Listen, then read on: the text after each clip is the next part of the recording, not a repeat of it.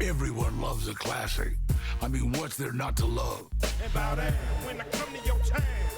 Bow down when I'm westward bound.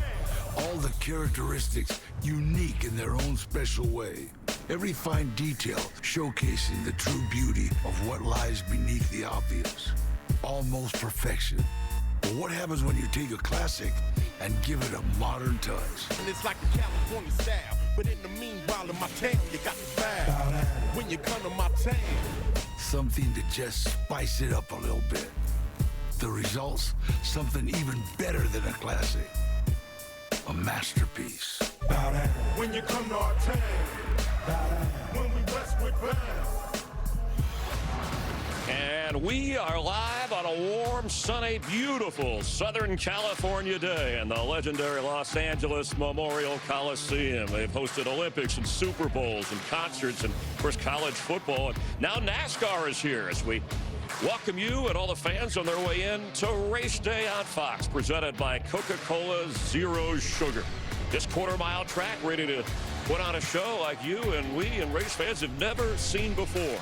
By the way, our thanks, too, to Danny Trejo for his work on our opening video. You can check out his New York Times bestseller, My Life of Crime, Redemption in Hollywood. And we're just down the road from Hollywood in Los Angeles, where the Super Bowl Rams are getting ready. And, you know, they were famous for the fearsome foursome. We have the fearsome fivesome. And let me say hello to you. Thanks for tuning in. And to them, Jamie McMurray, Daytona 500 winner when he was a driver. America's crew chief, Larry McReynolds. Tony Stewart, Hall of Famer, three-time NASCAR champ, joining us as a guest. He'll be in the booth along with Clint Boyer when they actually call the race. You know, Clint, I'm Chris Myers, and we appreciate you checking out this event. We got a lot to cover over the next couple of hours. There is entertainment value. In fact, this is kind of like, I would say, like a Hollywood premiere meets NASCAR in a football stadium. Chris, so excited to be here. Waited my whole driving career for a new opportunity to race in front of new eyeballs. That opportunity is here for these guys today. The facility, the job they did at this racetrack right here at the LA Coliseum, this place looks factory. Looks like it's been here 100 years, and to think that it'll be gone in 1 week's time, unbelievable, Tony. And this is way different than the clash we're used to seeing. We're used to guys waiting to the end, making big moves. These guys are going to have to race hard every lap. 4 awesome heat races, 2 last chance qualifiers, and a 150-lap main event. Yeah, I've been around the sport of NASCAR for over 40 years, and I never thought what I would see is happening here. The fact that we built a quarter-mile racetrack, the biggest market area in the country, and one of the most famous sporting venues that we can go to, the LA Coliseum, this is off the charts. There was so much hype heading into this, and when you get here you realize that it's lived up to all that hype and even a little bit more. I think we all had the same reaction when we walked through the tunnel. We saw the track for the first time, and that was just wow. Yeah, and the drivers are still saying that. You'll say wow when you see him drive. You know, Clint mentioned how it didn't look temporary, right? A USC football field. It was amazing how quickly 500 truckloads of dirt they converted this. Over 100 workers, over 1,500 tons of asphalt, and the track is 4-inch thick. It's a quarter mile. They had it actually ready to go by January 24th. You know, USC football wrapped up in December. It looks like $1 million. It cost nearly $1 million, and Beverly Hills plastic surgeons, they're jealous because they haven't seen a makeover like this in years, this good.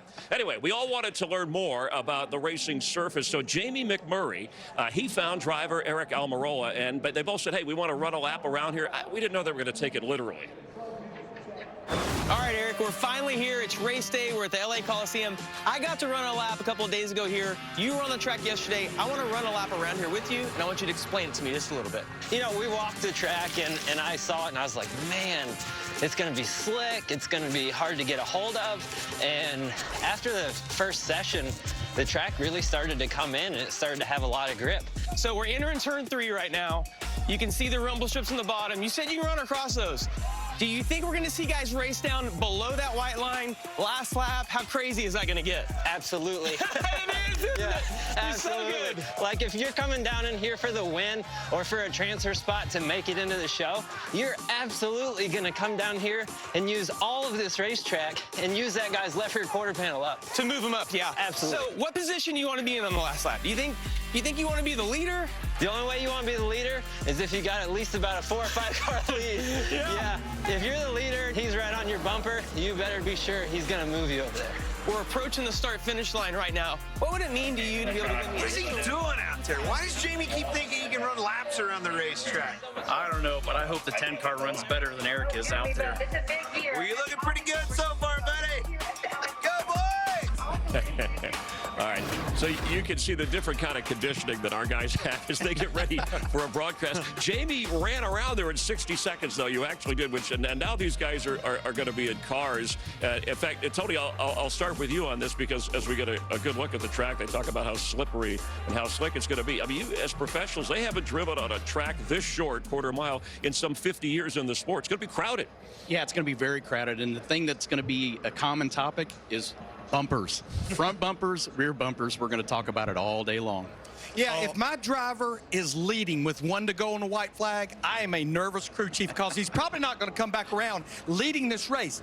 Nothing means anything about this race but winning. Second means nothing. A solid run means nothing. All that matters is celebrating the win and taking that trophy to the house. Wait a minute, so you're telling me you're going to be bumping and banging? That's exactly what I want to see for all these fans. There's 70% of these fans have never seen a race, boys. I'm so excited for them to see the action go down on a quarter-mile bull ring. Hey, listen, full disclosure, Clint and Tony were invited to run that lap, but the only place I've seen them run all weekend is to the buffet, okay? So that's the deal. But the race has so many unknowns in it, the heat races, and the fact that we just don't have any drivers locked in. I just can't wait to see how this is all going to shake up. We do have Kyle Larson, who was the champion of the sport last year. He is the only one locked in. We talk about heat races. That's a chance to qualify for the main event, which is 23 drivers, but you'll see 36 if you're with us all afternoon. 150 laps will ultimately decide the Busch Light Clash. By the way, the last 2 Clash races they've run, different location, but the only lap led by the winner was the last lap, so you'll hang around for the finish. We're just getting started. Nice to have you along with us. Here's what's coming up and around the turn. There is so much more to come live on race day, including Chris Myers with Clint Boyer and Jamie McMurray, and a special performance from Tony Stewart. Also rowdy Kyle Busch and bad Brad Keselowski. The real Larry McReynolds and Kurt Busch. And race day's rock stars Shannon Spake, Adam Alexander, and Michael Waltrip. Featuring NASCAR's most popular driver, Chase Elliott. Plus, Daniel Suarez with Joel McHale. And Los Angeles icon, Ice Cube. So much more live at the Clash from the LA Coliseum here on race day.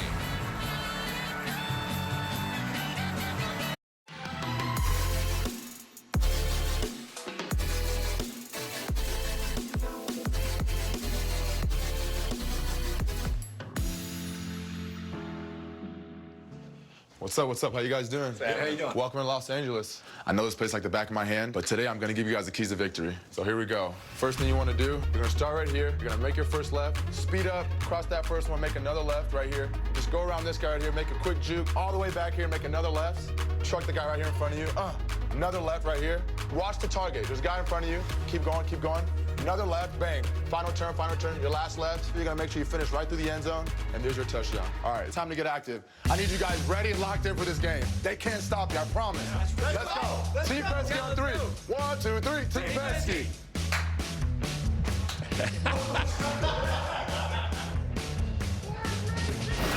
Former USC receiver had a star rookie season with the Lions. Amon-Ra St.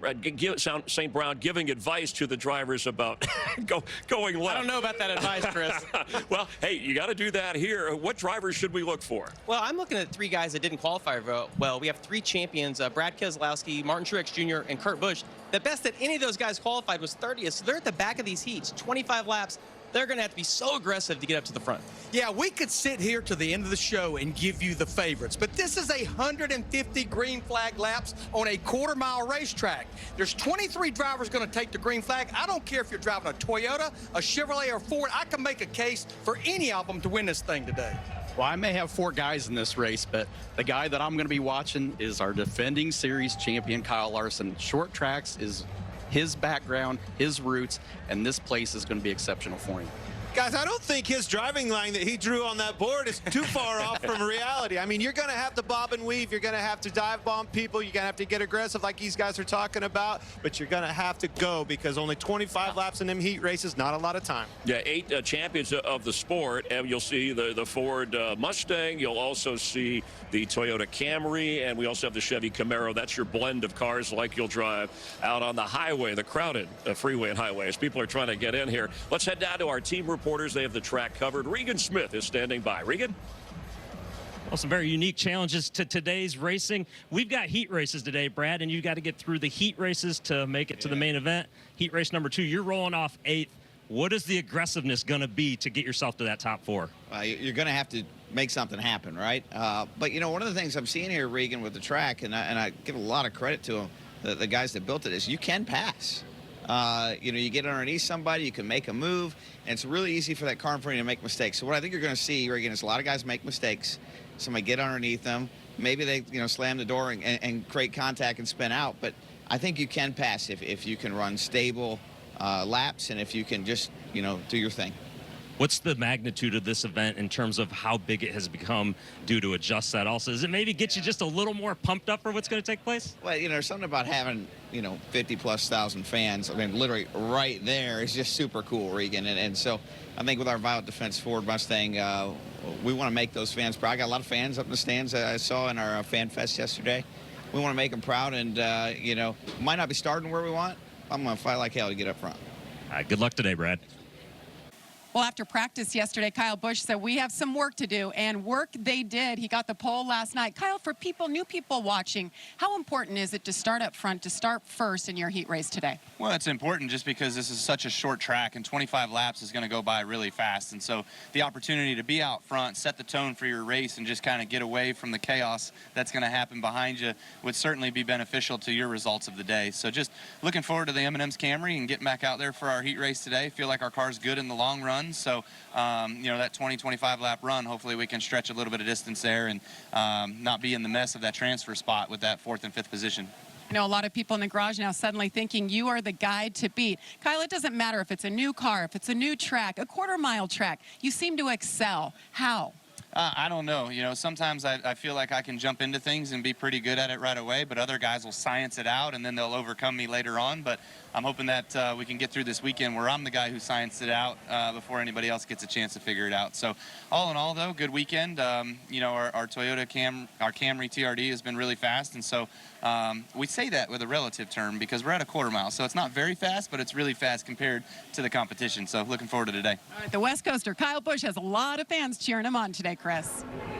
All right, thank you, Jim. How about the guy nicknamed Rowdy Bush, right, smiling when he said chaos? So you can tell Kyle Busch is looking forward to this. Los Angeles, much more than beaches, amusement parks, and table reads. Things aren't always exactly what they seem to be here, as Larry McReynolds found out when he teamed up with driver Kurt Busch to find something real, as in Real Housewives. Hey, Kurt! Hey, Kurt! You want to go on a Hollywood tour? Larry, come on. I know it's night, it's getting late, but look, we got the whole bus to ourselves. Come on. Come on, hurry. Got holding up traffic. This may be Beverly Hills, but I am America's crew chief. They say this is the town of champagne and diamonds, but I'm giving them a taste of Monster Energy. Kurt, you really gonna go with me, man? All right, man. I was afraid I was going to have to take this tour by myself. This is like Night at the Roxbury. It's like, where are we going, Larry? Where are we going? We're going to go to Villa Rosa. I got to show you Villa Rosa. What's Villa Rosa? Oh, come on. Lisa Vanderpump, huge reality star. She owns all these restaurants. You've got Real Housewives of Beverly Hills. This is going to be the 12th season. Her husband, Ken, like I say, the little dog he's always holding. Ken's the dog, right? No. Ken's the husband that holds the little dog. Always got the little dog. The little dog You're lives like a next level. great life. I don't do a whole lot. It's NASCAR and reality TV. I tell you, I've been to dinner twice at Surge. I love Pump. Pump! So, okay, all right. We gotta get a picture. Yeah, we got right here in front of Pump. Oh, yeah, we got it. You know who I need to call? Mom, say hi to Larry Mack. Hey, I found this out recently. Sir, S-U-R. Do you know what that stands for? No. Sexy, unique restaurant. Oh my God. I didn't know that. See, now learn you something know new. something. That's our statistician in NASCAR. He knows S-U-R. Larry in Beverly Hills. Wow. All right, Chase Elliott will join us live. All the Hollywood glitz and glamour from the Coliseum. We have a red carpet. Daniel Suarez and Joe McHale are going to take us dining. They'll share a bite and some sound bites. Coming up. Race Day continues live from Los Angeles and the Coliseum. We've got you covered all in and around the track. Let's head upstairs, a higher level here. See what Adam Alexander and Michael Waltrip are up to. Gentlemen? Chris, I heard you say earlier this week this is a true Hollywood happening. How about history in Hollywood? And Michael, you know all about history in NASCAR, winning not one, but 2 Daytona 500 championships. But how do you put this in perspective? Adam, I've been around town all week, as you can probably tell by my stylish new hairdo. But I'm telling you, the anticipation is built every day. I never thought I would ever say that I'm looking forward to a NASCAR event more than the Daytona 500, but today I am. This is going to be so awesome watching these guys roll up their sleeves, do battle on this tight little racetrack, and see who's able to take home that historic first trophy from here in the Coliseum. So many unknowns when it comes to this race. And I heard the fellas talking earlier about the favorites and drivers to watch. Let me give you a name. Daniel Suarez. He was really good yesterday. Talked to him last night. He said, we brought our A game, Mikey. He's ready to go racing. Another guy that I thought maybe would be my favorite to win this race, Kurt Busch. Really a talented, versatile race car driver. But you know what the problem is, Adam? He's not even in the show yet.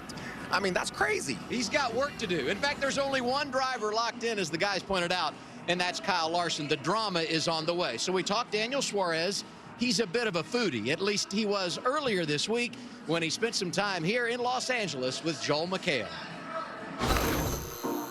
Daniel, here we are. If you want a real taste of Los Angeles, you need to go to an abandoned train car. Carnes. Carnes. Ready to go. Let's go. This is right on your diet. Let's do it. Now, you're a foodie. I am. Have you ever had a taco before? Of course, man. I'm Mexican. There's a couple of tuna salads here, but let's stick to the stuff that's gonna eventually fun stuff. End our lives. Fun stuff. How are your tacos? That's not what I recommend. No? Why don't we get some burgers and hot dogs? All right. Get one each. Is there anything else that we need to have? Try the mango dog. No. that's dangerous. All right, that's mango dangerous. dog. Let's do it. Mango dog. Gentlemen, start your engines. Got one more for you. Very exciting. This is really something. Here we go. Yeah. How do you become a race car driver? You know, racing was difficult in Mexico because the culture is not the same. How many Mexican NASCAR drivers are there? One. Who's that? Oh, we got him. When I started racing, I never thought I was going to be able to make it all the way to this level. I started racing go-karts, and then from there I went to NASCAR Mexico. And then from there, I came to the US in 2011. In 2016, I became the first no-American to win a championship in NASCAR. Okay. So that was no one likes a braggart, okay? I was on basic cable for 12 years. Can we get another mango hot dog? Don't bring the tacos. And you're owned by Pitbull. Pitbull. Nice man? Super nice man. If I somehow get my own NASCAR team together, will you drive for me? Depends. Are you going to pay me well? We can only pay you $6 million a race. I would think about it. Look at that. I just ate the paper. I recommend the paper. This is good. Did I tell you? This is so good. Thanks for coming, guys. Thank you. You kidding? Wish you the best of the race. Thank you. I wish the best for Freeway Insurance and Trackhouse. Thank you, amigo. Those are your sponsors. The race hasn't started, and Suarez is already winning. Such a good piece there with Joel McHale. We're in Hollywood. The stars are out. Let's head down to the red carpet and hear from Shannon Spake. Hey, Adam, business picking up down here on the red carpet. WWE superstar Sheamus. So it's technically the Shannon and Sheamus show. I could be at SNS. I could be your partner. Right, you are a veteran of NASCAR. You've been at Daytona, but you are the honorary starter today. What's been the prep for you for this? You know, it's funny. I was never really into race car, into motor car racing until I actually came to America in 07, and I was kind of really got involved with the NASCAR side of things and how passionate the American fans are about it. And as you can see here today in California, here in Los Angeles, like people are like so excited, like to be queuing up for hours outside. it's just like everyone's getting involved, everyone's hyped about it because it is a historic event, obviously, for NASCAR today. But yeah, I love it. And you know, it's funny because I got to meet a lot of drivers a couple of years ago, and I got to really see, like, go through the regimes or training regimes and stuff. And got to do a ride along too. yeah, I did with Chase Elliott there. I actually didn't. It was awesome, to be honest with you. We did the burnout down in NASCAR on Broadway, where I'm living right now. And of course, you know, Clint Boyer, who, you know, me and him hit it off right away. I think he's now on the analyst desk as well, you know. Smart man, he's just, you know, taking it easy now. He's obviously not doing the regime that the other lads are doing, but so many great personalities and so many great drivers. And again, Los Angeles now are going to get the bite of the apple, bite of the cherry today, get to see this kick off. Before we send it back to Chris, we got to have you cut a promo for the Clash. Go ahead. Let's do it. Put you on the spot. You always put me on the spot here on Fox. Here we go. Are you ready for it? It's a historic event. We're here in Los Angeles Coliseum. If there's a roof on this place, fella, there wouldn't be any after today. Take it from here, Shannon. Yeah, Chris, back to you. All right, thanks. Or as I say before every show, let's get ready to stumble. Hey, there's Joey Logano. He told me he's excited to race, but also the Pitbull concert. And then we're going to have a performance from Ice Cube. Joey will be in his Ford Mustang. Chase Elliott is Napa Chevy Camaro. He's joining us here on the desk to talk with us so you get a better feel for a driver's mind for today's race. Stay with us.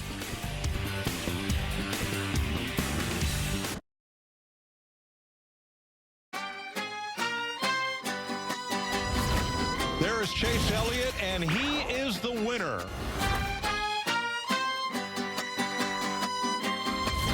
Added to the resume of Chase Elliott. Chase Elliott has done it again. Chase Elliott's going to be the guy to beat. Let the celebration begin.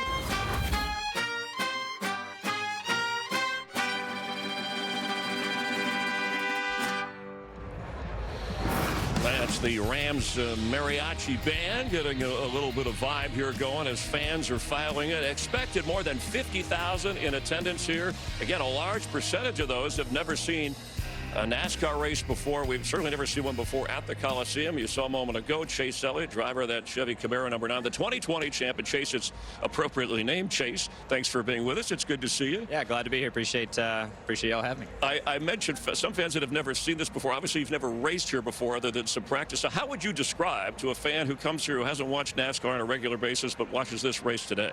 Well, this is different for sure. Definitely not the norm, but you know, I've told a lot of people, honestly, huge props to NASCAR. This was a massive leap of faith, I feel like, for our industry to just even have the nerve to come and attempt to put this on, and then to do it in the manner that they've done it. I have been absolutely nothing but just impressed with the whole deal, from the way the racetrack was built to logistics of practice yesterday, qualifying last night. Just the whole deal, I feel like, has been done top notch, and I'm thrilled to be here and thrilled to be a part of it. Chase, I want to know, once you got here, once you got on the racetrack, how did your mindset change once you finally made some laps around there, knocked off all of those, you know, what-if scenarios? What did you think? You know, where did your mind take you once you made those laps? I mean, the track's small, don't get me wrong, but, you know, the straightaways are actually pretty long, and they have some length to them. The straightaway, I don't feel like is much shorter than like a Martinsville to me. The corners are certainly sharper. I think the biggest thing that had me probably the most confused yesterday was just last night and getting through qualifying, trying to get heat in the tires, and we are still racing on a new surface, and with new surface comes tires that want heat. You know, you typically go faster the longer you go, which is not typically the case for qualifying. So our practice pace was faster than the pole was last night, and those are things you just don't typically see. So but overall, it's been a blast. Everyone I've talked to has just been having fun, and that's exciting to see. I feel like our garage needs that, and I think all the people here need it. And we're having fun. Everybody here is going to have fun. It was certainly fun to watch you slip and slide around. Probably, I know that qualifying session wasn't all that fun, but man, it was a blast to watch. Well, now you got qualifying out of the way. Start outside front row of your heat race. What are your thoughts on the start of this heat? Yeah, I'm going to be probably as bum-fuzzled as anyone when it comes down to it. But, you know, starting on the outside, I don't 100% know what to expect. No one has really had to run in the second groove. And I think as you know, also having a restart with the sequential shifter is going to be something new. I know we're only running in, you know, second gear, but it is going to be different. And as you have these restarts and, you know, seeing how people are going to root and gouge, or if they're going to root and gouge, you know, but I do want to get through. I think everybody wants to get through in this heat race to not have to go to that LCQ. So that's certainly a point of interest of mine, and I think our Napa Chevy's been good enough to do that. So try to not mess it up on my end. And with these heat race formats, Chris, I mean, if third heat race you're in, if you can win that heat race, that's pretty much a catbird seat. Third place, right ahead of the leader, right behind the leader. That's a good place to be, a safe place to be starting that race, I would think. I completely agree, and I'm really curious. I'm going to definitely be watching the first two heat races while I'm up there stage, just to see how the outside lane, you know, A, launches, and then B, can either hang on and get back in line. I'm a little concerned about how long that's going to take, or if it's even going to be possible. So I'm going to pay close attention to that, and hopefully have a game plan for that third one when it rolls around. It's amazing. These are America's best drivers, and you're still kind of learning on the fly here. I know race fans, they love three things jump out, and even some that just heard about it. They say, hey, we want good racing. We love it when the cars bump into each other, as long as everybody's safe. And then we like it when you guys get the temper and you start getting mad at each other. You think we'll see some of the back half of that today? I know we're going to see great racing. Yeah, you know, honestly, the way they did the track, you can actually race, which I think is you know, really encouraging. You don't have to root somebody out of the way to pass them. And I don't know if it was on purpose or not, but those rumble strips are like, they're just deep enough where you can run down there, but it's not like the end of the world. You know, we go to Martinsville and the curb is kind of that, you know, be all end all. You can't touch it or go below it, and it really puts a fine line as to where the groove is. Whereas here, you just kind of want to have your lefts down there, but you don't want to have your whole car there. But if you do end up having to run down below that white line, it's not the end of the world. Right. So it actually became a pretty good balance, I feel like. We call them speed bumps. What do you call them? Rumble strip? Whatever. I call it an option. That's what I call it. Take it or leave it. That's right. All right. America's most popular driver is voted by the fans. Take a look at this as this mural here. I mean, you're right. They put, you know, Kobe Bryant's been on some of these before, obviously Ram players, but the Clash at the Coliseum, this is in L.A. Bubba Wallace, part of the Michael Jordan, the 2311 team. You have your own mural, your own. Nice to have your own mural out here. Hollywood. You built Hollywood on it. Come on, man. Rolling it out for you, baby. I don't know what's gotten into him with all that, but this event is exactly that. It's an event, and I've told a lot of people, you know, this place is going to be packed here in just a little while. And I think this is the type of event racing on four wheels needs. We see this with Supercross and some of the other events that go on here in the States and worldwide. But to have an event, a NASCAR race, four-wheel stock car race inside of a stadium like this that can hold this type of energy that's going to be here is just something I think we really needed. And I couldn't be more excited to get this thing going. And I know we all want to be the first one to win this thing, so I'm excited. We'll be watching. Thanks for coming by too to say hi to us. And hey, last month NASCAR invited teams from Boys and Girls Clubs of Carson to LA Memorial Coliseum for a first look at the new track and a tour of the construction process. It's all part of a broader effort to help the youth learn about the STEM through the lens of NASCAR. Digital lessons, racetrack design, a number of things that the youth can learn about. The kids returned to the Coliseum yesterday to see the finished product and meet with some personalities across the industry, including drivers like Daniel Suarez and Ross Chastain. Today they're back for the Clash. They'll experience an unforgettable moment here with the Busch Light Clash. All right, we're cranking things up with Ice Cube. Later, Pitbull has a concert, Ice Cube performing. He'll join us at the desk to talk a little NASCAR and a lot more. You got it.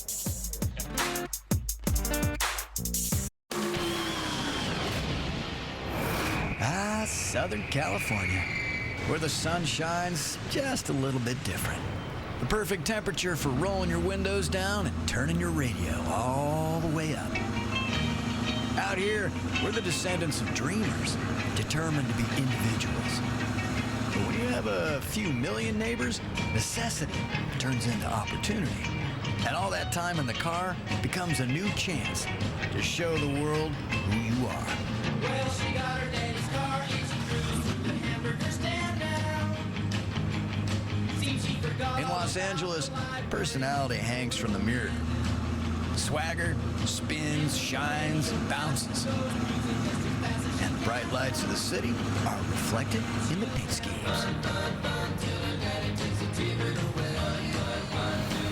Really fast. And so the opportunity to be out front, set the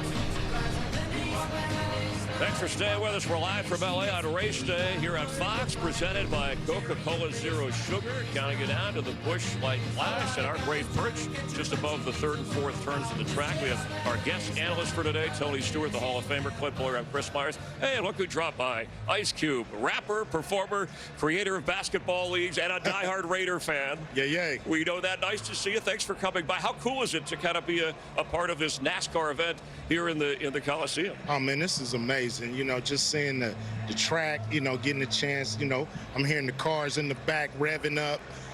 I just can't wait till they swap some paint, man. I got to see it. You have a favorite car all time? You root for a particular brand or driver? You know, I met Bubba when I came and did the sound check. Okay. So it was cool to see him. And so, you know, I got a favorite. I want to see him win it. You know what I mean? Why not?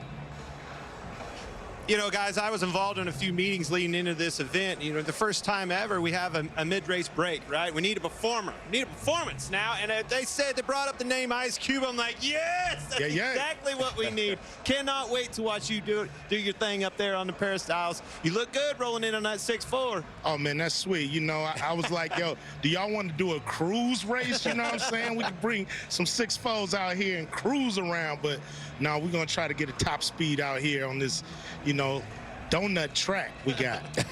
I think you and I should do a match race together, because they won't let me out there right now. You know, if you was out there, it'd be unfair, man. You know what I mean? Everybody else had to go home.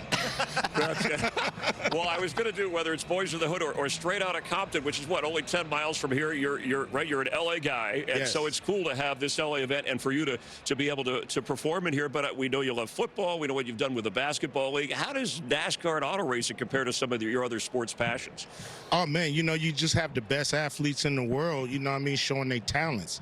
I mean, to have guys, you know, the endurance you need and the courage you need to be in these cars, man, driving that fast, you know, this close, you know, scrapping the wind. You know, it's great to be able to see athletes, top athletes, you know, whether it's on the court, on the field, or on the track, and seeing them do what they do best, man. We're blessed to be here. Man, I don't want to wait till this halfway break. Any chance you can give us just a little bit of a sneak peek? We got the homie Pit Bull up first, so we got to let him do his thing. And then, you know, after the 75th lap, I'm going to jump up there and, you know, drop a couple of, you know, them West Coast jewels on you, for sure. Cannot wait. What's the fastest you've ever gone in a car, legally or illegally? I think I took it about to 110, 120, and then I said, you know what? Let me save this for the professionals. You know, let me go on back to the cruise speed. How does this venue rank in terms of whether a sporting event or performing here? It's just amazing. You know, whenever you're at the Coliseum, you know, you feel the history, you feel the energy. But they ain't never seen this out here. So it's great to be a part of history. You know, the first time they get a chance to see how great NASCAR is. You know, I caught them when they was in Fontana. But it's cool to be here on this track and see how they're going to do it. I know you're a loyal Raider fan from the L.A. Raider days, right? Yes. Oakland, and now in Las Vegas with the new head coach, Josh McDaniels. Good luck there. Can't wait for your performance. Thanks for being here. And really nice of you to come by, too, and say hi. Thanks for having me, man. Anytime, for sure. L.A.'s own Ice Cube, making sure you're comfortable and enjoying. He mentioned you hanging out with Bubba during the sound check. There's Bubba Wallace, Michael Jordan's team, 2311, with Kurt Busch as his new teammate, and Kyle Busch, Kurt's brother, the friendlier brother. Hey, we kid because we care, but he's had the fastest time so far here. He's the one who described things as maybe a little chaos. And Daniel Suarez, kind of a sleeper among the champions of this sport, as we count you down to the Busch Light Clash. Thanks for staying with us.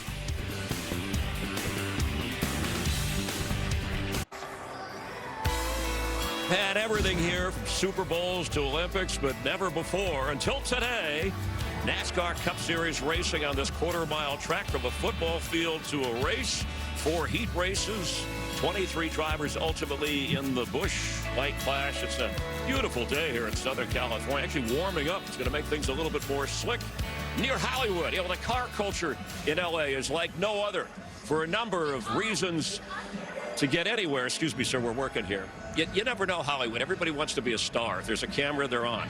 Anyway, to get anywhere, you need to have a car. You become your car. You're your own wheelman, and you become kind of the personality of your car. And it can be influenced by the cars you've seen in movies. Motion pictures have always been a vehicle for history, especially in Los Angeles, where cars are culture. So it's no surprise they play a leading role in many of the films we love, like the fashion statement of status and speed projected on the silver screen, transporting viewers to a different time, another world that connects the stars to their cars forever.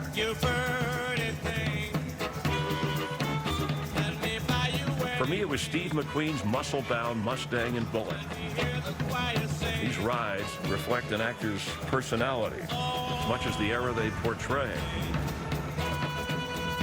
Jack Nicholson as J.J. Gitz patrolling 40s Chinatown in a handsome Fleet Line sedan. Or Travolta's greased-up hot rod that inspired a song and explained a generation. As Hollywood gained glamour, so did its garages. The blood-red Ferrari of Magnum P.I., the sleek silver and gold-wing doors of the DeLorean, the jet-black Batmobile roaring through the streets of Gotham City, and, of course, James Bond's iconic combinations of gloss and gadget. An automobile is a conduit for imagination. It's a roadmap for what's possible on screen, even if it's not possible off of it. From atmosphere to amphibious, fast and the futuristic, time travelers to superheroes. There's truly no limit where we can go on wheels as long as the car is a main character. You can see those cars at the Peterson Automotive Museum. It's on Wilshire Boulevard in Southern California. Highly recommend. I mean, it's well beyond Hollywood cars. There's historical, there's a lot of history. If you love cars, and that's part of the reason we're here, nice to be back with Larry and Jamie Mack. And car in a movie, anything jump out at you that over the years you watched? Yeah, I mean, so many cool cars in that piece. And my favorite car actually was the DeLorean from Back to the Future. I remember getting to see that for the first time in person. It was just surreal. Batmobile. When I would get home from school, after I would finish my homework, which was never, I would actually watch Batman. So the Batmobile, absolutely my favorite. Yeah, you were working on cars, and that's okay because it paid off. How about the temperature here? You know, they only got some practice time, and then the last night in the evening here, it's a little hot and slick. This is the warmest it's been all week. Well, and that's going to be warm on these drivers, and it's going to be warm on this equipment. And we keep going back to the unknown. This is the first time that we're going to drop a green flag on this next-gen car. We're going to answer a lot of questions, and the heat's one of them. Yeah, when we talk about unknowns for the drivers, does that favor the experienced guy because he's just experienced more of unknowns and how to handle it? Yeah, most likely. Cars heading into this, and Larry, you guys are talking about the temperature. Last night in qualifying, it was too cold, and today it's going to be hot, and it's going to make the track slick as well. So it's going to be fun to see who can navigate through that. You heard Chase Elliott talk a moment ago. I guess being a past champion when you're here, and Larry, you said there's going to be some surprises. We saw it yesterday in the qualifying. Some guys at Tyler Reddick or maybe Justin Haley with a new team in his Chevy that you didn't expect that they're hanging with the good guys, the big guys, the famous drivers. Well, I think when you come here with this new car, the next-gen car, but then you come to a quarter-mile track, a track that these guys have never raced on in the Cup Series. We've not been on a quarter-mile track in over 50 years. I think that's kind of equals the playing field just a little bit. You know, what's going to be fun to watch here is that in these heat races, only 4 cars are going to advance. I think if you're running 6th or 7th and you know you can't get to 4th, I think you might see somebody get a little bit aggressive to maybe bring a caution out to then reset the field. There's the reason they call them a last chance race. Yeah, I mean, this is the 44th Clash, but first time obviously here, first time out of Daytona. The 43, very different because it's a very different track, and obviously drivers are used to that. So here, this is going to be, do you think we'll see people be aggressive right from the start? Chris, when we ran ran it at Daytona on a 2.5-mile track. If you go back 2 years ago, we had 5 drivers running at the end of that thing. This track is 1/10 of the size of the super speedway at Daytona. I would expect none the less. Yeah, it used to be hard just to finish the Clash. Yeah. Like, to Larry's point, I remember 3 or 4 cars finishing years. The big thing here is that the Clash, you used to try to not race to the end. Here, you're just trying to race to get in. To get in, so right. totally different type of race. And it's obviously crowded in here. The pit areas, the crew areas are in different locations. Let's check in with Michael Waltrip to see where he is. I think he's out near the cars right now. Michael? Cars, Chris.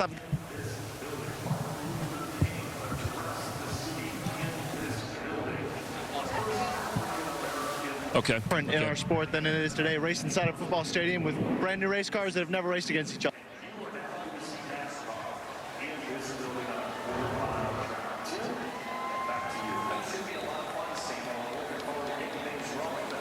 If we will have problems when they crank the engines. And it was noisy yesterday. Tony Stewart and Clint Boyer were talking about, you know, hey, it's our job to broadcast, but it was so quick, the laps, right? What do you go around, 13 seconds? Yeah, they have 13 and a half, 14 seconds. And it's so loud. And if there's another one, there's hardly room to get in between to talk. And yeah, the crew chiefs are in a different environment, Chris. They're not in the pits. They're over there in the grandstands. They're going to have to deal with this noise. And you hear the noise of the crowd, the more than 50,000 filing in, because this is what they came to see. These cars, these drivers on this track at the LA Coliseum. So the guys who will take you through the heat races and ultimately the Busch Light Championship Challenge. Let's head upstairs to Mike Joy. Mike? Thanks, Chris, and hi, everybody. And here come the cars into the Coliseum, and we couldn't be more excited. These 25-lap heat races, they're only going to take 6 minutes, folks, so won't take long. Now, in practice, here's what we saw, and here's what we expect. A little bit of bump to make your presence known. A little bit of move out of my way, I'm coming through. And if that doesn't work, then a whole lot of get out of my way, because I'm here and I'm gone. Short race. Short tempers, Tony Stewart? Oh, absolutely. It's got all the makings for a very exciting day. Like you said, short heat races, but this is for your starting spot and the top 4 lock into the main event. So you've got to get going right away. You can't sit and ride. The thing I love about this racetrack that they've designed for these guys is the multiple grooves. There is multiple grooves. There's a regular groove that you're going to be around that racetrack for a lap time, and then there's also a protection mode. A guy can go down, dive bomb city, Tony, go down across these rumble strips and move baby out of the way. All right, we're in a hurry because it's all going to happen fast. The Busch Light Clash at the Coliseum. We're going to race to qualify in next.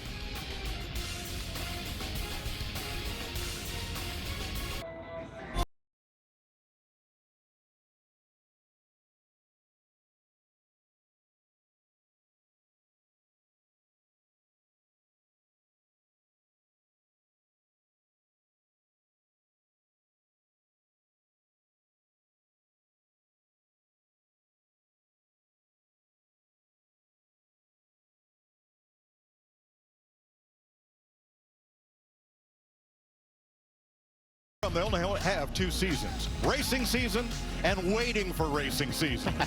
The wait is over. Yeah, it's about time. I think we've all been excited just to get back to the racetrack, see action again, and to come to an iconic venue like the LA Coliseum, to see this atmosphere, to see the fans, how excited they were coming in today. Super excited to see good racing. And I think that's exactly what you're going to see. Tight quarters, quarter-mile racetrack right here, guys, and only 25-lap heat races. The time is now. These guys have to be ready. As soon as that rag falls, you've got guys, big-name drivers, champions of the sport, coming from the back of some of these heat races. I think you're going to see a lot of action right here. There will be 9 cars in each heat, and here's the lineup for heat number 1. The first 4 cars to finish the 25-lap green flag distance will transfer into the main event. Everybody else goes to the last chance qualifier. We'll discuss that later. Well, make no mistakes. The first 4 guys in this lineup right now are sitting there thinking they're comfortable. They're not.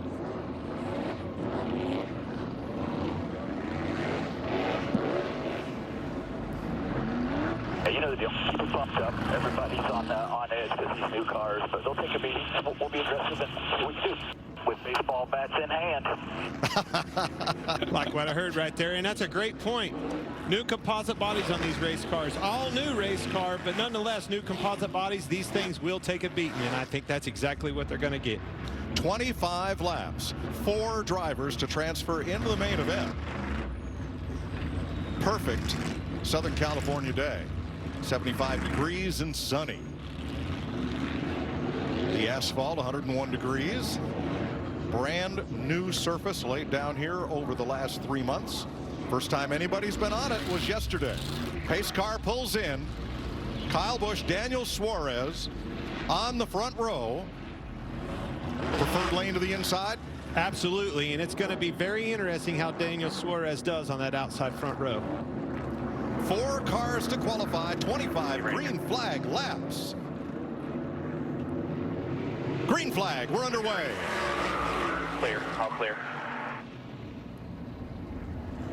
Suarez gets a good launch off the corner. Can he clear Ricky Stenhouse? He does. Stenhouse, little bit of contact there, but very quickly the front 5 go single file. And that's an important start right there. To see that the guys on the outside aren't going to get hung out, can get a hole early, that's going to be key for these first couple rows. You can already see Kyle Busch getting out to an early lead. He was very fast in practice. He starts on the pole of this 150 lap feature tonight. It's going to be on. Ross Chastain in the number 1 has already gained 2 spots. Denny Hamlin to the inside of Stenhouse for 3rd. And like I said, only 25 lap heat races. You got to go. You don't have time to wait around and see what happens. You got to make it happen. 4th is the transfer spot. That's where Stenhouse is in the 47. He's in a position to move on to the main event. Ryan Blaney right behind him, not so.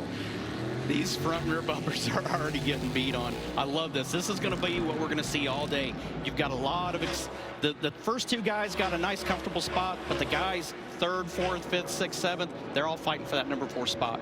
Chastain trying it on the inside against Todd Gilliland, nothing there. And you said the inside, Mike. That's exactly where I was going with that. I said at the top of the show, multiple grooves. There's kind of a regular racetrack size, and then you see those rumble strips with the paint, and a lot of guys already looking for that line to get underneath somebody. Not only the line, there's guys with all 4 wheels underneath the line. Denny Hamlin, Ricky Stenhouse in 3 and 4 that they're coming to right now. The last lap had all 4 tires below that white line. You're riding with Denny Hamlin in 3rd place. Got a sizable gap in front of him to Daniel Suarez. There's his telemetry, lower left. You can see those rumble strips right there. Dimples, Tony calls them. They're just little bitty things. When we first came here and went for a track walk, Tony, everybody thought, man, I don't think we're going to be able to get on them. But 3rd place. Here comes Ricky Stenhouse. Denny got under him a couple laps before, made a mistake. Ricky's back under him, back to P3. Now that will move Hamlin back onto the bubble, the last qualified position. Here's another look at how that happened. Got loose. He just got loose. The car rolled out from underneath of him getting in. Let Ricky get right underneath of him and take the spot. But Stenhouse is not in a safe position. He's got 2 or 3 car lengths on Hamlin, and right behind him is Blaney. This is Chastain and rookie Todd Gilliland. Every position is important. Yes, the first 4 transfer, but the remaining positions, that's how they will line up in their last chance qualifier race. So every spot matters. Yeah, you see it right there. Ryan Blaney catching the 11 car of Denny Hamlin. That's the transfer spot, boys, and that's crunch time. You do not want to miss this chance and be in that LCQ, because who knows what's going to happen in those. Well, that's the thing. From lap to lap, it's going to be audibles every lap, because you just do not know. If you've got somebody around you, you can't predict what's going to happen. BJ McLeod has gone a lap down. All 9 cars still running. 4 advance to the main event. I think it's so important what you just said. Obviously, 25 lap heat races, and you're already seeing lap traffic. Tonight, in a 150 lap feature, you're going to see that play a big role in who's going to win this race. What is Kyle Busch learning right now? He's led this whole race. I think Kyle's in a situation where he's got enough of a gap between him and Daniel to where he can move around a little bit. He can try running the left sides over that line a little further. He can stay up. He can see what makes his car drive better, and that's going to give him an advantage over the guys that are fighting for these transfer spots and fighting for their position. And for me, he doesn't have to protect. That protect line is to keep that guy behind you, but it's going to be a slower lap time. He has the luxury of being out front in clean air. He can use all this racetrack and not worry about protecting. 3, 4, 5 have heated up. Yeah, Stenhouse, Hamlin have the spots. Blaney's got to go. And I love what I saw right there. You saw a crossover move. That's exactly what it's talking about. And protecting, moving him out of the way, elbows up, baby. Blaney's coming through. They didn't drive all the way to L.A. to make friends today. Absolutely not. Don't have time to. Don't worry about it. Hamlin has lost the handle on his car. He has dropped to 5th. See a lot of wheel lock up in the left front of the 47 car, Ricky Stenhouse. 5 laps to go. And they're not getting away from Denny Hamlin, so Denny's not out of this yet. A lot can happen here before this heat race is over. Denny wants to see Blaney get underneath Ricky and follow his lead, take that spot from Ricky. 3 cars battling, only 2 of them will advance directly to the main event. The best thing that can happen for Denny is those 2 in front of him start racing each other. Ricky's locking the left front up, making things a little bit interesting right now. I see Ricky in his mirror. He's worried about those guys dive bombing. He's trying to get in the corner harder. He's having trouble with that left front tire. And you know, if you flat spot the left front tire, it only gets worse. Now Blaney makes the pass. It moves him up 4 positions in the starting order tonight. There he goes. Bump and run. Denny better be there for the taking. White flag, 1 to go. Stenhouse, good launch off turn 2. Holding strong. Checker flag there. But Blaney is there. Kyle Busch has won it. Suarez is 2nd, 3rd to Stenhouse, 4th to Blaney. I am a race fan today. I can't take this. Yes, we are. That's what I wanted to see. Man, that was awesome. So that is heat 1 of 4. 36 cars are here.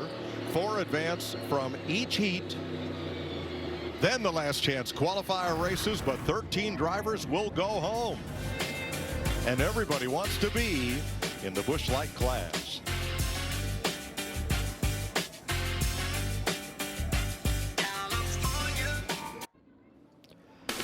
NASCAR on Fox is sponsored by Busch Light. Cold and smooth and waiting for you race fans. Enjoy responsibly. And by Toyota. Let's go places. Heat 1 is in the books, and 4 drivers have qualified for tonight's Busch Light Clash at the Coliseum. Kyle Busch, Daniel Suarez, Ricky Stenhouse, Ryan Blaney. The remaining 5 drivers will go into a last chance qualifier race in just a little while. Regan Smith. All right, Blaney finishes 4th in that first race. A lot of questions about how you'd make passes out here. You made it happen, had the fans going crazy. What was it like? Yeah, it's just, you know, you kind of got to put the bumper to them, and me and Ricky and Denny had a great race going, and you know, I felt like I was there on Denny, and we kind of went to 3 and both touched, and then at the end, you know, I kind of got into Ricky because I knew Denny was going to try to get back to my bumper, just racing hard for the transfer spot, but luckily we're locked in, so that was good. Hopefully the fans enjoyed it, and I think that's just a little preview of what's going to come, you know, as you see more and more racing today. All right, thanks, Ryan. Jamie? And Kevin Harvick getting ready to roll for his heat race, the 3rd one coming up. You're 6th. What are you willing to do, Kevin, to race your way into the Busch Light Clash? I think that it just depends on what happens on the start there. You know, obviously the outside's not the place to be, and we didn't qualify great. So we'll just take it lap by lap with our Busch Light Ford Mustang and see what happens. All right, he wants to get that Busch Light car in the field, Mike. Thanks, Jamie. Here's the lineup for qualifying heat number 2. Tyler Reddick in a Chevy. Cole Custer in a Ford. Rookie Harrison Burton in a Ford. Alex Bowman for Team Hendrick. Bubba Wallace will start 5th. Austin Dillon lines up 6th. Chase Briscoe, Brad Keselowski, and Martin Truex. All right, Tony, where's your eyes out on this one? Shake and bake time. Where are these guys going to go? Well, I think especially in this heat race, you've got guys that qualified poorly. That's exactly right. That practiced really well, and then you got some guys that are big names at the back of this field that struggled a little bit yesterday. And those big names, champions, guys, Martin Truex Jr., Brad Keselowski coming from the back. They've got to go 25 laps. will come green this time. 25 green flag laps for qualifying heat number 2. Reddick and Custer, the front row, and we're under green. Whoa, Custer wide off turn 2, and they're 3 wide. Who thought we'd see 3 wide in the Coliseum? Almost 4 wide. Gee whiz. As Briscoe stuck the nose down underneath. That is costly for Cole Custer. Didn't like it. Bowman Paid way the favor wide. back. That outside groove something in turn 2, and they're 3 abreast again. Chase Briscoe started 7th, and in 1 lap has got himself in a transfer spot.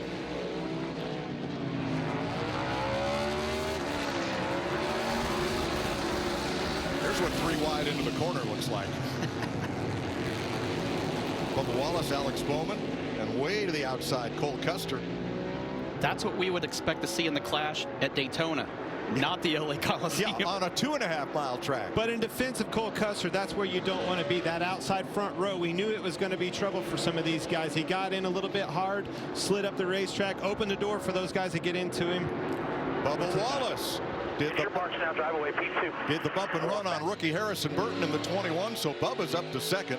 Tyler Reddick in a runaway. Chase Briscoe, and then Austin Dillon now in the final transfer spot. Boy, things change quickly.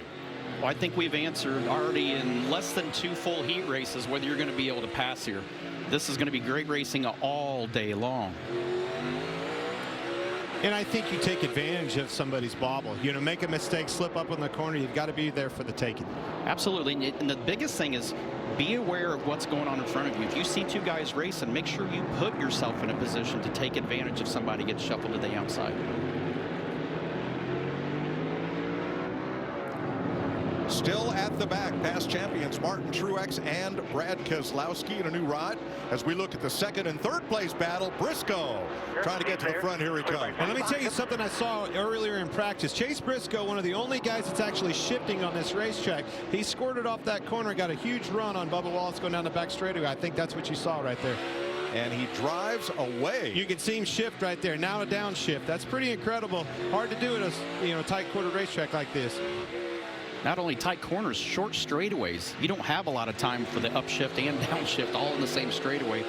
And we're talking about the straightaway that's not straight. Right. He told us yesterday he started doing that in practice. That became part of his rhythm. He's comfortable. He's used to doing it, and it's working. But it didn't work last night in qualifying. Too much, too soon in a qualifying run. The tires weren't underneath of him. He spun and really got mired back in traffic. Now, under race conditions, very good.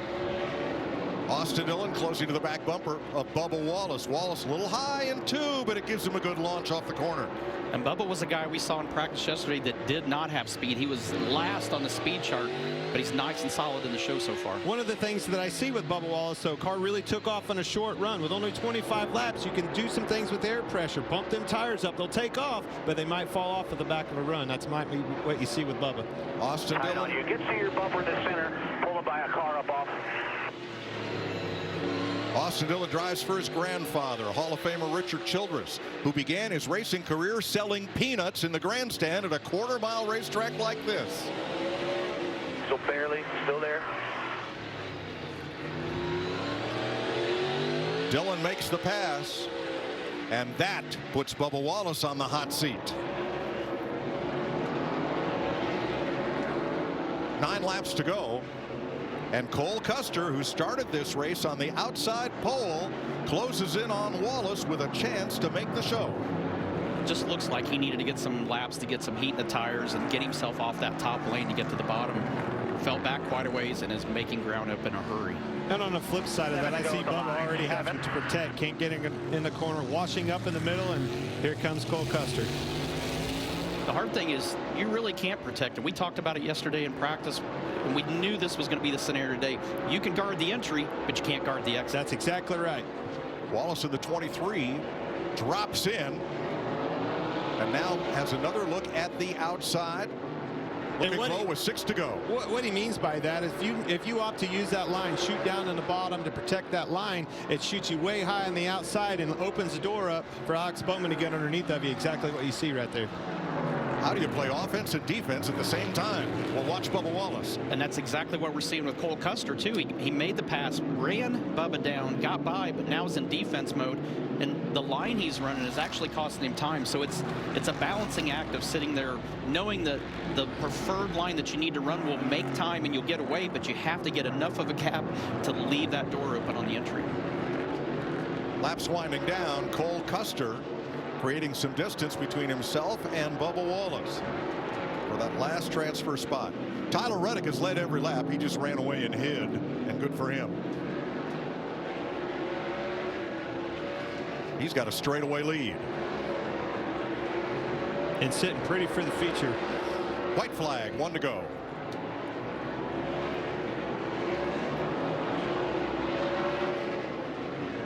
Final lap, none of the transfer positions in doubt.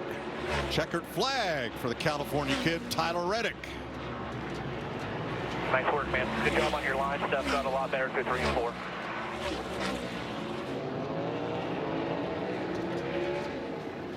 Chase Briscoe, Austin Dillon, Cole Custer will be the transfer drivers from qualifying heat number 2. They are on to the feature, and there's the final pass.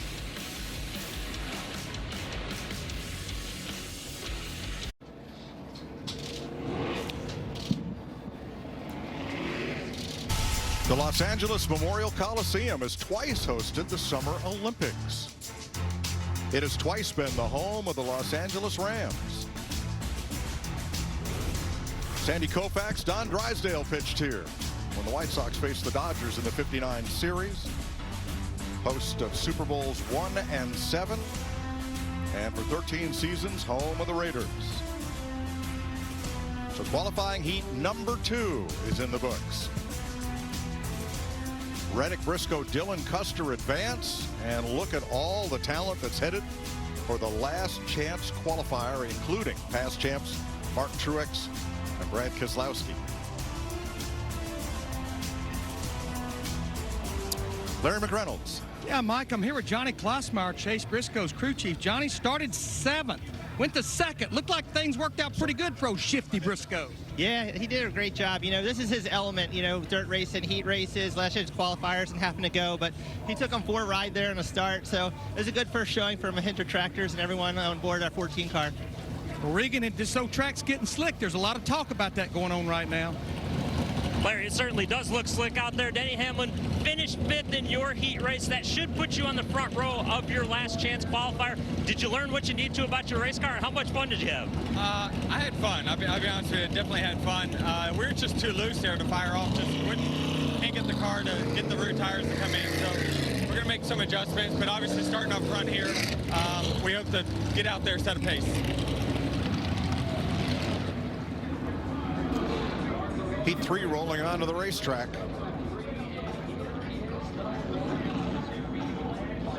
Justin Haley, strong in practice and great in qualifying. 2020 champ Chase Elliott, William Byron, Christopher Bell in the 2nd row. A.J. Allmendinger and Kevin Harvick. Chris Buescher, Corey LaJoie, and Cody Ware, the 9 drivers. Again, 25 green flag laps, 4 will qualify. I feel like we have 2 of the strongest cars in this entire field on the front row of this heat race. Yeah, Justin Haley, Colleague Motorsports, they came out swinging right out of the gate out here in LA Coliseum. They're very fast. Both teammates, him and his A.J. Allmendinger, were fast in practice. And that 9-ball, Chase Elliott, was extremely fast. Just so fluid around the racetrack, Tony. No stop and go from him.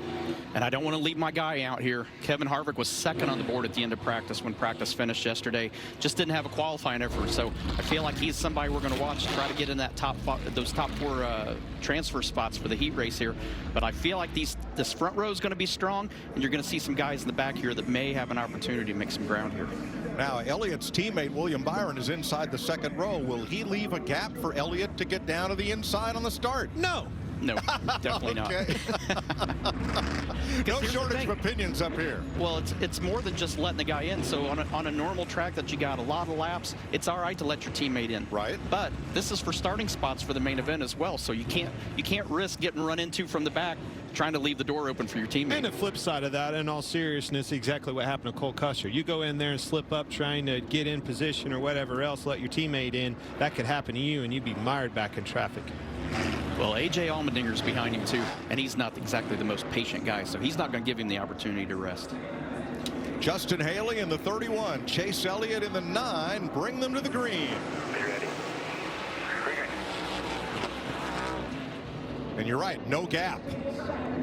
2x4 out of turn 2. Allmendinger sends it into the inside of Harvick. But still, the front four, 2 abreast. Oh, he's slipping and sliding. Better get down, fill that hole. There it is. He stayed out, Tony. Not giving up on it. And this is the first start that we actually saw the outside first three rows be able to hang on and stay with those guys on the inside. And that's where you're wanting that spotter. You're waiting for that spotter, the eye in the sky. Clear me down, I need down. And you're going to have to do it fast. You're going to get that opening, and you're not going to have a chance to wait. When that spotter says clear, you better move immediately. Chase Elliott's number 9 will not clear Christopher Bell. He's hung on the outside. If he wants to get to the inside, he's going to have about one more corner to do it before A.J. Allmendinger closes that hole. You see that small move to the left there. He knows the urgency of making sure he stays in the top 4 spots. So Elliott is on the bubble, the 4th and final qualified spot. And we heard guys yesterday in practice talking about it was taking 7 to 8 laps for these tires to come in and really get the car's balance to settle in. So these guys are still feeling it out. The track's warmer than it was yesterday. I'm sure they made some small changes, but nothing that's going to make a yard sale. There's a yard sale. Chris Buescher got really loose getting into one. Kevin Harvick, maybe a little bit of persuasion right there. He had a chance to rumple up that beer can, chose not to take it, not that time. And now Harvick has the inside. This is for 6th. Outside door, right rear clear. Good job. Buescher right back to him, puts a dent in that can. And Cody Ware. You're good. On the inside. Cross over here, still clear, out of line, but clear by. Another dive bomb right here. Took the spot right back. Chris Buescher back up to 6th. And that's right there what you just saw, that crossover move right there. That's what I love about this racetrack. Gives you that option. If he dive bombs down to the bottom of you, you can hold it out wide, cross over, and get a better run up off. Cody Ware has passed Corey LaJoie. They traded a bit of paint. Jamie? Kevin Harvick 7th right now. He called his crew chief at 3 o'clock this morning, said, I'm laying here in bed wide awake thinking about how hard do I need to push? How hard do I have to be willing to hit these guys to move them out of the way? He's in that Busch-like car. You see him trying to get around Buescher right now, guys, but he knows he's got to be aggressive if he wants to transfer into the clash. And it's such a great point, Jamie. Tony, you and I drove this car at Bowman Gray Stadium for the test in this place, and the first thing I had in mind was how stuck these race cars were. An inch and a half more tire underneath of them. It just felt stuck. I knew you were going to have to hit somebody very hard if you're going to move them. Well, anytime there's fresh pavement like that too, they normally have a lot of grip when it's a fresh pave. So to come to a new racetrack like this, no laps on it. Once they got the top kind of cut in and got the sealer off the top of it, it's really started to get abrasive and grippy. So Harvick has moved back up to 6th, but his only chance of catching the front 4 will take a caution flag to do it. Every position counts. Even though you don't transfer in, setting yourself up for that LCQ, you do not want to be that big name champion driver that's not in this show. And I'm curious sitting here watching the top 4. They're not getting away from each other, but they just don't look like there's a sense of urgency to make a mistake and cause a problem. Justin Haley has led every lap. He just ran the fastest lap of this race on lap 17. And almost as fast as the top speed in practice yesterday. He was solid all 3 sessions, so they had 3 8-minute sessions that they got to run yesterday. In all 3 sets, he was very, very quick.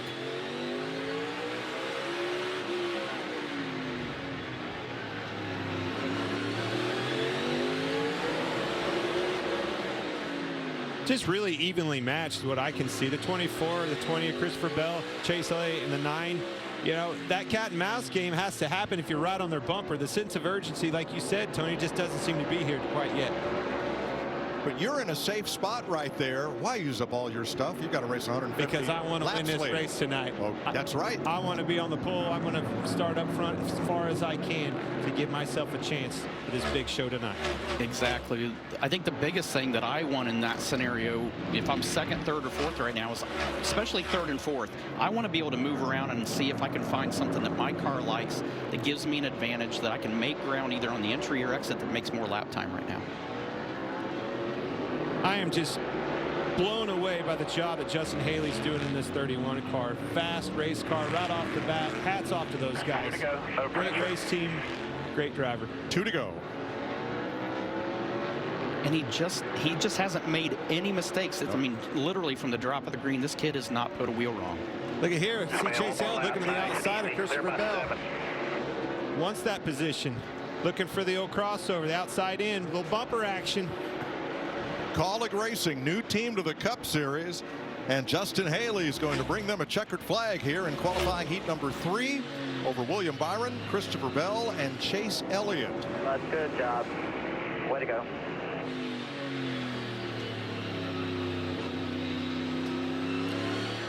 Expect the unexpected. This is one of those nice surprises. Justin Haley.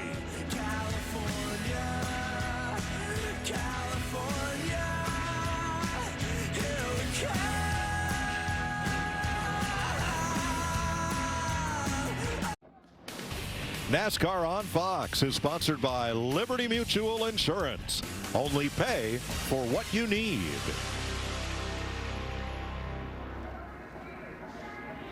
Three of 4 qualifying heats are in the books. Justin Haley, William Byron, Christopher Bell, Chase Elliott transfer.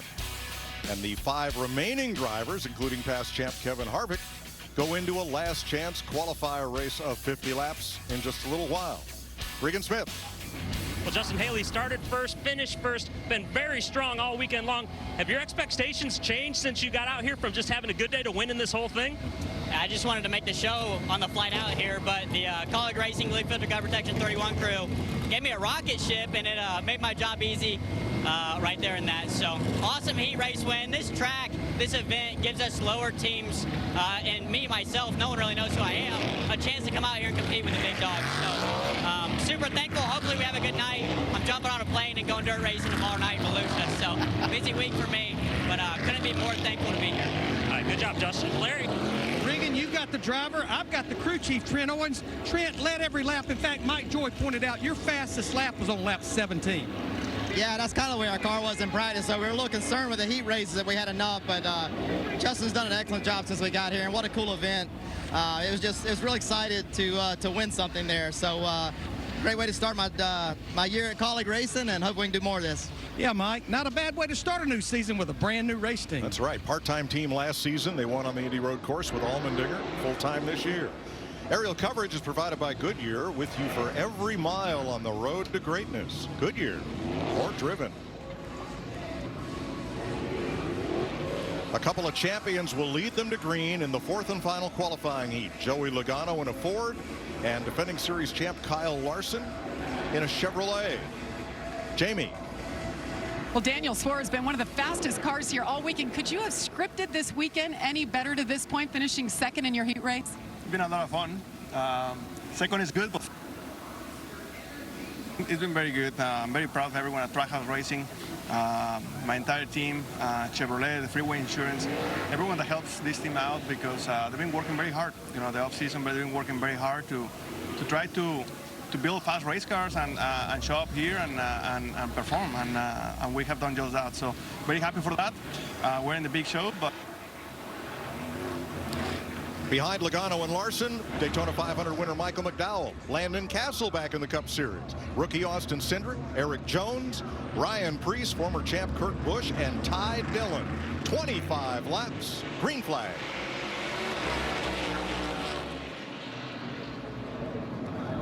Larson's teammate Chase Elliott tried to hang on the outside. Larson, nothing doing. He drops right to the bottom. And the back of this pack beating and banging, trying to make position early. Woohoo! Landon Castle in trouble. Coming in. Elbows up right there. Single file ahead of him, but he becomes the victim. Kurt Busch rode his door all the way around turn 4. I'd say there's a lot of doors he's going to ride before this heat race is over. He's somebody I want to watch through this whole thing. I mean, obviously, Larson and Logano up front, I think they're going to sort themselves out, but I like watching the battle for the top 4 spots here, because just getting in the show is a huge deal in these heat races. And that's where the desperation sets in, right? You see Ryan Preece in that 15 car moving in on that transfer position. He was really fast in the practice sessions that we watched, Tony. And also, he's that short track, big, modified guy from the East Coast. He knows how to get around these bull rings. Now, Austin Cindric, the rookie, is in the transfer spot. He's driving the Blue Deuce for Penske Racing. In practice yesterday, had a little difficulty in the first couple sessions getting the car into the racetrack and finding the handle. And now he's got a mirror full of Ryan Preece. Yeah, when I talked to him yesterday, it was funny because he was saying every time they fixed one problem, they created 2 more. So it was, I don't think he was very happy with his car. Got Ty Dillon down on power to front straight. First caution. Can you believe that is our first caution since we've been here with this event? I thought we would have been under caution half the laps already. Hold up. One more. So Ty Dillon returns to the Cup Series this year for Petty GMS Motorsports, a merger of Richard Petty's group and Maury Gallagher's GMS Racing, and they take the iconic Lee Petty number 42 with them. But Ty Dillon goes to the infield. Hopefully they can make repairs in time for his last chance qualifier. That's Dillon just ahead. Just lost power right there. Looks to me like we saw Chase Briscoe lose, believe it or not, lost a throttle linkage. The cable broke for him. I don't know if that's maybe what we're seeing again with Ty Dillon. Dillon reporting a gear problem. Or that. Caution laps do not count.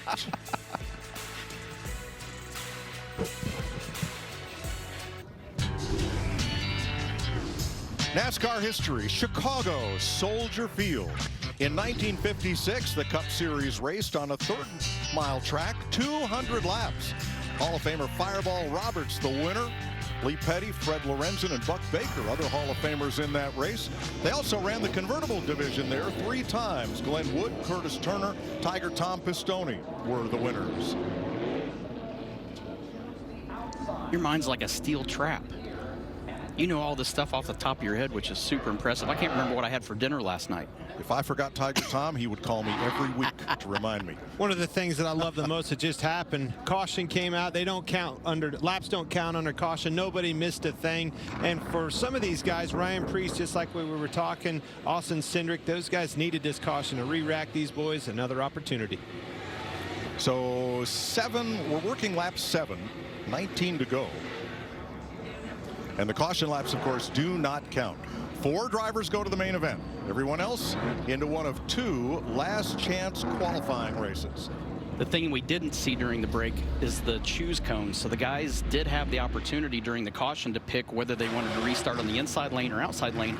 Ryan Preece was up to 5th, decided to stay on the bottom, hoping that's going to pay off, restarting on 7th. 6 laps complete, 19 to go. Green flag. Quarter. Logano jumps out. What will Larson do? Can he clear McDowell to get that 5 down to the bottom? He cannot. Whoa, and the Deuce comes in. The Deuce comes flying in there. Oh, where did he come from? Austin Cindric to 4th. Wham, bam. Oh, we got him stacking up, Tony. Top. And that moves Eric Jones in the 43 to 4th. The bubble spot. Preece 1 spot away. They giveth and they taketh away. And Larson still can't get down to the inside because of Michael McDowell. Now he finally gets in and gets clear. Dive bomb city down here. Oh, Kurt Busch, that's a no-no.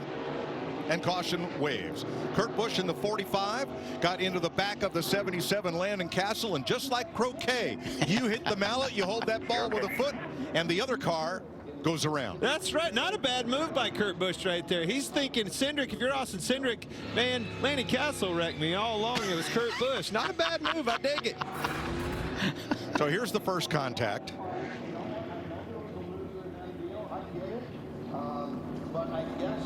Eric Jones is in a bad spot right there going, man, get me out of here. And here's how it ends up. Watch the 45 punt the 77 into the 2. Who's mad at who? Everybody to everybody? I think if you're turned around, you're just mad at it's a situation. And that's pretty solid contact, Tony. That wasn't just a little persuasion. Waylaid him pretty hard. There's the best look at it. So the good news, only 3 laps were completed there. We still have 16 laps of retaliation to go. And what I do like with these new cars and the composite bodies, the nose isn't ripped off, the tail isn't ripped off. They still got something to battle with. So with 2 to go before we restart, there is a choose V past the start-finish line. And before each driver gets there under this caution lap, they will choose to restart on the inside or the outside. And I love that option, especially on a quarter-mile short bull ring like this. You can see everybody opting for the inside. Kyle Larson taking the outside, staying on that front row. And Preece actually this time, he went from 5th to 7th last time, took that bottom. This time took the option to go on the outside. Larson, 0 hesitation on the outside. He'll run the outside. He'll run the outside of the outside wall if you give him the option. All right, so 1 to go this time. Again, caution laps do not count, so 9 complete, 16 to go. The one thing I think you would have to keep in mind, you know, especially if you're Ryan Preece, I mean, he had a little bit to do with some of that persuasion, if you will, that we saw back there. You don't want to give those guys the outside or the inside line, be able to door you, move you out of the way, getting into the corner. Preece in the 15, the former modified champ, drove for JTG Doherty last year on this circuit, but they contracted to a 1-car team, leaving Preece out. He will drive a few races for Rick Ware Racing, and he'll be the designated reserve driver for your team this year. I like just calling him my designated driver. Everywhere we go. Works for me. Coming to green.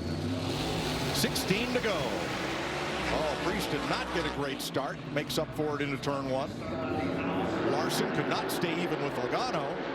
So it's side by side for 2nd, for 4th, and for 6th. The smoke you saw on the entry there, you're going to see that a lot today. That's locking up the left front tire. This new car has a higher center of gravity, so as the cars go in the corner, the top of the chassis rolls to the right, picks the left front up. 4th is the battle. Eric Jones, Ryan Preece, side by side for the last transfer spot. And here comes Kurt Busch to the inside of Ryan Preece. That's exactly what we were talking about. Ryan can't get down.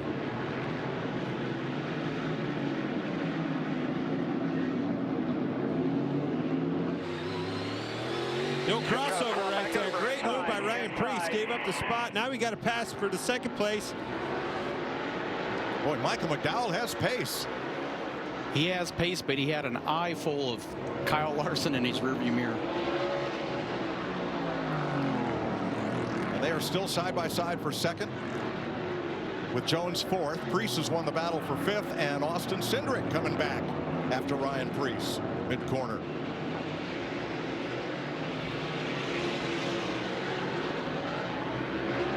Logano all by himself. 2, 3, 4 single file, and they continue to mix it up in the back. Didn't we just see Austin Cindric go to the back?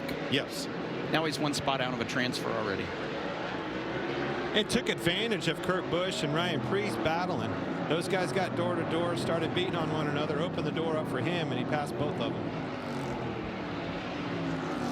And I don't think he has any reason to be nice to anybody in the process now. It's already been backwards once. Right.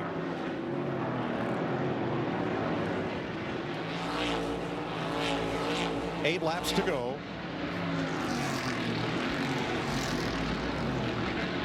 Four to advance and everybody else to a last chance qualifier. There'll be 2 of those, 50 laps each.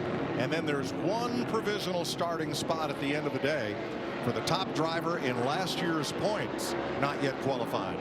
And it's hard to believe there's a lot of champions of the sport that are going to be fighting for that provisional spot. I wouldn't have thought that going into this weekend.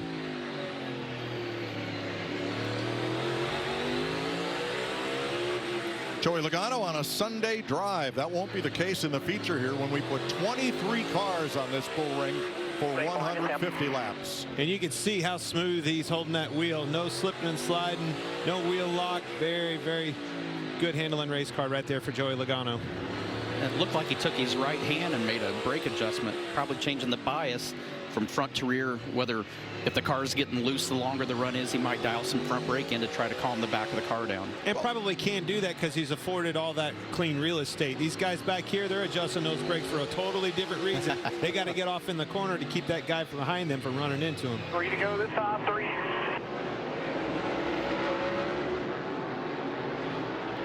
Back at 7th place. Kurt Busch holding off Landon Castle. And it's fun watching all of these drivers. None of them have ran the same line twice. They're searching around. They're still trying to find what that line is that their car really likes. I tell you how wild a racing this is, guys. This is the first time I actually looked down and even bothered to worry about lap times. It's been right in your face, go-to action. Now I look down and I'm like, man, they're running pretty good laps right here. Joey Logano beats Kyle Larson by 1.6 seconds. Michael McDowell and Eric Jones transfer. And that concludes 4 qualifying heats for the Busch Light Clash at the Coliseum. They'll prepare for the last chance qualifying races next.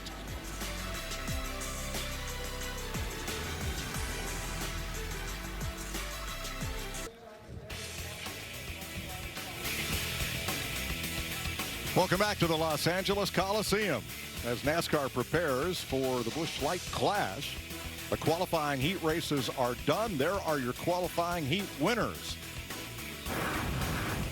And they will start in the first 2 rows this evening. One of whom has chosen to join us in the booth for a few minutes. Welcome, Kyle Busch. Yeah, appreciate it, guys. Thanks. That looked like a lot of fun. Tony said, I want to be back in a car. You tried this already, didn't you, at Bowman Gray? Yeah, but I spun out twice. Didn't think this was a good idea until I saw this. Yeah, I heard about it, so I wasn't sure you were ready for it. You needed more practice laps. Today, though, it sure seemed like a good idea. So, Catbird seat, starting on the pole cat, baby. Where does your mind take you from there? I would think about lap traffic happening in a short amount of time on a quarter-mile racetrack. How are you going to navigate that lap traffic? I think the biggest thing right now that I see is just the guys behind us that are fast. Mm-hmm. You know, you got Reddick there, obviously Logano winning that heat. So being able to create just a little bit of separation, but lap times are so tight, I don't know how much separation you're really going to get. So like you said, when you get into lap traffic and you get to the back of the field, which might happen fairly quickly, what are you going to do? How are you going to navigate that? How are you going to be able to make the passes and set those up before somebody sets you up, right? So that's, I don't know. I mean, you just kind of have to take it when you get there. I don't know if there's necessarily a plan. So obviously your car had speed. It looked really good leading the heat race.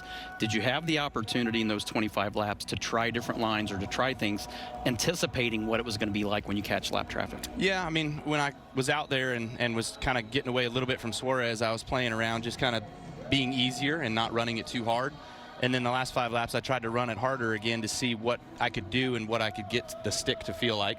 And I slipped more, so there wasn't much more to go, I guess, from what I felt like. I was just kind of running at a comfortable pace. So that's what's most interesting to me right now. You know, turns 1 and 2 feel different than turns 3 and 4. And the way that you drive them and get into the turn actually kind of is different on each end of the racetrack. So it sets you up a little bit differently for where you might feel like your car is better than others and how you make those passes. Kyle Busch's spot in the lineup is assured. Now, there's a provisional spot we have to talk about. The highest driver in last year's points, not yet qualified, has a decision to make. Here's Regan. Well, Mike, that highest qualified driver that has not made it, or highest driver in last year's points that is not locked in yet, is Martin Truex Jr. Martin, you have the option to run this last chance race, perhaps better your position, or go ahead and save this equipment and start 23rd in the main event. What's it going to be? Crew chief's voting for save the car and start 23rd, so I guess that's what we're going to do. It's I think we would start 5th in the LCQ, and I don't know that we're good enough to drive up to the top 2. It's kind of a gamble. I think it's going to get pretty wild, so James wants to sit it out and watch them all and see what happens and go from there. How much of that last heat race, all that beating and banging, weigh on your decision, or his decision just a little bit maybe? Yeah, I mean, I'm sure it was a big part of it, you know, and I think as we go here in these races, desperation gets higher and higher, and guys are going to kind of just do whatever they have to do. So Yeah, we'll see. I don't know. I mean, it's been a rough day and a half so far, but we definitely made the car better today. Still not where we need to be. We'll keep working on it. Thanks, Martin. So Martin Truex will take the provisional starting spot, 23rd in the feature event. Next, the last chance qualifiers, and we find out which 13 drivers are going to miss the big dance.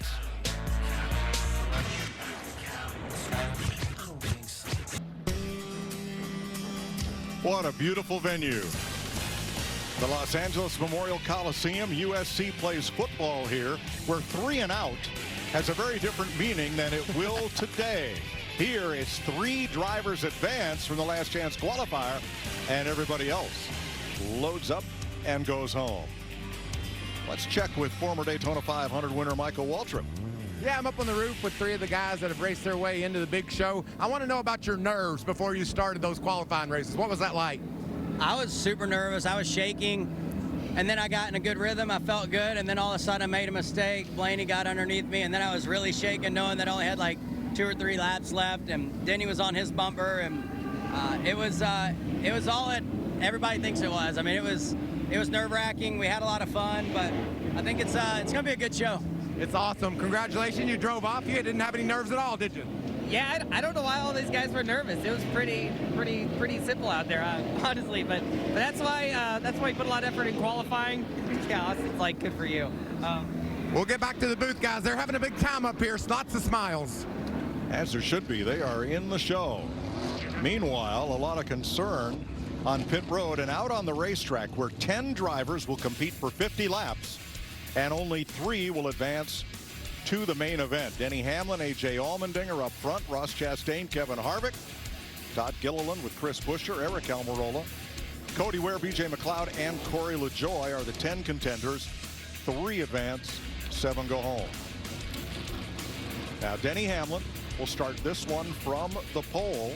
His teammate Martin Truex has taken the provisional spot, which had Martin raced his way in would have been available to Hamlin.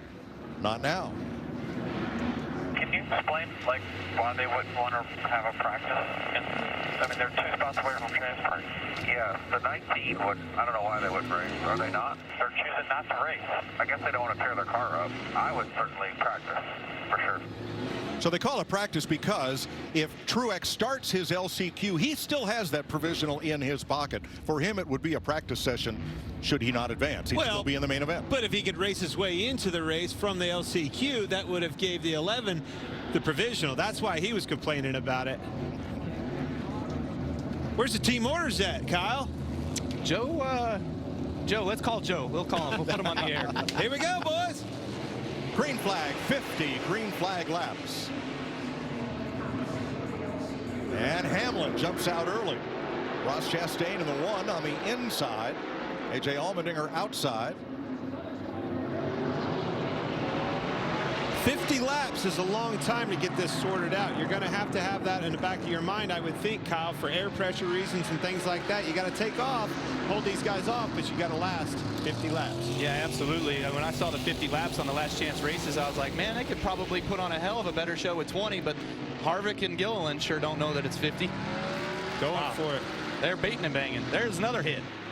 Harvick to the inside for 4th. Remember, in these LCQs or last chance qualifiers, only 3 drivers advance.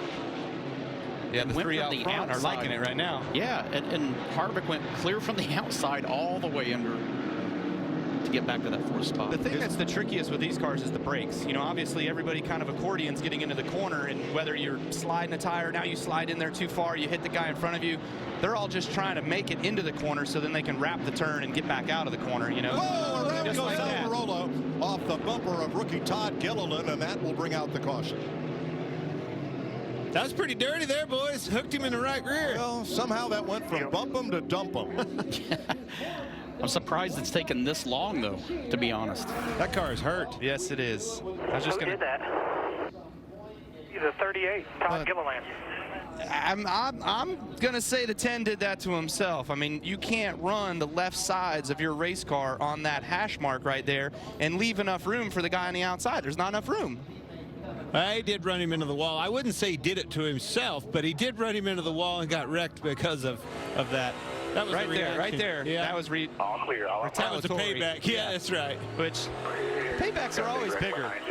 But that's what you're going to get on a track that's this small, and with the straightaways with the curve in it. Yeah, it's a little bit deceiving. Tony, you're new to the booth, and I didn't want to do this, but that looked costly right there, buddy. That's your horse. Yeah, Yes, unfortunately it did. We listened in on Todd Gilliland.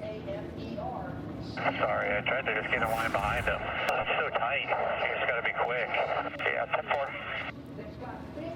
Yeah, that's what I'd say too. He tried to get in line. He tried to get in line. Well, come on, now your spotter's got to be your cheerleader. It's not up to him to pass good or evil and ascribe blame, is it? No. Absolutely.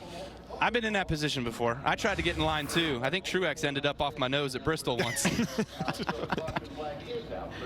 So Eric Almirola is out of his car. Boyer, this could be literally the moment you've been waiting for. Yeah, watch that tow bar right there. That's something new for the cleanup of these things. You're going to go through the wheel, the spoke in the wheel, and pick this thing right up. My dad was a tow truck driver, and I think he'd be proud of that.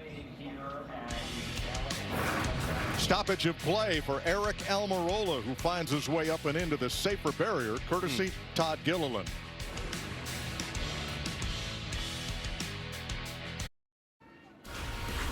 Two weeks from today, NASCAR and Fox move from the historic LA Coliseum to the most iconic venue in all of motorsports, the Daytona 500. The Great American Race kicks off the 2022 NASCAR season February 20th, only on Fox and the Fox Sports app. Here are the drivers who have already locked in to today's 150-lap main event. Here's Jamie Little with one of them. And Joey Logano led every lap in his heat race. What were you able to learn for the 150-lapper coming up in a bit? I learned it was better than practice for us. We made some big gains after practice. Paul and the guys did a good job with that, and got our Shell Penzo Mustang rolling pretty good in qualifying, and it showed up again in the heat race. So I feel like I got a good shot at it now. I wasn't too encouraged or confident after the practice session, but overall that's much better, so we'll give it a shot. Thanks, Joey. 4 laps complete of this 50-lap consolation event, or last chance qualifier. Denny Hamlin, Ross Chastain, and the 16 of A.J. Allmendinger. Allmendinger chose the outside. Chastain the inside of row 2 with the choose rule. Let's see how that plays out. We're back under green. Denny slid up a little bit. Big drive off the corner. Looks like a good choice for Chastain in the 1. He's got the preferred line, restarting 3rd. Yeah, but AJ's keeping him honest. He's not giving him a lot of room down there. He's going to keep him tight until that right front fender gets into the bumper. He can't quite get clear right there. That's going to give Kevin Harvick. He can't get down. It's going to open the door for Kevin Harvick to take the spot as well. I think Harvick's licking his chops right here. I think he knows he's a little bit better than these two. He just wants to see it single out, and he can go on his own way. But he needed him to stay side by side just to get the opportunity to close the gap there in case. Keep the 16 hung. Yeah, that's exactly what happened. And Harvick's number 4 moves into a qualified spot. He's now on the bubble.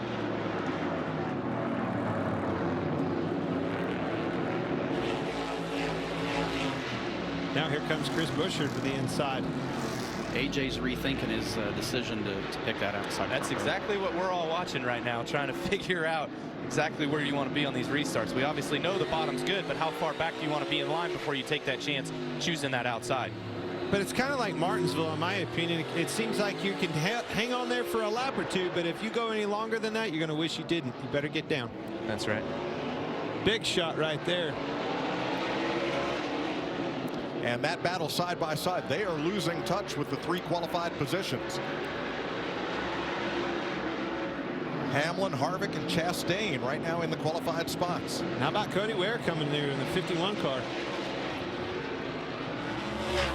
And that's something we're going to see a lot of in this main event. There is a preferred line that you want to run that makes time. But when you're racing somebody, you have to sit there and be on the inside. You have to turn so much tighter, and you're so much more bound up down there that it costs you guys a lot of time. So if there's 2 of you that are side by side on the racetrack, you know that you got to get this sorted out as quick as you can, or you're going to lose touch with the guys in front of you. That's right. Yeah, no, you want to get back in line like we saw with the 16 and the 38 were side by side. Now there's too much separation, so the 4 making a move here. Fast He gets for second. I think Chastain is let him have it. Move over, let him have it. I'm in train first spot. I'll take third place, no problem. I told you he was good. If he could just single file out, he'd get up there. He's got a fast car. He showed that yesterday in practice a bit. I like what Chastain did there. He made that pass as efficient as possible so he wouldn't fall back into the clutches of Allmendinger. Exactly. I thought that was very savvy of him to risk versus reward and understand that you just got to get in that top 3, so the least amount of time you can lose in the process was more efficient. The fight is for 4th, but 4th goes home. That's right, and on this race, at 50 laps in these LCQs, that's a big deal. You have to be able to run on a long run, air pressure wise, track position wise. Kyle, I was looking at the bumps down on the bottom of the racetrack. How do you navigate around those? You can see some people with all 4 wheels down on them, just the left side, staying up on the racetrack. What was best for you? Yeah, contact. All of the above was best for us. I mean, you kind of want to straddle it a little bit. All 4 on the bottom was not good for you, unless, like Tony said, you're going to have a passing lane, a passing line, and using that was what guys were doing to make moves underneath. A.J. Allmendinger is closing in on 3rd place Ross Chastain. Yeah, he's faster by about a half a tenth a lap, so it's going to get closed up here, and we'll see a battle for the transfer spot. How much of those rumble strips do they affect the car? Can you really feel them? Are they abrupt? You feel them, but you don't feel the tires chatter or bounce really bad. You just feel like a slip and a little bit of lack of grip. I think that's because of the width of the tire being wider this year. Kind of covers, still keeps the plane of the tire on the surface, but then you just got the gaps underneath. There's that, but also it's obviously the depth of which those were cut, right? So they're not cut very deep in order to be too upsetting to the car, which these cars have no ride height rules. So how deep did we really know to cut those? I think it's a good balance. It's a good mix. You can use it when you need to, but you're really not going to focus on running down there against the wall, which is what NASCAR intended those to prohibit. Allmendinger's been making time diving in deep in turn 3 and here in turn 1, but I don't think he's getting off the corner quite as well as Chastain in 3rd. I'll tell you who's making some good lap time is Kevin Harvick. I'm sorry, what'd you say? Running a 43 to a 53. I'm sorry, what'd you say? Did I called that? Did I say Harvick was fast? Like once he gets single file out? I mean, he's driven a half a track away from the other guys. Andy, give me a gold star you can't for Kyle. just sit up here in the booth and look out the window. You got to tell these people they're looking on the TV. You see these lap times. Come on, don't get ahead of me now. All right, well, watch what's going on the screen, what they're seeing. That's the battle for third. That's the window. Oh, now you're going to Harvick. Who would have thought I'd been in a fight with Kyle Busch with it? What we make it, 5 minutes up here? It hasn't been that long. Here comes the battle for third. There it is. Yep. Chastain and Allmendinger. Cody Ware trying to close. Oh, touching. Little touch. Chastain loose. The gap is closing. He's going to start using a little bumper here. I mean, we still got 20 to go. So here's Allmendinger and company. Bam. No grip. Just stay focused on that one, but we're going to be better than him as we go here. So you tap. Still out there.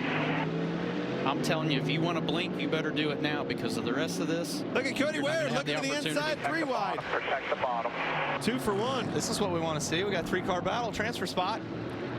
Good work here. Good work. Nice exit. Clear by 1 to the 51.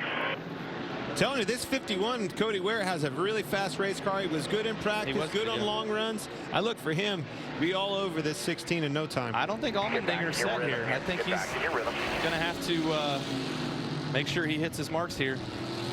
And Cody is all 4 wheels below that white line on that paint. Yep. Little slip there. Slipped up, got loose in. I can help him and reinforce with. That's the thing. I mean, you try for that little bit more, and the best spot to gain on somebody is on the brakes, on that entry, and you do just a little bit, and the car slips out, and then you lose time. It's a fine line.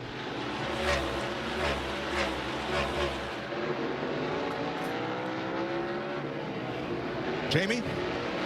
Eric Almirola has been checked and released. Biggest hit we've seen all weekend. What was your take there? Yeah, that was a bigger hit than I expected as slow as we're going here, but the 38 just destroyed us. Yeah, we had a decent start and we were moving forward, and the 38 just drove in there a mile and tore us up. Thanks, Eric. On to Daytona for Eric Almirola. 15 to go in this first of two 50-lap last chance qualifiers. Todd Gilliland inside of Ross Chastain. That's for fifth, and he brings Chris Buescher with him. You know what I'm seeing right now is I'm seeing fade. We haven't run long enough yet and had long enough runs to see fade in lap times, in tires, in grip. You know, it takes 20 laps for the tires to come in, and the longest we've run was a 30-lap practice session. The cars were still great at 30 laps. And I don't think you have to look any further than what happened with Cody Ware right there. Once he slipped up, made those tires mad, they just lost the grip in him, really took off. A.J. Allmendinger pulled away from him, and that is such an important line right there. Not only that, but you saw A.J. Allmendinger take the opportunity. He was really cheating that white line and getting the left sides down to protect that spot. As soon as he had a little bit of a gap, he moved up. He still got the left sides down, but he's up on the racetrack much further, and it's making more time. Now he's able to pull away a little bit. Chris Buescher rebounding. He moves up to fifth. Michael. Guys, I've caught up with a couple of really interesting spectators. What do you think? What's your initial impression, Austin? Man, I love it. It's great for the fans. I'm crazy how it went today. I just was pumped to get in the show, really. Last night, I lost a lot of sleep. He said he was nervous about getting in the show. You made it. You're ready to race. How's it feel? Yes, it's different, you know, racing people than what we've had the last, yesterday from practice and qualifying. And when you get out there in a race setting, it's pretty intense. So cool to see, a lot of people here. Cool to see these races, and looking forward to the big show tonight. And guys, it's cool to hang out with a couple of winners up here watching some racing, short track racing.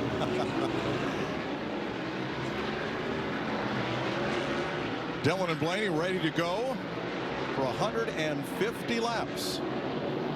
If you don't think people are excited about being out here in LA and being at the Coliseum, there's your answer right there. Just to hear the drivers losing sleep, nervous the night before the race.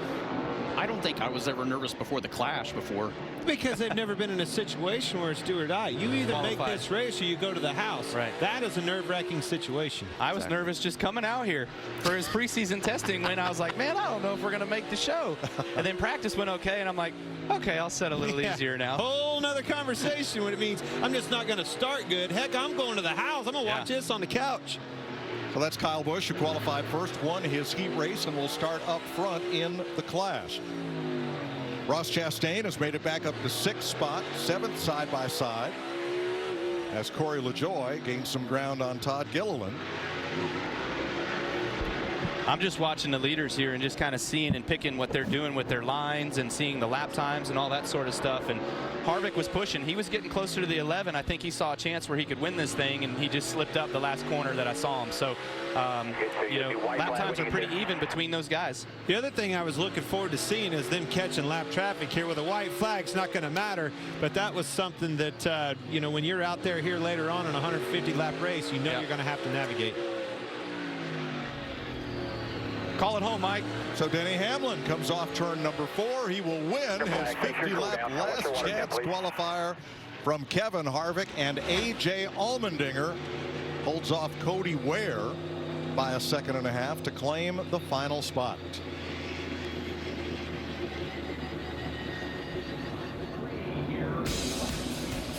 A.J. Allmendinger had to rebound to get back in the top 3 and get into the big show. And the Los Gatos, California driver did just that.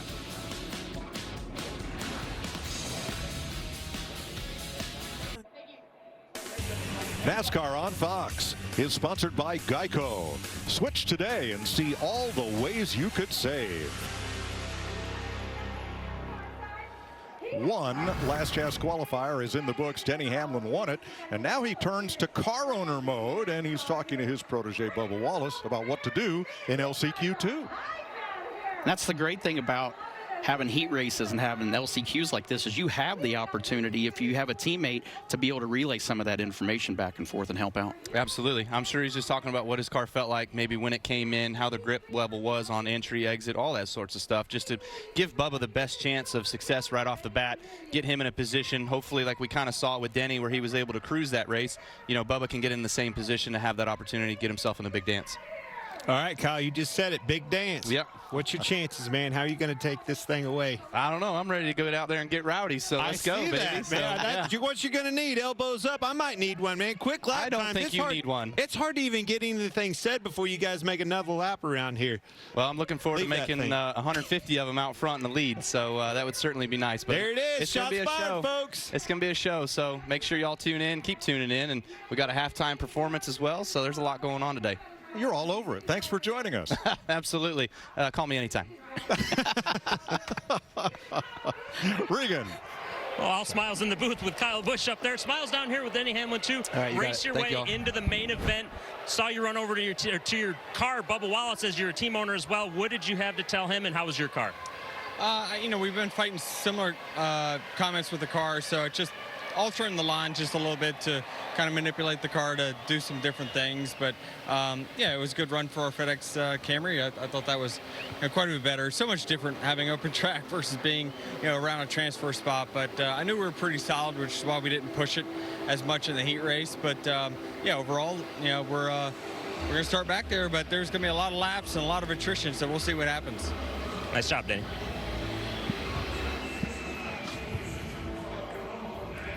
Denny Hamlin is in. And now 50 laps to go, the final last chance qualifier. 9 drivers because Martin Truex took the provisional. 3 will advance. Let's check with our crew chief, Larry McReynolds. Well, Mike, I've been roaming throughout the crew chiefs here, and to you guys' point, definitely teammates are talking to teammates. It's almost like this racetrack is definitely changing. I mean, it's the hottest it's been all day long, and definitely the ones that have already transferred to the Busch Light Clash, they over there making those adjustments right now. I've been trying to find James Small, Martin Truex Jr.'s crew chief, since that race. I think he's hiding from me. What a perfect day. I think that's Mount Baldy. It's one of those out there. You can see it from Fontana, just barely around the corner there in the San Gabriel Mountains. 75 degrees. Now listen, sunny. they didn't offer those in Kansas, Tony, and it blows my mind it can be 75 degrees here and 5 miles over snow on the mountains. It's just different view out here. Look at the Hollywood sign. This is the best seat in the house. Yeah, just such a unique and great opportunity for NASCAR to come out west and come to LA to race in the Coliseum. This is something that when you and I were racing, we never thought we'd ever have an opportunity to bring this sport here. Well, NASCAR's been here for 3 months building this racetrack. Our Fox crew has been here for more than a week. They've made several visits to the site to plan to set things up. The racing surface is actually 4 feet above the football field surface here with the fill and the gravel and the 4 inches of asphalt that's been laid down to make this a beautiful quarter-mile track. A lot of folks said it couldn't be done. Here's the proof. Michael. Yeah, guys, I'm with Chase Elliott. Chase, what's your initial impression? Everybody that's come up here has been smiling, said they were nervous. It's offered a lot for us fans, but for you drivers as well. Yeah, it's been it's a challenge. It really is, but I feel like it's been a really fun event. It's something way different than we've ever done before, which is really good. I missed that. I wanted to see that first last chance, missed it, so I'm excited to watch this race and kind of see where see where Alex ends up here. Try to get 48 car in the show. Obviously, it'd be good for HMS, and try to go get him. I've made a couple mistakes there in my heat race. I wish I hadn't have done, but try again here in a little while. Right on. Hey, Regan Smith, what do you got, buddy? Captain Harvick just raced his way in. You said this car's very fast after 15 laps. Can you win it from where you're starting? Our Busch Light Ford Mustang is really fast after that. It's just killing us in qualifying in the heat races, getting going because it shatters the rear tires so much. But what an event. Glad to be a part of it. Just see what happens now, but it's been fun so far. Harvick is in. 9 drivers will now take to the track to find out which 3 of them will advance to today's main event. Scheduled for 10 drivers, but Martin Truex Jr. has already taken the golden ticket, the provisional, that will put him in the main event. So here's the way they're scheduled to line up with Bubba Wallace's Toyota and Austin Cindric's Ford up front. Alex Bowman, Ryan Preece, Kurt Busch, Harrison Burton, Landon Castle, Brad Keselowski, and Ty Dillon. Well, who do you think it is, Tony? I don't think anybody in this field necessarily in their heat race looks super strong, but I think they're all in the same boat here in this LCQ.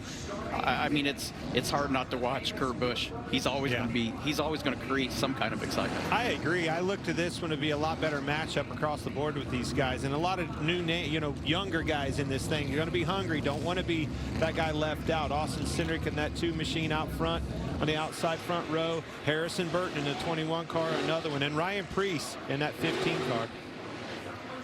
Tell you somebody else who I'm going to watch is that number 2, or it's number 6, I'm sorry, came from the number 2 last year. New season, new cars, but a new team too, and being a team owner, he doesn't want to sit here and watch this race. So to come from 7th, he's got to get in the top 3. Talking about Brad Keselowski, who will start inside of row number 4. 50 green flag laps. Here we go.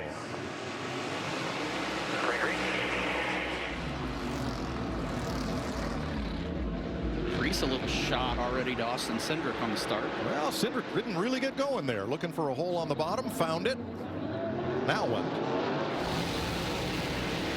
And this goes right back to what Harvick just told us. These tires take a little bit of time to come in and the car to settle in, but this is also a great opportunity to take advantage of that and make some big moves early. Good point right there, Tony, and it's so hard to do is protect and keep track of that thing, keep the car underneath of you on low air pressure. We know it's going to be slipping, sliding around, but that's what it takes to be good on a long run. Bowman is 3rd. Preece on the outside wants the spot. Kurt Busch on the inside in the 45, also trying to get there. Bubba Wallace driving away.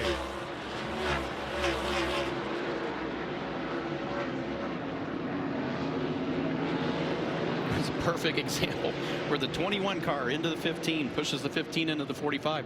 Now, the 45 thinks he got hit from just the 15. Started behind him. Tony, that's why you have spotters. Yeah, but they really going to tell the truth all the time, you think? Alex Bowman in the final transfer spot in the 48. He looks to just keep getting better and better with every lap. You can see him really driving to the rear bumper of the 2 machine of Austin Cindric. Look for a pass to be coming soon. That opens the door up for Kurt Busch. Get as close as you can because you know that pass is coming, and go with him. Here he goes. Alex Bowman to the inside of Austin Cindric, and you're going to see Kurt Busch try to get in position to go with him. Austin gave him a lot of room. Too much room. Now, freight train. Yep.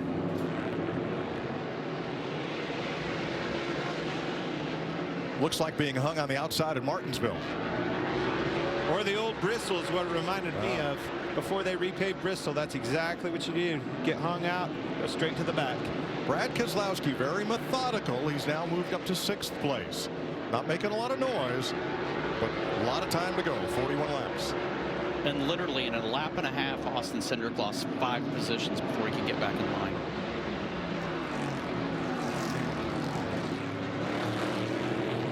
So now it's Kurt Busch in the final transfer spot, and he's not going to settle for that if he can help it. Now you're starting to see Kurt Busch really pushing Alex Bowman, but collectively they're both catching Bubba Wallace. Now he's going to have to be careful, protect, get gone, do whatever it takes, but do not let both of those cars get around you and be in that transfer spot, the bubble spot. And I think he's going to be in trouble here in a minute because Alex is having to protect a little bit on the entry, which is definitely slowing his lap time. But him and Kurt are both closing in. And I think it's all right in the middle of the corner. He's having to use extra brakes, slow the car down just a little too much right in the middle of the corner where Alex Bowman can really roll through with more momentum. Ty Dillon almost sent Brad Keselowski up into the wall at the outside of turn 2. They are back out of contention, but trading a good bit of paint. So Alex Bowman slide the left front tire there. We've seen so many guys do that all weekend long. And Kurt Busch, again, doing everything he can do to make sure he's on his bumper if he looks to the inside to go with him. Burton to the inside of Preece. Contact, turn 2. Roll that center, straight off and they get away with it. Now here comes Ty Dillon into Burton, into Preece. From a mile and a half back, too. Yep.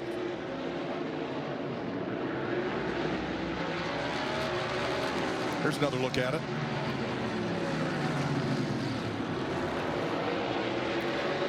And here's the thing, with the spotters, they can hit the button and they can try to tell everybody where somebody's coming in, but you have such a short amount of time to relay that information that sometimes it's just too late. It's not that the spotter's not doing his job and not that the driver's not hearing him, but it's just way too fast. Happens way too fast. Yeah, you'll feel it before you hear it. Exactly. This feels like I'm watching, and you know, if I'm in the car right here, this feels so much like Martinsville, where you're protecting, can't let get off that bottom line and let him around you, because if you do, you're going straight to the back. Just a little bit, still half back, looking for the cross here. And that cross, that's exactly what I love about this racetrack, Tony. When you go down on them rumble strips and you protect that inside, it gives that guy an opportunity to go out, part of the corner in, and get a better drive up off him to get underneath of you. So what I'm having a hard time figuring out watching Bubba around there is he really tight in the center, or is he trying to protect the exit and get a straight drive, because he gets turned and then he drives off straight from the bottom? Well, it's effective and it's working right now, but you saw Harrison Burton get around Ryan Preece. Harrison Burton in that 21 car, he's going to make this interesting if he's able to catch those top 3 cars. Now, Kurt Busch has backed off about half a car length. He had, kind of as if he was saving his stuff and letting this play out ahead of him. Or is he going to get in there and stir the drink? This is that anticipation, that crunch zone, and what I was hoping to see with this place. Now you're starting to see the 21 catch those top 3. That's, well, until Ty Dillon gave him a little bit of bumper. Whoa. But that is just, Bowman got into Wallace. Looking for it, and around goes the 21, and Preece gets into him. We stay green. Yellow, yellow, yellow, yellow, yellow. No, we don't. Yes, we do. No, we don't. There's the flag. Wow, you're going to see somebody not happy right here with Harrison Burton. Stewart die time. Obviously, Ty Dillon does not want to be the one that goes home from this one. All right, so finally we're under caution, and here's why.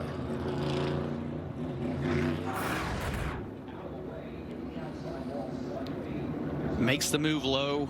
Harrison sees it, tries to protect, gets hit in the back. Thank goodness the wall was there to catch him. Wall saved him.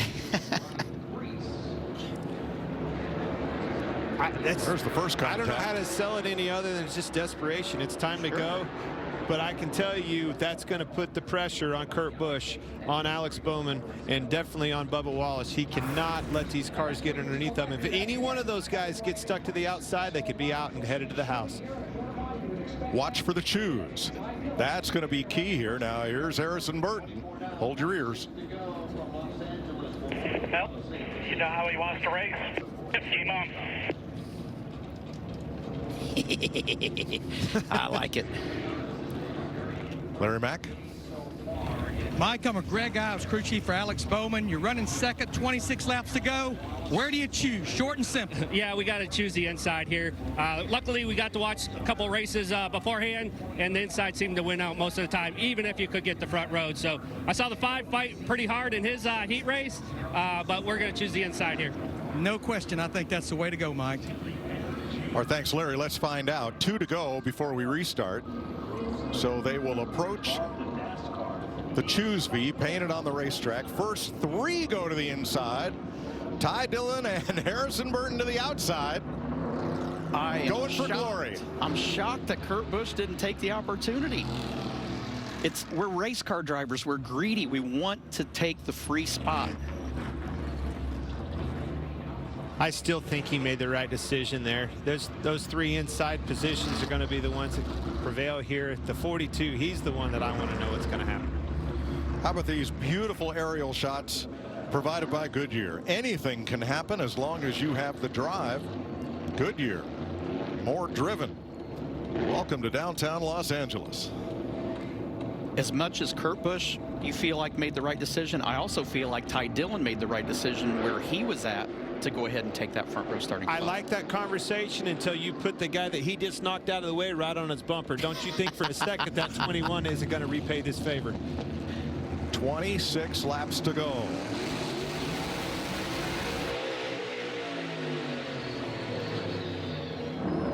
Bubba gets into it with Ty Dillon, and here comes Bowman on the bottom. And Bubba can't close the door.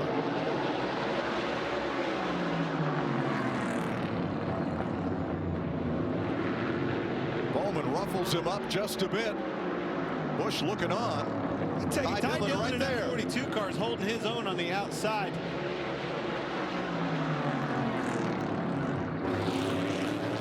Better get this sorted out. Bubba Wallace needs to get down, and he did it right there. Did a great job at it, too. Now it's Dillon on the outside, and Bowman slips up high. He's going to lose the lead. Remember what we talked about here? Bring the 45. He's inside him now, still there, Tom. Huge run off of turn 2 for Alex Bowman. He's going to have to hold him down here and try to make him loose underneath of him. 5 cars under a blanket heading into turn 1. Oh, Bubba went way out wide, used him up. 3 wide. Into the corner. And Bowman is back to 5th. And he so desperately, when he went into turn 3, he lifted early from the outside and wanted to turn down across and diamond that exit off. Landon Castle took that hole. Busch for the lead. Repay for Ty Dillon, 21. Kurt Busch underneath Bubba Wallace. This is what we came for right here. And Harrison Burton gets sent up the racetrack again. Bowman gets into Dillon. Jumps underneath him, nothing there.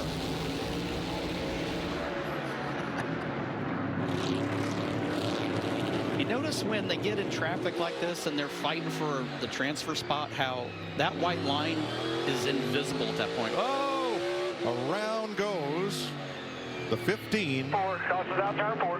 Ryan Preece got turned around by Landon Castle. Caution. Tony, it's so fun to watch this race sit next to you because I've raced with you all these years. I knew exactly what you would do with that guy pushing you around right there. There's no chance that car would make another lap here if he was on that racetrack. Well, I've seen you wreck guys that were in a fight with somebody else. It wasn't even your fight. Here's what happened. Big move to the inside by Landon there. And Ryan had his right front underneath the left rear of Austin. But if you're Landon Castle, I hate to say this, that's the cards that he's dealt. I've watched him, what was it, 4 laps ago, he was actually looking to the inside for a transfer spot. Exactly. So he can get back up there, but he can't do it behind everybody. 18 laps to go. Desperate times in LA.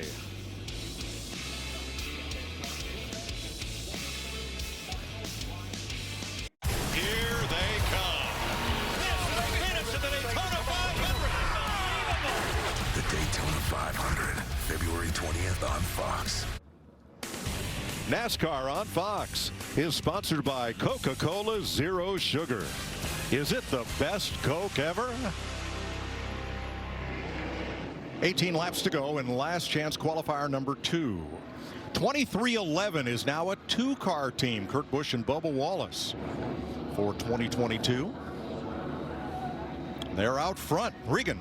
Car owner Denny Hamlin watching his 2 cars up front. Denny, what are the nerves like for you right now on this race even? I'm nervous. I'll be way more nervous than when I'm driving it. When I'm driving, I can control what I want to do. It's not always the best thing, but you know, when you're watching, you're out of control, and so you're trying to backseat drive here and there. But the 23 is the one I'm worried about. Just not. He needs to carry a little more entry speed to not get punted. All right, here we go. With Denny's cars, 1-2 on the inside, 3 cars to qualify. And Ty Dillon in the 42 trying to hold on to a transfer spot. 3 wide in the 3rd row.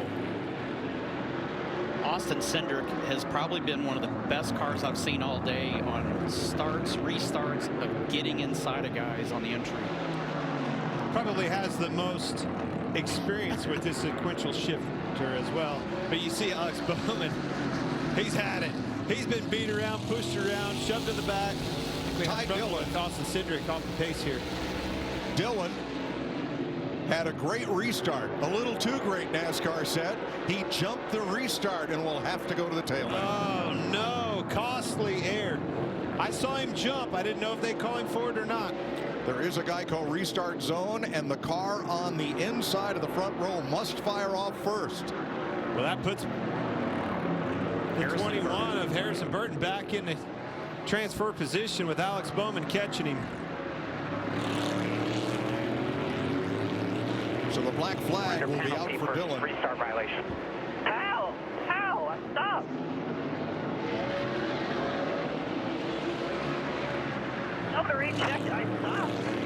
And there's there's a look at it, bottom of your screen.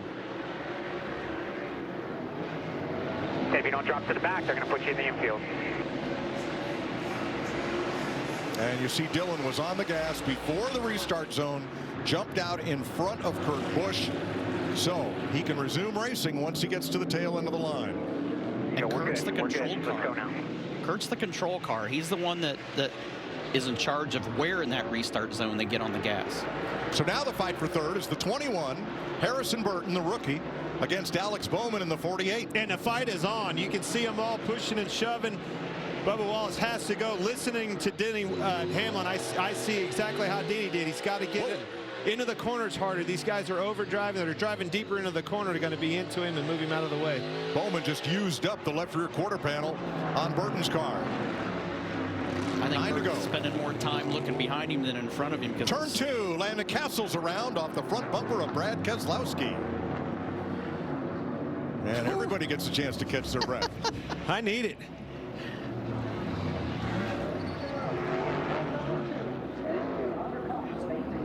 Caution laps do not count.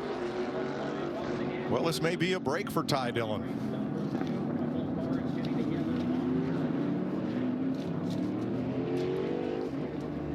Nine laps to go in this final last chance qualifier.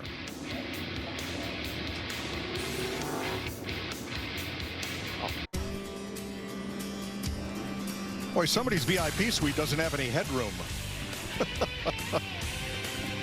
All right, we thought the first three drivers would choose the inside. Harrison Burton, running third, said, no, I'm going for it from the outside of the front row. Ryan Preece outside of Bubba Wallace in fourth, and that leaves Alex Bowman in fifth, and Brad Keselowski from the back comes all the way up to row 3. That's what happens with the choose rule in play. 9 laps to go. 42 car has been involved in everything in this race at some point. If you were the insurance adjuster on this play, you'd be filling out forms on 4 cars, I think. He's getting canceled Monday. Yeah. Policy not renewed. Here we go.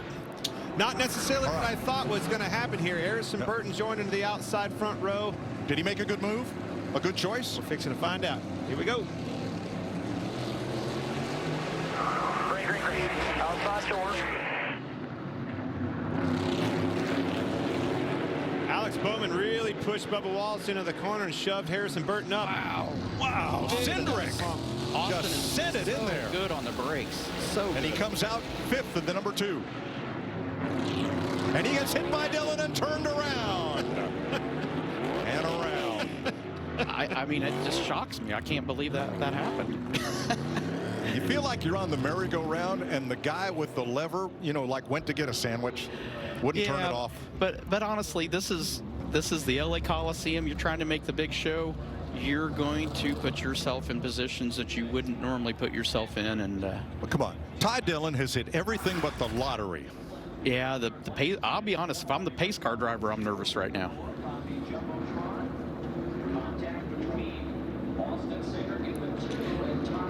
After you get through the top 3, there is 0 give and take. Right. And well, there's 0 give. Right. There's a whole lot of take. There's a ton of take.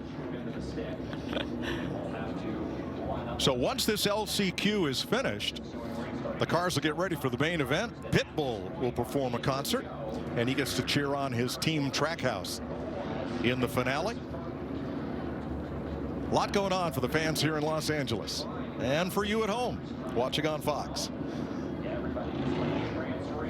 All right, if you're Harrison Burton, do you choose that outside front row again? Well, he didn't this time. I tell you who is happy about that, though, and I think it's the right decision, is Alex Bowman. I mean, he's got to do something. He's got to gain a spot. You can't do it by following him. And I agree with that. Alex Bowman, I think he has probably the best car out there, but he just can't get in the right situation on these restarts. Keeps getting pushed around on the right, on the wrong side of you know, the good. Maybe he's right this time. And let's talk about Ty Dillon in the 42. You know, he's back in the Cup Series this year. He's with a new expanding team, Petty GMS, trying to make his mark, trying to make it into the big show. And I'm not sold that he's not going to make it. He's right back on the outside of the second row. I just know he doesn't have any friends out there at all, and if he moves down in front of somebody, he's going to wish he didn't. If I'm Alex Bowman, I'm excited that I got that opportunity to go from fourth and restart second, because I do feel like he's better than the 23 car speed-wise. The part that does make you nervous, though, now that you got Ty behind you. 4 of the top 5 have all won on NASCAR's previously shortest track, Martinsville Speedway, in one of NASCAR's 3 national series.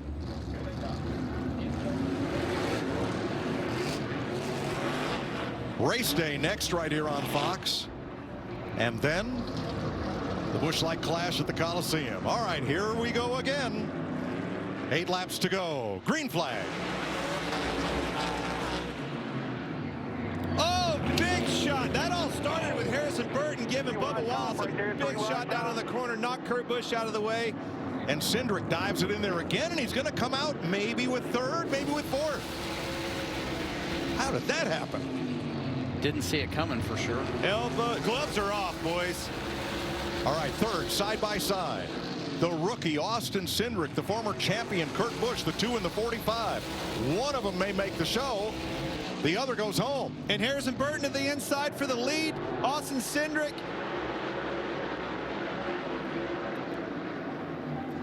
Burton got into Wallace, and the rookie takes the lead. The fight is on for 2nd and 3rd.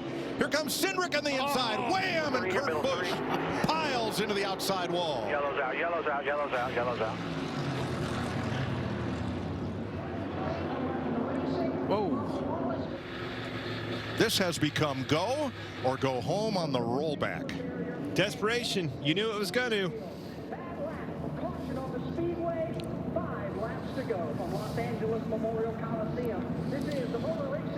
All right, let's pick this apart one incident at a time, because there were several. Where do we start here, though?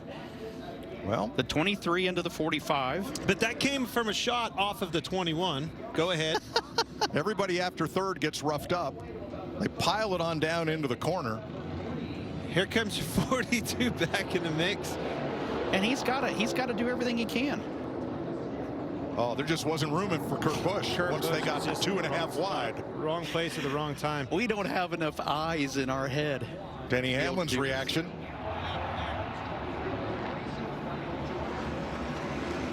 His car, one of them is still in it, and one of them, Bubba, even in the off of 4, Bubba got loose and had to use a lot of real estate up off, didn't get off the corner good. That all kind of stacked that up for a big, massive 3-wide entrance into turn 1. And this cat right here, he is not going to be happy.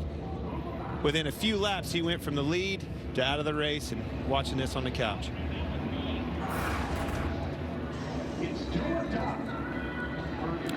Kurt's in a good spot there on the outside until Austin Cindric sends it in underneath Bubba Wallace. And then it's a short distance to the wall.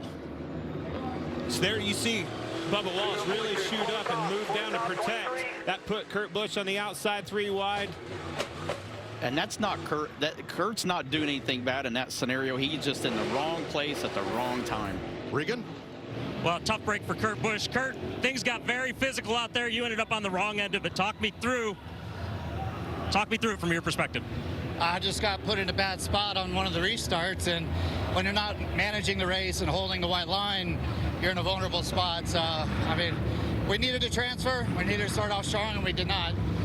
But just disappointed that we're not in the 8 main, and we're racing hard in a Coliseum. This is what it's all about. It's fun. NASCAR did a good job putting all this together.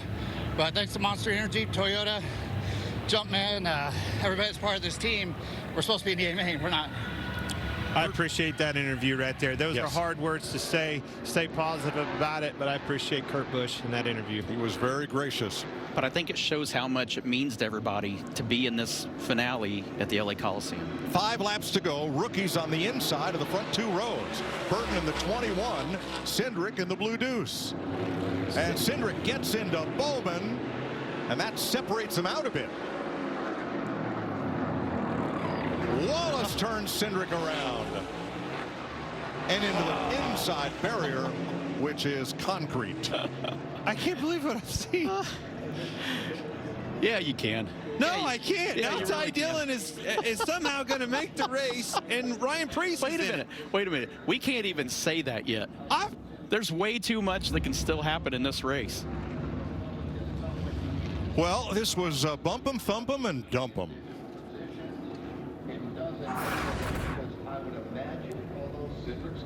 There's Austin Cindric in a solid 3rd place, and here we come to the corner. Hubbard just got in really, really hard and hit him, and then you can't put that on anybody. It's well, desperation time. I don't know what else to say. But it is what it is. I mean, it is. It's desperation time, and you either want to make the race or you don't.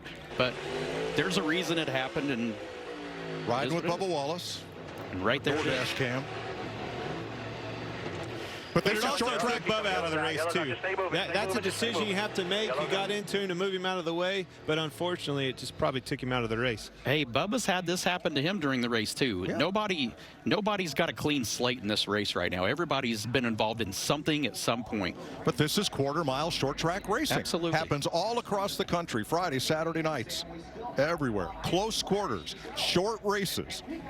It's also why we've been saying since we've went on the air yesterday in practice, we all knew these LCQs were going to be where the action was. I was surprised the first one was as calm as it was, but when usually no different than a track like Daytona. If that first race is calm, you could always know that second race was going to be wild in the qualifiers. Now the outside wall here is the safer barrier that we're used to seeing at NASCAR tracks. The inside are the concrete jersey barriers that you're used to seeing along the highway. And the forklift is now going to move one and put it back into place. Regan? Alex Bowman sitting here in the infield. His race is over short. Alex, things got a little bit interested out there. Had a little bit of bumper cars. Appeared you were in a good spot, and then you weren't.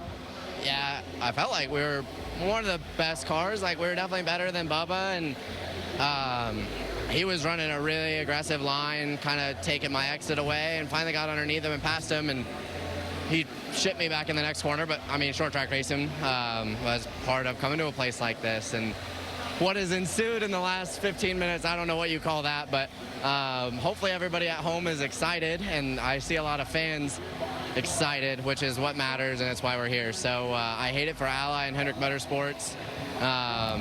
They all crashed down there, and I just tried to get to the outside of them and drove in the fence. So I hate that we tore up a race car. Hate it for Ally to not be in the show later.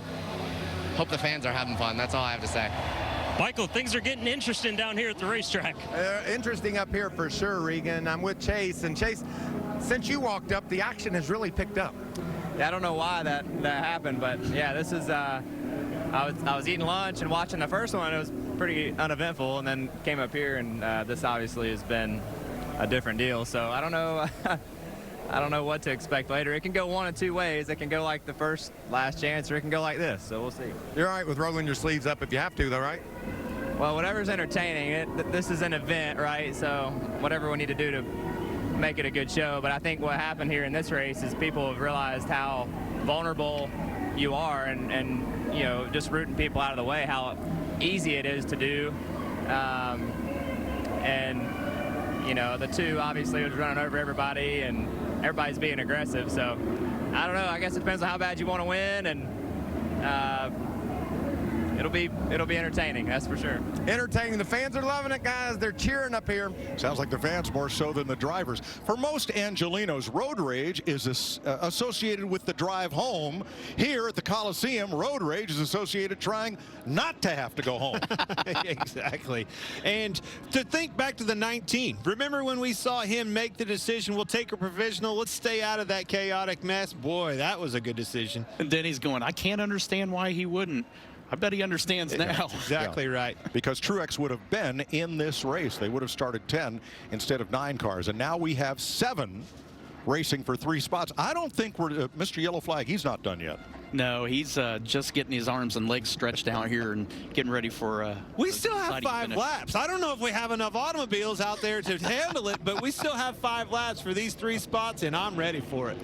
Like Neil Bonnet once told me after he got knocked out of a race, I said, who's your biggest contender here? He says, Pace Car's got a good shot at it.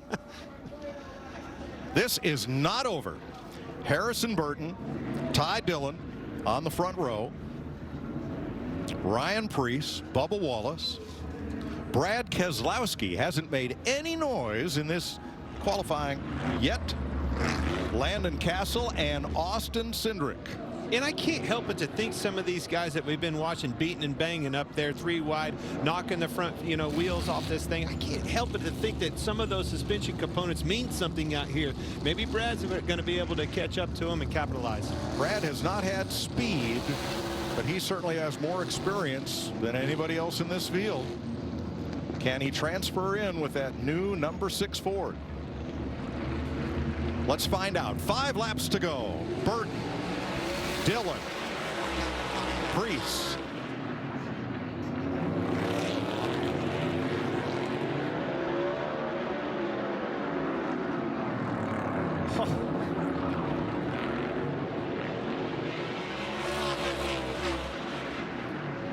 Dillon with the bumper to the 21. Say it isn't so. Preece in 3rd, looking for more. Preece underneath the 42 of Ty Dillon. Here it comes. Ty Dillon in. Oh, no. Come on. Team was shoving him at the same time. Let's get it spun around here. All you had to do was stay in line, and this would be over by now. But that started with the 4th place running car that's 1 spot out of the transfer. Right. And Harrison Burton, who was the leader, becomes the victim. Here's a look at it. I mean, just shoved him in there. Yeah, but you see Ryan Preece was into the 42. In all fairness, 42 once again got into the 21 and finally finished him off. Check up, down, up. He's coming, yellow's up. He closes up and stay behind the 42. It's just too bad, though, in my opinion. That's the top 3 transfer cars right there that are beating and banging and wiping each other out. And we said this a minute ago. Nobody's been immune. Nobody's been incident-free in this race whatsoever. I mean, everybody's trying to get to the show. I don't get it, Tony. If those top 3 all just stay in line, they all make the show. But that would make sense. Oh, you have a point. All right. He was thinking the same thing.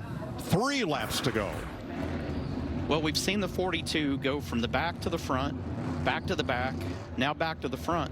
So I don't think it's impossible for Harrison Burton to try to make this time up again. Or the 2 sitting clear back here in the 3rd row. He's extremely good on these restarts. Tony, you alluded to it earlier, getting up through the gearbox. I don't think there's a front end left on that thing. Look how smashed up it is, and to see and to think that that car still could make this race, pretty mind-blowing. I'm not counting out Landon Castle, and he's starting back out in row 4 of the cheap seats. Well, and you can't count out Brad Keselowski either. I mean, he's probably had the cleanest race. I mean, he's been involved in a bunch of stuff, but I don't think he's really caused a lot. But he's just 1 spot out at this point. The vise turns a little tighter with 3 laps to go. Big jump for Ty Dillon. Jump pretty quick, too. Pretty early. Preece in 2nd. Slid left. Wallace in 3rd. Keselowski 1 spot away, and Burton trying to gain on the outside. 2 to go. Look at him all the way down, all 4 wheels underneath that white line to protect. Harrison got in way hard. Brad's going to move him out of the way. And that should do it, because that separates the top 3. Dive bomb. One last effort, Harrison. You're going to do it. Enough. Let's see. I don't know. Not close enough. He better send it. Couldn't get there. Bubba Wallace makes the race. Ty Dillon, Ryan Preece, Bubba Wallace advance. I'll be in honest, a I'm pretty excited. ugly 50-lapper. Oh yeah, definitely ugly. But I'm excited to see the 42 car because I don't think this is going to be the last time we talk about him tonight. Great job, buddy. Nope. Great job. He better brought plenty of friends with him to the racetrack because he's going to need them this time. Hey, he's a short track, dirt track guy. He knows how to take care of himself in this scenario. But Ty Dillon gets the checkered flag. Younger of the Dillon brothers with a new team. And he's in the show along with Ryan Preece and Bubba Wallace. And with 4 laps to go, Harrison Burton is literally leading the race, ends up out of the show. And Harrison made a ton of ground up going into 3. I mean, you couldn't have done any more than what he did to get there. Just couldn't get close enough.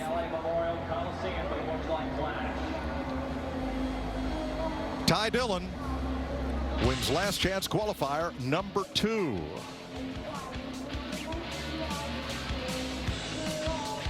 Coming up next, race day featuring a performance by NASCAR team owner Pitbull. And then it's the Clash at 6 p.m. Eastern time here on Fox, including a special mid-race performance by Ice Cube. 150 laps in downtown LA. Road rage? It's coming, folks. The sound is unmistakable. The speed is unstoppable. On March 4th, 5th, and 6th, you will live it. NASCAR invades Sin City once again for a weekend of thundering fury. We've got trucks, we've got camping, we got fights, we've got action. It's the Pennzoil 400 race weekend. Did I mention kids' tickets are just $10? It's Vegas, baby. What's the deal here? Clint tells me to join him on Fox, not even on time. I mean, I'm normally the one that's late. What is he doing? Yeah! Going Hollywood, baby. You can't be in LA without a 6'4". You ready to do this or what? How long you been waiting on me? Switches. I got behind on my switches. Normally, I'm the one that's late. Let's just go do some TV, all right? Huh? Only in LA. Tell you what, roll the T's there, boys. It's TV talk.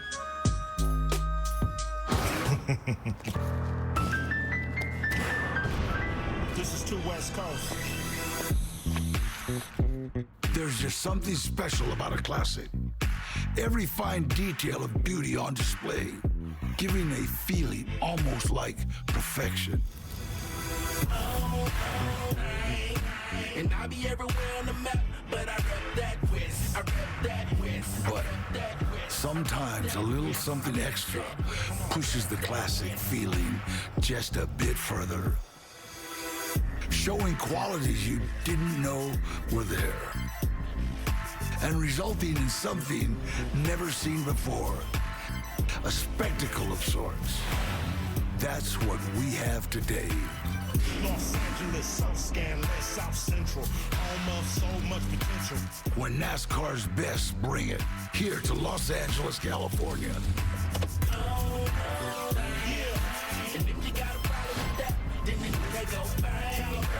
This is the Clash at the Coliseum.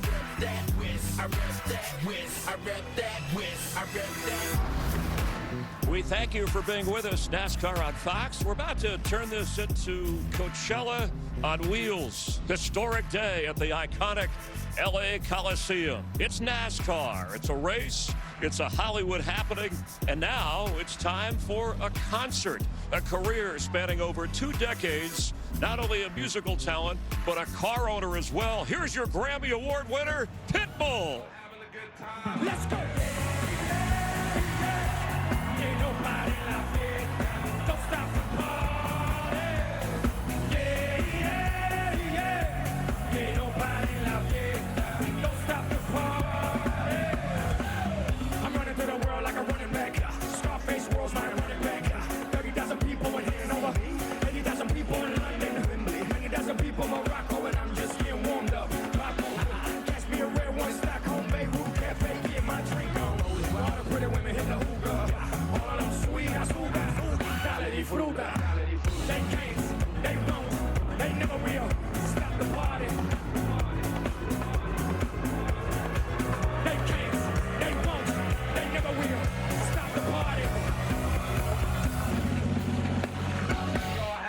time. Let's go.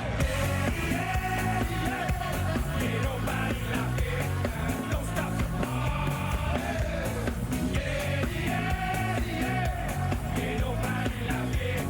Don't stop the party.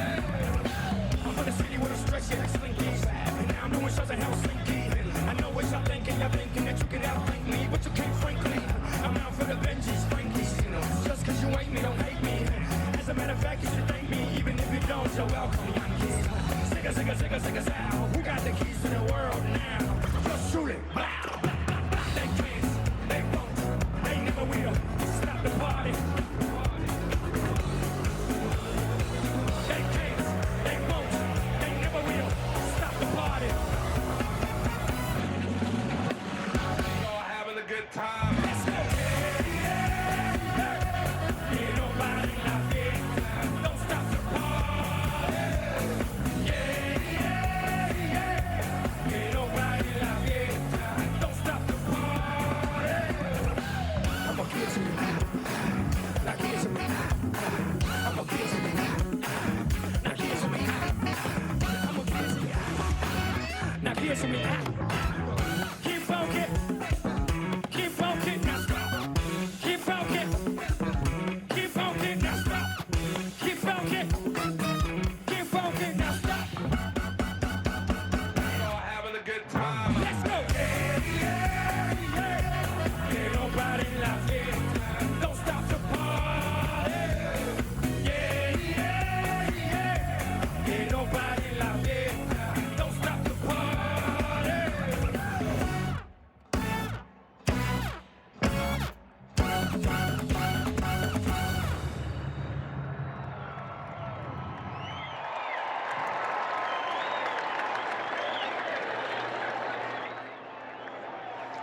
Now, LA Coliseum. Welcome back to Race Day on Fox, presented by Coca-Cola Zero Sugar. We are live at the LA Coliseum in anticipation of the 150-lap finale in the Busch Light Clash. Welcome in, everybody, with Jamie McMurray, the Daytona 500 champion, America's crew chief, Larry McReynolds. I'm Adam Alexander.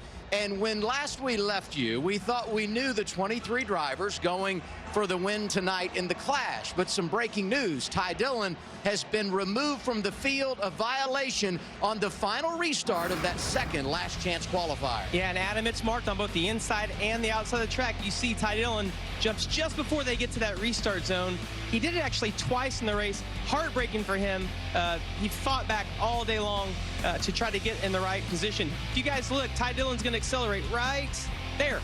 He's 4 or 5 cars. You see, he's in the restart zone now, but he's already accelerated way before that. So NASCAR is very clear on that rule. You have to go within the zone. They give you plenty of room to change that up as the restarts go. Maybe he just got a little excited. Maybe he wasn't sure where that restart zone was. Well, we certainly know it's called a last chance race, and that's the last chance to qualify for the Busch Light Clash. And I'm sure the adrenaline, the energy, everything about Ty Dillon, let's face it, he's had a very up and down day, and he just fired a little too soon. But what's one man's misfortune is another man's fortune. Harrison Burton finished 4th in that 21 car. He now will race in the 150 lapper.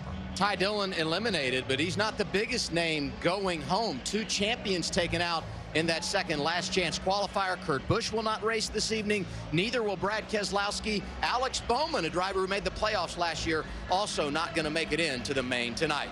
For all the heat race results, head to NASCAR.com/advancing to see which drivers are advancing to the Clash and which fell short. Sponsored by Advance Auto Parts. And you know, Clint Boyer's a big football fan, right? His Chiefs were eliminated from playoff contention last weekend, but he still loves the game so much, and he had an opportunity to hang out with all the guys from the NFL on Fox. Hey, guys. Hey, Clint Boyer, welcome to L.A., man. How you doing? What are you out here for? Oh, the race at the L.A. Coliseum? Yeah, some other things, too. Meetings and, you know, Hollywood stuff. You guys may not understand all that. Well, you're going to love it. You're going to love L.A., man. It is absolutely... Hang on. I got to take this. Why don't you guys take one of these headshots for each? We'll catch up, okay? Barb, talk to me, baby. Yes, I'm here. It's going down. The big NASCAR race, LA Coliseum. Do not miss it. Include you too, boys. I tell you, Barb, can you get a hold of their guys and try to schedule in maybe a lunch or dinner or something, right, boys? He is going full-blown Hollywood. Yeah. He's not even a good-looking dude. No, he's not good enough to be in Hollywood. Even the airbrush didn't help. Nah, man. He needs some Bradshaw bourbon. If we drank some Bradshaw bourbon, he might look better. You know what? That's a good point.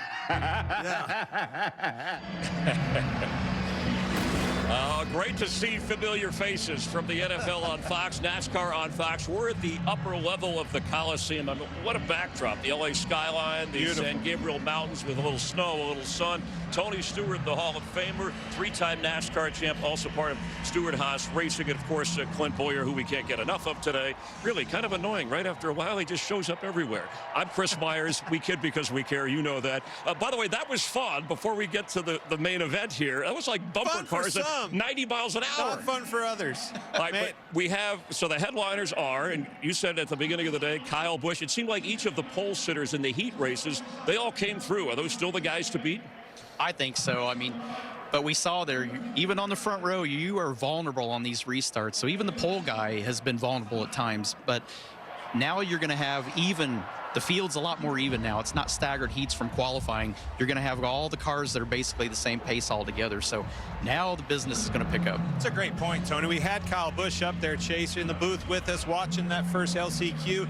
You know, if he takes off and runs away with this thing, all it's going to take is one caution at the end of this thing, stack it all up like we saw in that last LCQ, and you could be out of here. You could be hero to zero really, really quick.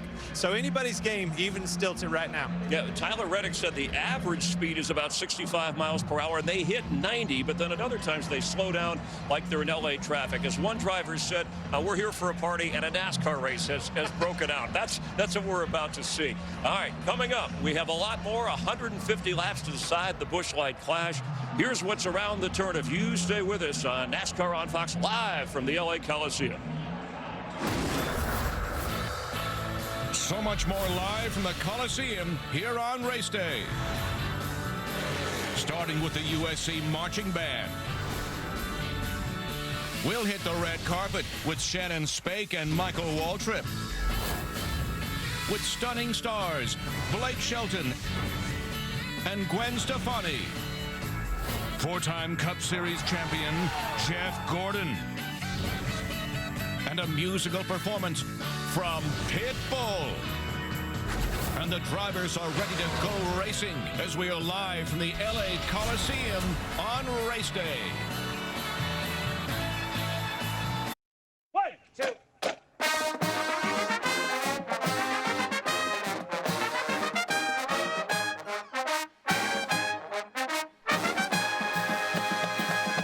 Man, that USC fight song is awesome. Thank you. Got a little different fight on our hands this weekend. Got anything from a NASCAR fans? NASCAR. I got something for you. 3, up.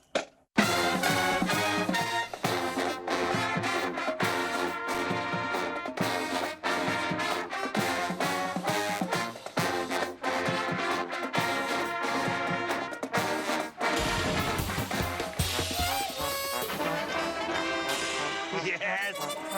Jake, I love it. You got them beating and banging. We're race ready, folks. I'm ready for it.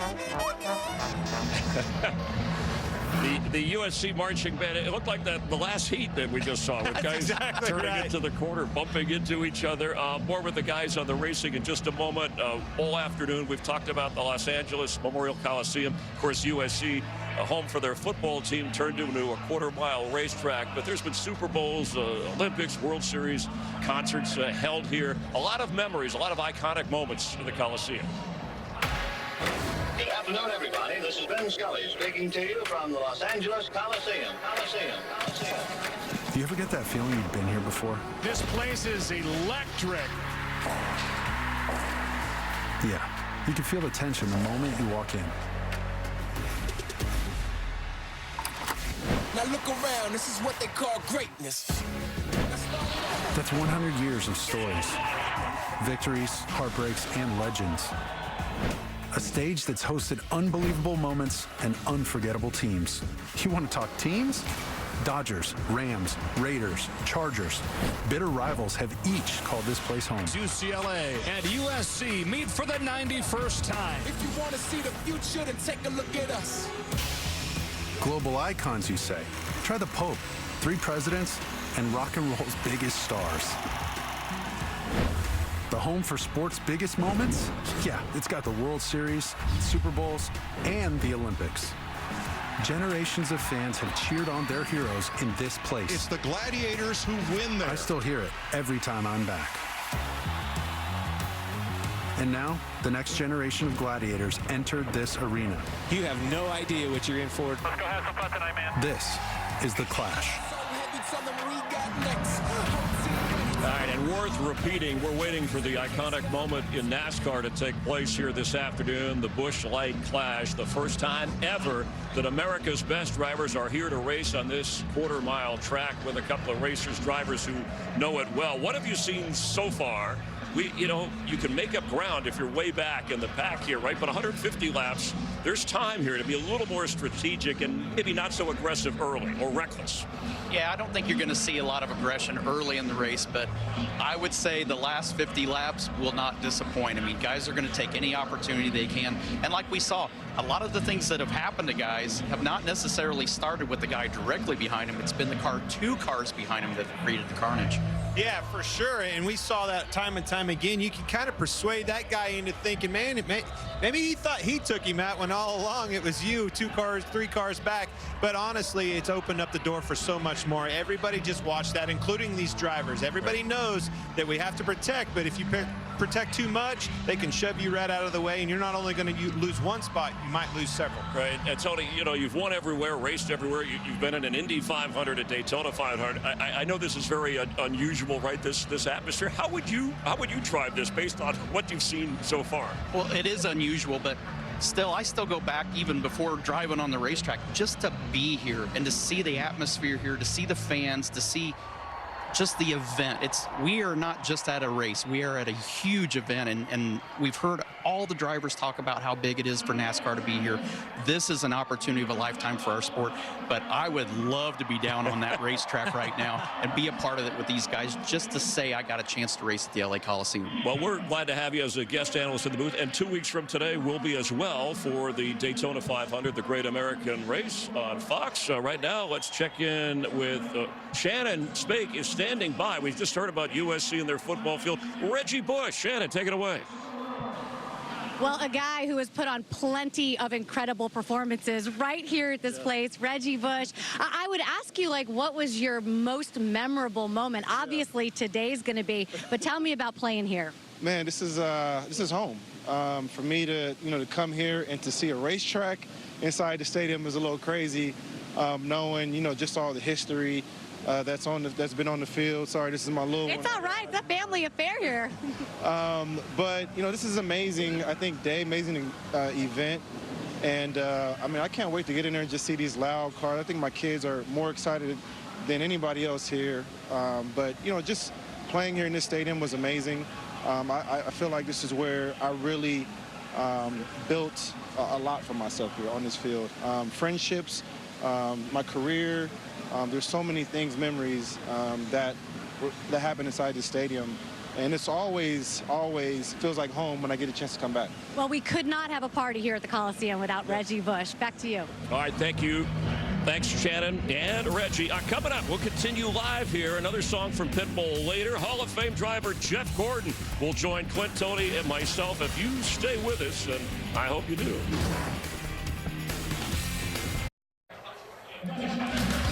NASCAR on Fox, and we're live from LA. Thanks for being with us on race day. Tony Stewart, the Hall of Famer, our guest analyst in the booth, and on the pre-race with Clint Boyer, Chris Squires, and you. And look, a familiar face who had that job. Hey, I'm not supposed to be here. I know, right? You're not getting paid for this, by the way. I just want you to know. By the way, how is Mike Joy doing? That's what I want to know. Barely surviving with these two. I think he's catching his breath.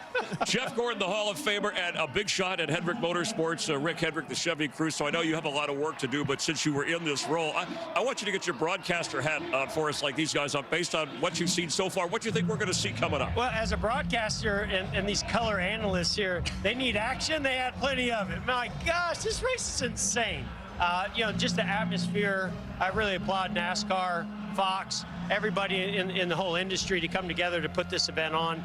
And that was just all the qualifying races. Wait till the real money and the trophies on the line. So you showed up with 4 horses in the race. You're down to 3, but what are your chances with those 3? Yeah, I think they're pretty good. I mean, Kyle looked really strong. Joey looked really strong. But I thought Kyle Larson, I was talking about Kyle Busch, who won that first heat. But Kyle Larson, I thought, was really starting to learn some things and make some speed.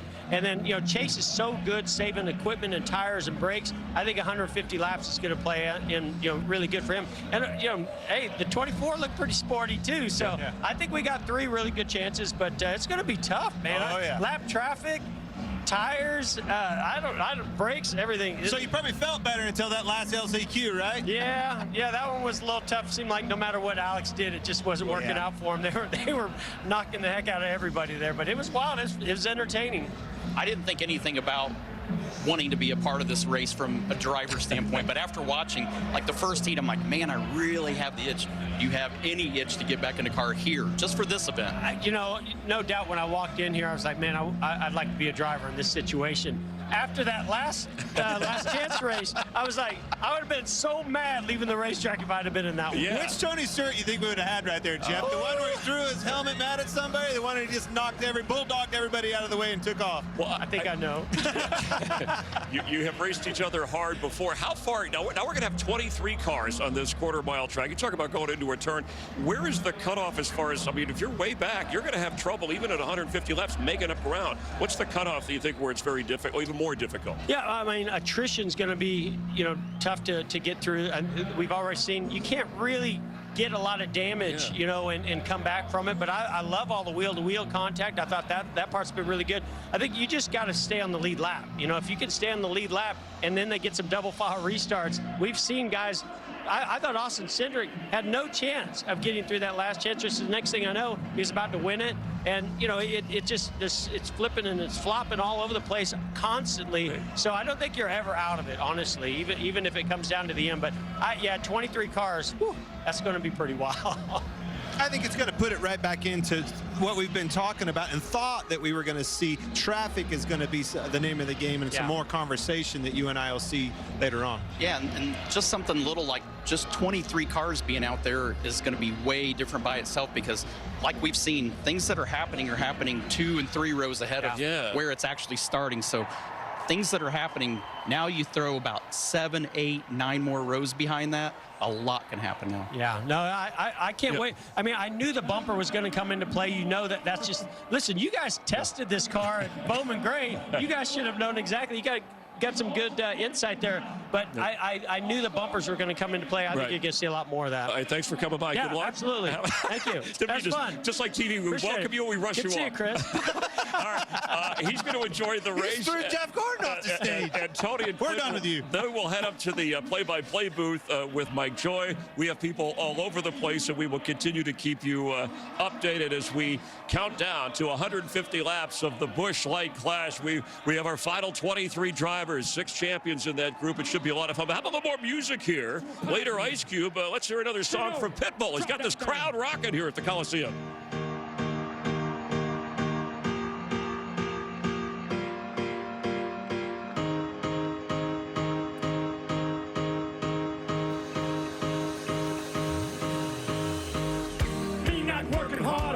Yeah, right, picture that with a Kodak. Or better yet, go to Times Square, take a picture of me with a Kodak.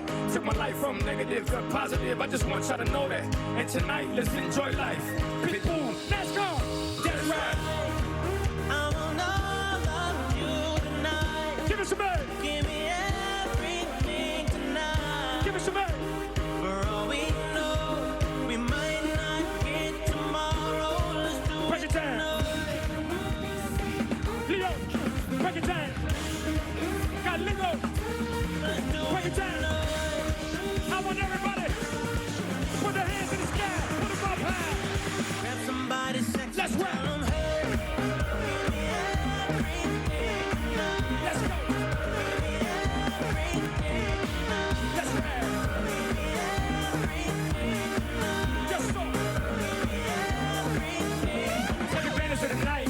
Cause tomorrow off to Dubai to perform for a princess. But tonight, I can make it my queen and make love to you endless. It's insane the way the name growing, money keep flowing. Hustlers moving silent, so I'm tiptoeing. So keep going, I got it locked up like Lindsay Lohan.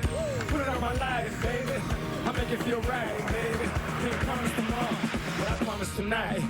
Nah, excuse me. And I might drink a little more than I should tonight.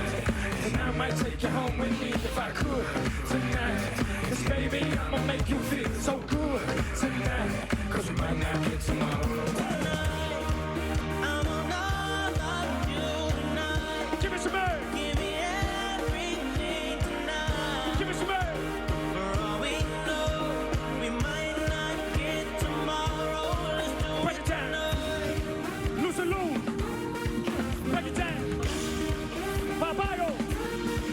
Break it down. Coffee. Break it down. Everybody. Somebody sexy. Let's go. Let's go. Let's go.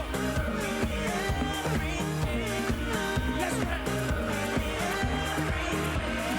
Reach for the stars. And if you don't grab them, you should fall on top of the world. Think about it. 'Cause if you slip, I'm gonna fall on top of your girl. When I'm involved with the sleeping in the mazes, baby, and it ain't no secret. My family's from Cuba, but I'm an American. I don't get money like secrets. Put it on my life, baby. I make it feel right, baby. Can't promise tomorrow, but I promise tonight. Excuse me. And I might drink a little more than I should tonight. And I might take you home with me if I could tonight. 'Cause baby, I'ma make you feel so good tonight. 'Cause we might not get tomorrow.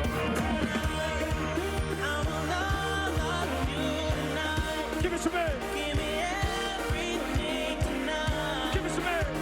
For all we know, we might not get tomorrow. Coliseum, break it down. NASCAR, break it down. Now, if you're ready to take your life from a negative to a positive, reach for the stars. Grab somebody sexy, let's tell them.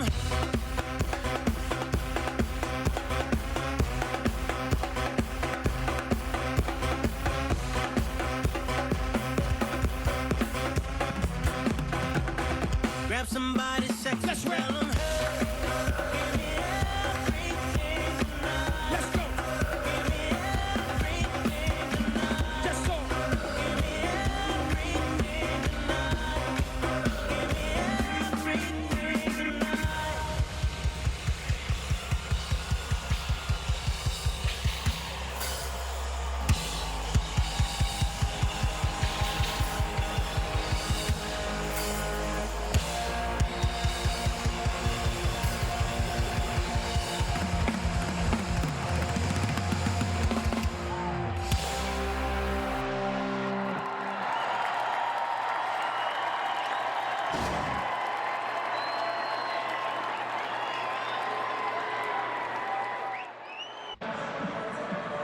For all the heat race results, head to NASCAR.com/advancing to see which drivers are advancing to the Clash and which fell short. Sponsored by Advance Auto Parts. And you still have a chance to win $10,000 of clinch cash by playing Fox Bet Super 6. Just scan the QR code now and enter your picks for today's race, and you could win big. Download the Fox Bet Super 6 app and play along for free throughout the entire NASCAR season.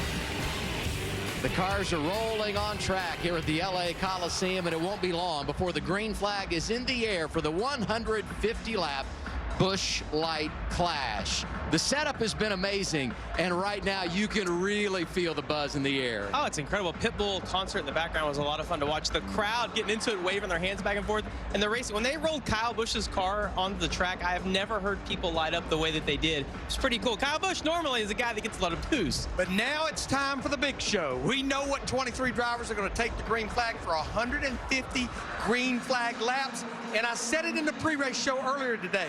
Running second, a solid finish does you no good. The only thing these 23 drivers and teams are here for is to take that trophy. I looked it up. Aggressive, ready, or likely to attack. they will attack, especially in the closing laps of this race. Earlier today in the heat races in the last chance qualifier, if drivers weren't behind the wheel, they were watching and learning. From your perspective, what did you take away, Jamie? Well, Joey Logano came up here and sat with us, and it was pretty fun to watch him kind of do the ooh when everyone would dive bomb into the corners. And we were talking about it. You either have to pass and be aggressive, or you get run over as it gets down to the end of this. The inside of the track where the rumble strips are, that's fair game. And we see guys able to make the pass, and just the aggressiveness is actually a little bit over the top towards the end of that. In NASCAR, what an amazing job they did with this quarter-mile racetrack. It is a racy little racetrack. Yeah, they're being aggressive, but you can actually pass. I mean, there's a couple of grooves out there, but I think we're going to see an amazing 150-lap Busch Light clash. One of the fan favorites in the main is Bubba Wallace. He's with Regan Smith. Well, Bubba Wallace was in the main event. He was out of the main event. He was in the main event, out of it again. Bubba, that was like a prize fight out there. Have you ever had to scrap that hard just to get into the race? Oh, yeah. Ask Hemrick and Tyler Green and all of us that ran legend cars together. We walked out of there fighting. That's exactly what it felt like. You know, that last restart, I knew it was going to be wild, so I just chose to take the top and just kind of hold the wheel straight if anything happened. And things kind of parted for us in the right way. And I don't know if we had a tire going down or something, but our car, when we were leading to when the first caution came out, it went to a last place car. So got to figure out what happened. But we've just been a little bit off with our DoorDash Toyota Camry TRD. But man, that brought me back to some roots back in 2006 in the legend car stuff. So something these big boys probably ain't never been part of. Walking out of their fight. I got a feeling we might see that later on today too, based on what we just saw. If you're in a big event and you're driving for Michael Jordan, you're expected to perform.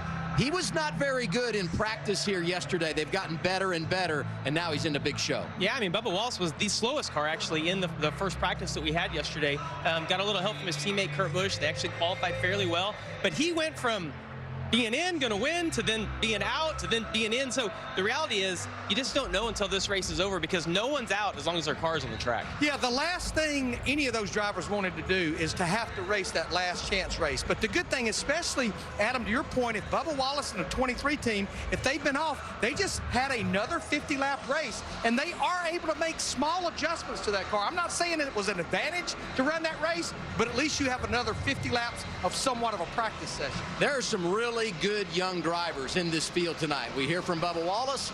Now let's check in with Harrison Burton. First, though, how he got in when Ty Dillon was disqualified. Yeah, we talked about this a little bit ago. Ty Dillon jumped the restart. You see the restart zone right there. Went a little bit early. Harrison Burton actually ends up fourth in this race. It looks like he's out. Takes a shot at Bubba Wallace the last lap in turn 3. Was not able quite to get there, but he's going to be in the race now, so it's good for that young man. A rookie driving for the Wood brothers, and he's going to the big show. Jamie Little.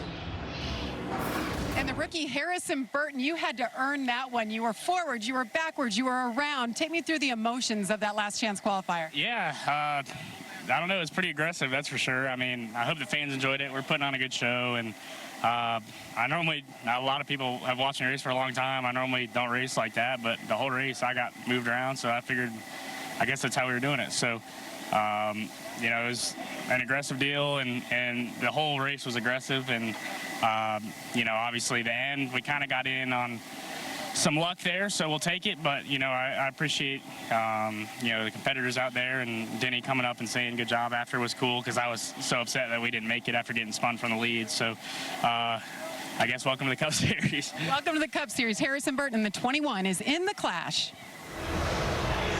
What a way to start your rookie campaign. And I get the feeling, no matter what happens in the 150 laps coming up, he's a winner right now. Well, the thing about Harrison Burton is he's a gentleman racer, and he's been that way in the trucks and the Xfinity series. Just like his dad. He's not this super aggressive driver, but he's going to have to be today. And the other thing, he's a rookie, so you're trying not to make people mad.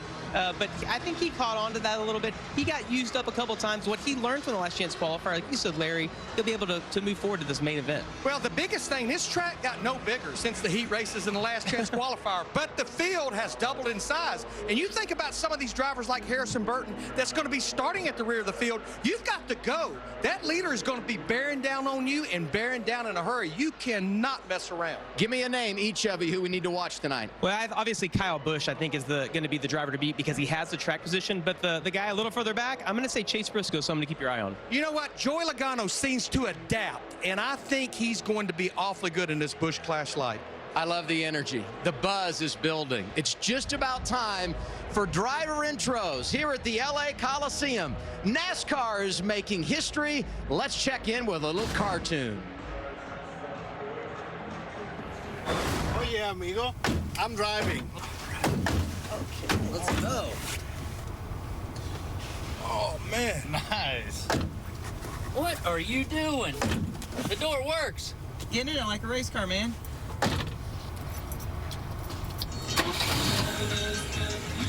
This your jam? I can roll with this. Oh, you got it. You got it.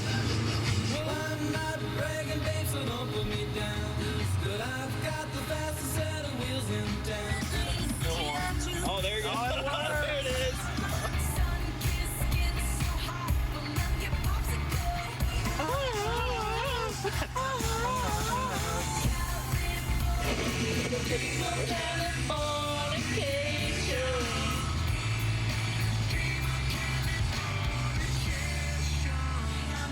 Feel it? Can I feel it? Can I feel it?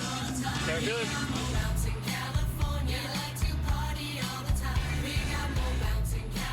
Come on, all together now.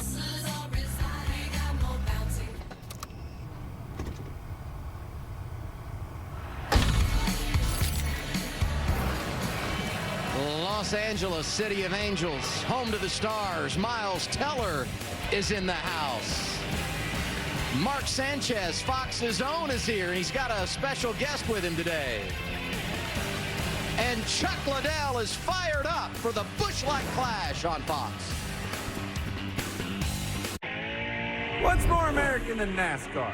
Free money, that's what. Fox Bet Super 6 app is giving away my money. Yep, my money. And all you got to do is pick 6 race outcomes every week. It's free, it's fun, and you get the chance to win my cash. Download the free Fox Bet Super 6 app and pick 6 race outcomes for a chance to win my money. You already know this is the best season of NASCAR ever. Well, now it just got even better. Chris Myers and crew back with you. It's NASCAR on Fox Race Day, and thanks for staying with us all afternoon. We're closing in on the Busch Light Clash. 150 laps, 23 of America's best drivers, and there's a look from the young to the old, from champions to first-timers trying to make a name for themselves. Beautiful weather here in Southern California, starting to cool off just a little bit, more than 50,000. A large percentage of those in attendance have never seen a NASCAR race before, a first-time experience. And for those watching, well, we've never seen anything like this before at the LA Coliseum.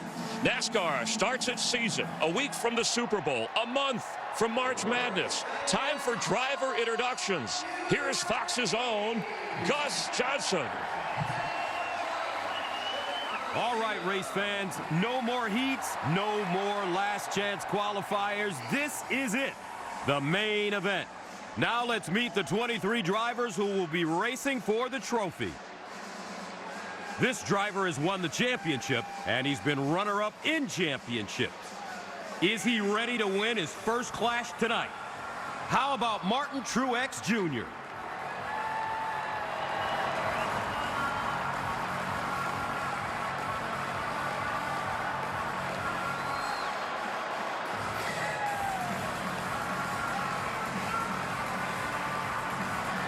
His dad, Jeff, and his uncle, Ward, won a combined 26 times in the Cup Series.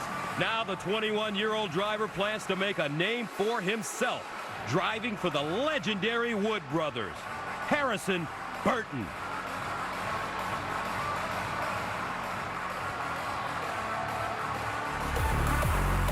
On the comeback trail last season, fans loved the Dinger for his wins in both the Xfinity and Cup Series.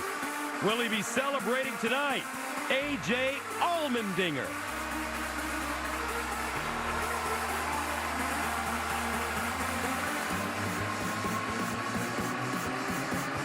He was the first driver to race for owner Michael Jordan's team. Last year, he won at Talladega. It was the second win ever by an African-American driver in the Cup Series. But you can call him Bubba. Bubba Wallace.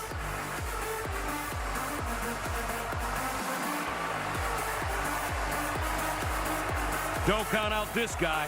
the 2014 champ and a 3-time Clash winner, the Bakersfield Basher. Clap your hands for Mr. Kevin Harvick.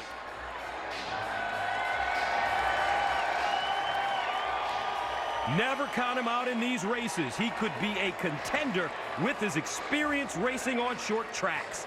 Ryan Preece.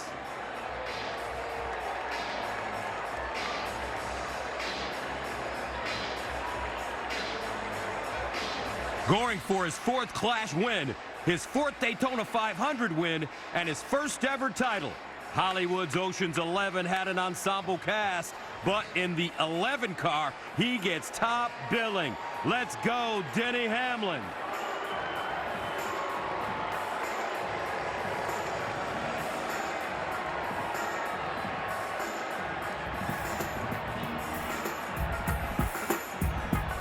He was in one of only 6 cars that finished the 2020 Clash. It was the winning one and the only one in victory lane. From the great state of Michigan, here's Eric Jones.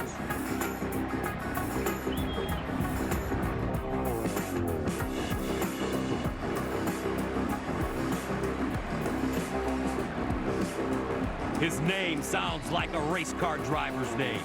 NASCAR's most popular driver the past 4 seasons, the 2020 champ is a favorite to win it all this year.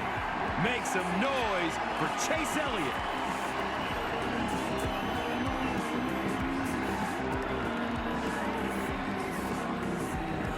Hailing from Ladera Ranch, located about an hour south of this LA Coliseum, winning would be great home cooking for the driver of the 41 car, Cole Custer.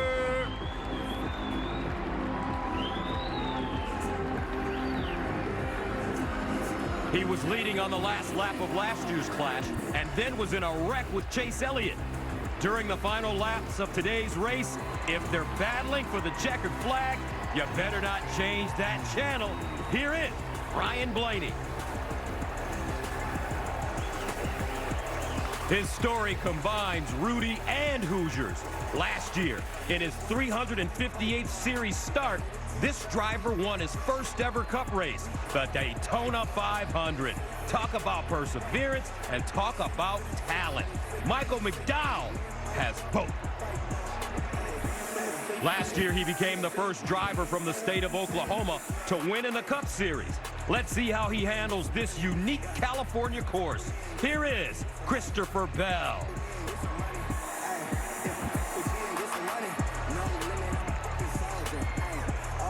And now, the top 10. The driver of the 3-car made famous by the legendary Dale Earnhardt. He won the Daytona 500, and he said 2022 is going to be a great year. I don't doubt him. Here is Austin Dillon.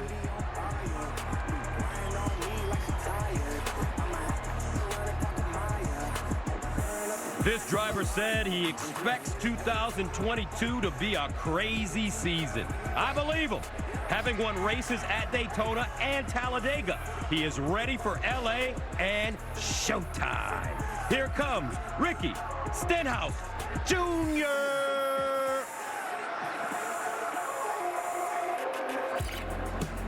The winner of 10 races last year in his first Cup championship. He has never won the Busch Light Clash, and victory here would be the perfect way to defend his crown. Here's Kyle Larson.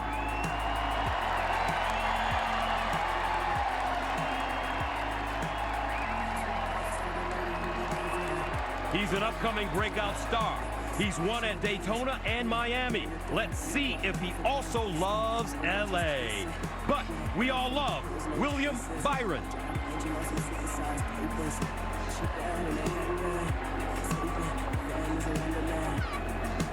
This driver has Fox broadcaster Tony Stewart as part owner of his team and Fox broadcaster Clint Boyer as former driver of the 14 car.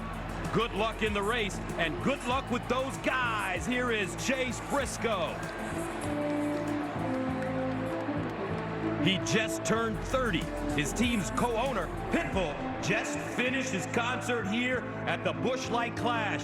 That's an impressive opening act. Now he hopes to create his own headlines in victory lane. Here is Daniel Suarez.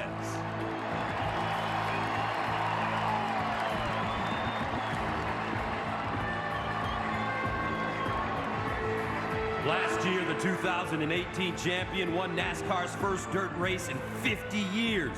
It was held at the Bristol Motor Speedway. That track's been called a Coliseum. Well, he's determined to win in this Coliseum. Here comes the kid, Joey Logano.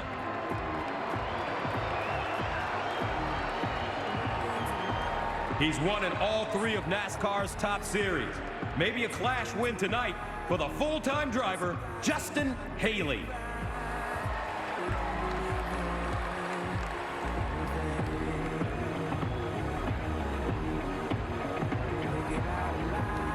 Starting on the front row, listed at 5'5" and 130 pounds. The California kid made the playoffs for the first time in 2021. He wants more than a participation trophy this year. Going for it all, here is Tyler Reddick.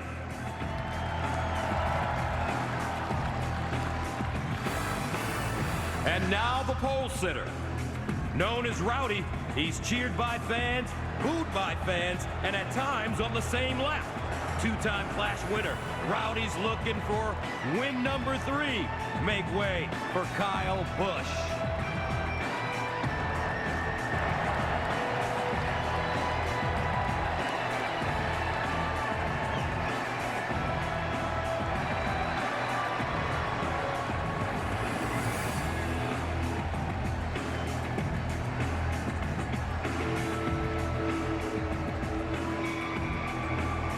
From the Coliseum, love the fan reaction. Kyle Busch and his Toyota Camry. There are 5 of those in the race. We have 8 Ford Mustangs, 10 Chevy Camaros, and all of you watching as we continue live on Fox.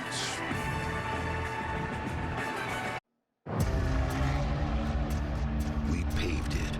They went about as big as they could go. Painted it. There is plenty of unknowns. Broke new ground. I'm looking forward to the challenge. Now, there's only one thing left to do. You want to be, the first guy to win. For the very first time, Glitz and Glamour collides with stock car savvy in the can't-miss racing event of the year. Critics are raving about NASCAR's newest destination. From a venue that brought you the Super Bowl and the Olympic Games. It's the Clash, coming to a Coliseum near you.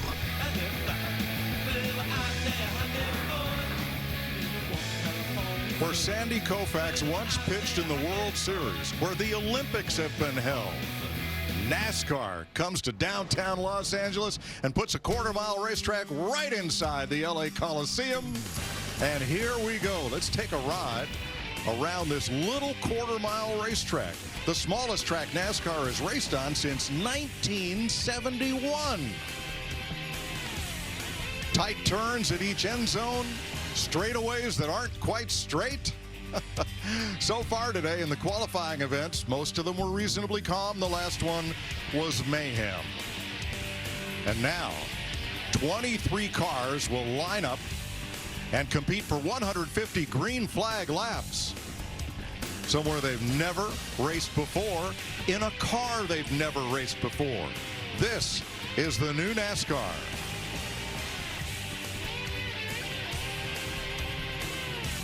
So welcome to the Busch Light Clash at the Coliseum on Fox. Mike Joy with Hall of Famer Tony Stewart, my regular partner Clint Boyer, and Kyle Busch was here earlier, but he had to leave. Blake Shelton, the door was open. Blake Shelton walked in. Welcome. Glad to have you with us. I can't believe this. This is unbelievable. We can't believe it either. You saw that last chance qualifier. What'd you think?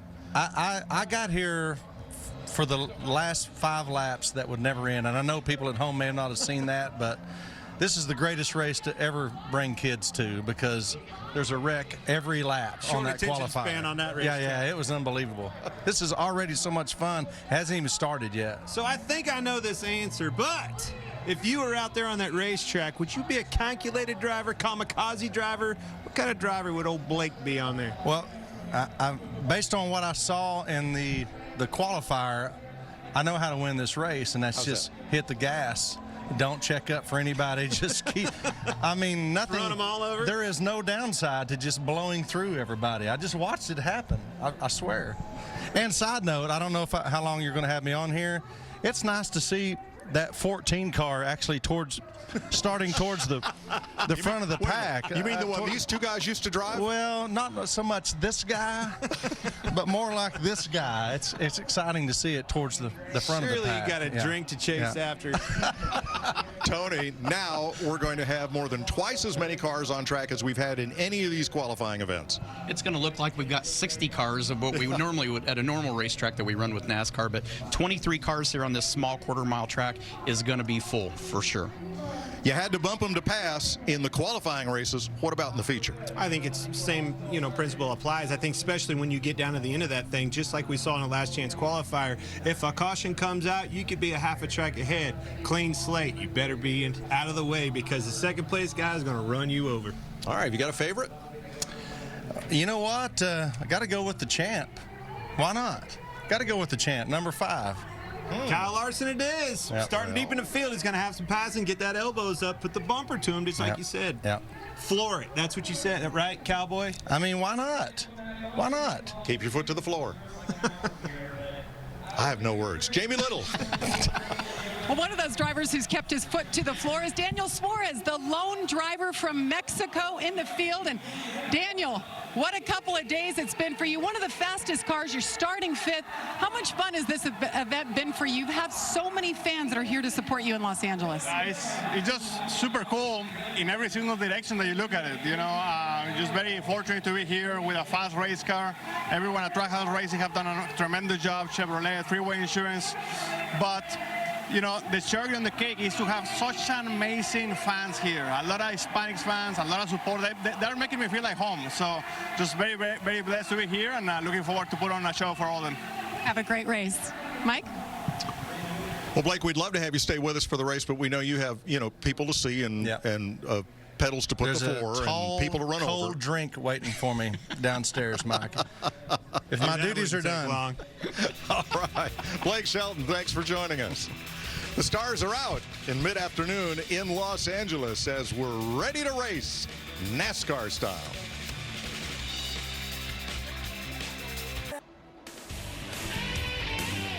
It's a beautiful day in downtown Los Angeles as NASCAR's best have gathered for the preseason exhibition Busch Light Clash at the Coliseum.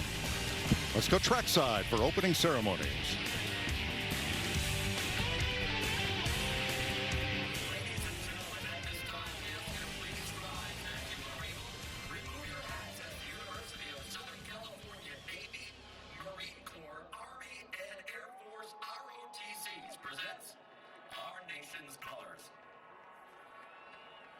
Offering today's invocation, please welcome the lead pastor of Church Home, Judah Smith. Dear Heavenly Father, we thank you for this beautiful day in Los Angeles. It's a privilege to be here together. We thank you that you are a source of all life and strength, protection and provision. We ask on this day that you would protect each and every driver in this competition. And we thank you for your grace, your mercy, your forgiveness, and your eternal, everlasting love. We pray all this in the name of Jesus. Amen. Here to perform our national anthem, please welcome multi-platinum recording artist and global pop sensation, Allie Brooke. Oh, say, can you see by the dawn's early light what so proudly we hailed at the twilight's last gleaming, whose broad stripes and bright stars through the perilous fight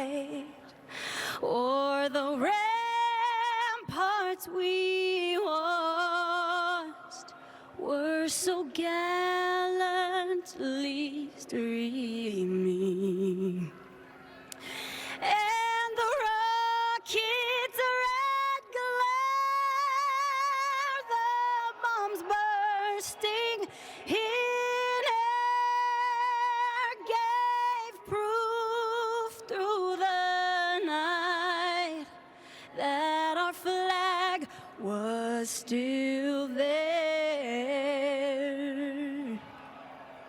Oh, say does that star-spangled banner yet wave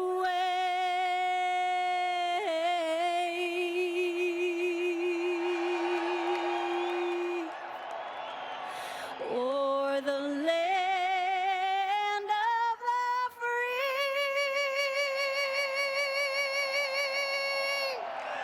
and the home of the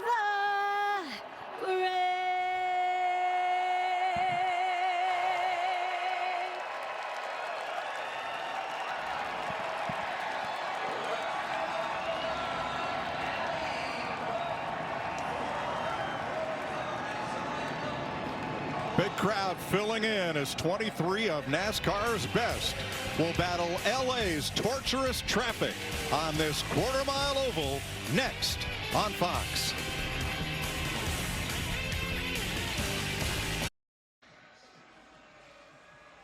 And now, let's meet our very special Grand Marshals for the Busch Light Clash.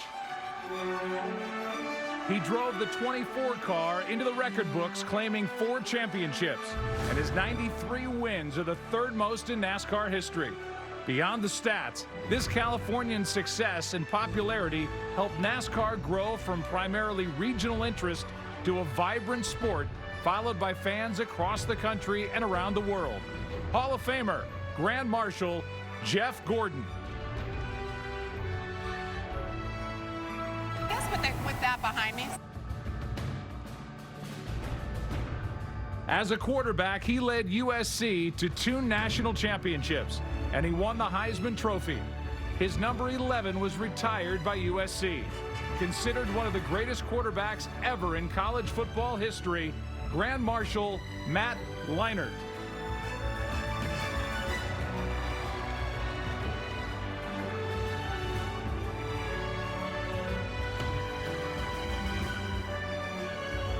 He was born without a right hand, but that did not deter him from an inspiring baseball career. Winner of an Olympic gold medal, and with the New York Yankees, he threw a no-hitter. Grand Marshal Jim Abbott.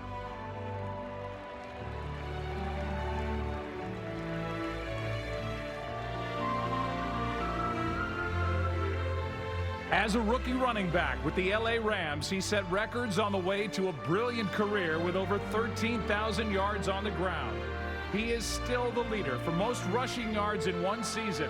Hall of Famer, Grand Marshal Eric Dickerson.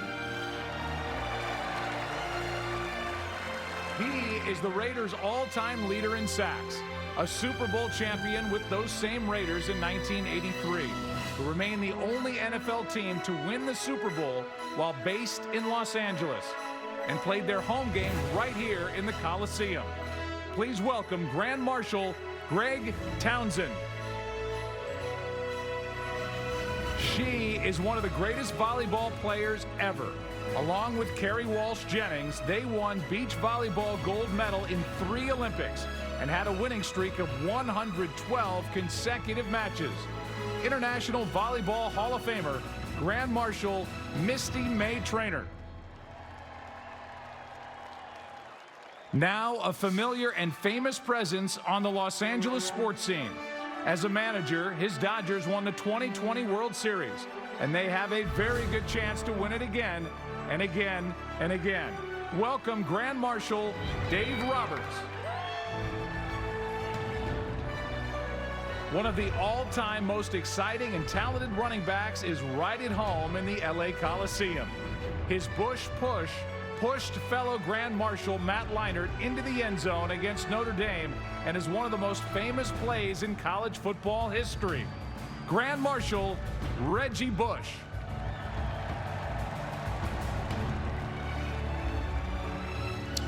Thank you, Joe Buck.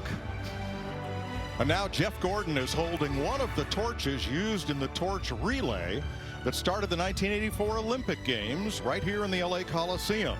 Thanks to the LA 84 Foundation for loaning it today. And now Jeff will ceremonially light the Coliseum's Olympic torch.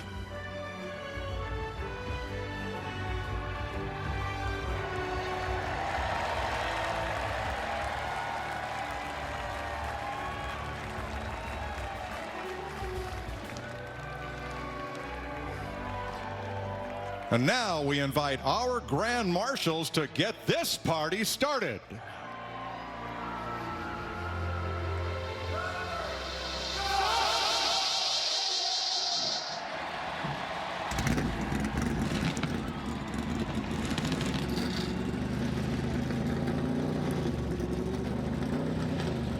We want to extend get well wishes to Grand Marshal Kareem Abdul-Jabbar, scheduled to be with us today, but feeling under the weather, so out of caution, not able to be here. Glad you're watching, and feel better, Kareem.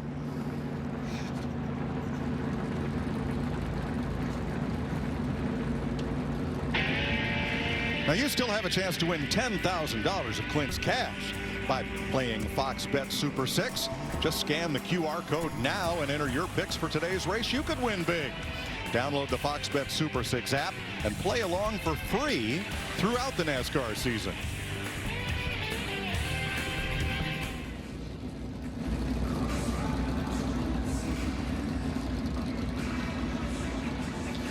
Let's see if we can get a hold of Kevin Harvick here. Hey, Kevin Harvick, it's Boyer and Stewart up in the booth. You got us? Yes, sir. All right, California boy. Did you ever think, clear back in 2001, you would be back here home in California racing at the LA Coliseum? I got to tell you, buddy, I've never really had that thought in my mind. I've raced right down the street at Orange Show Speedway in a quarter mile on a quarter-mile racetrack in a stadium. I've raced right outside the streets of LA here in a Southwest Tour car back in 1999, but never at this level. What an event. Just super excited to be a part of it. You got to thank Busch Light and NASCAR for everything that they've done. This is pretty spectacular. You've come a long way since practice yesterday. Your car is pretty good.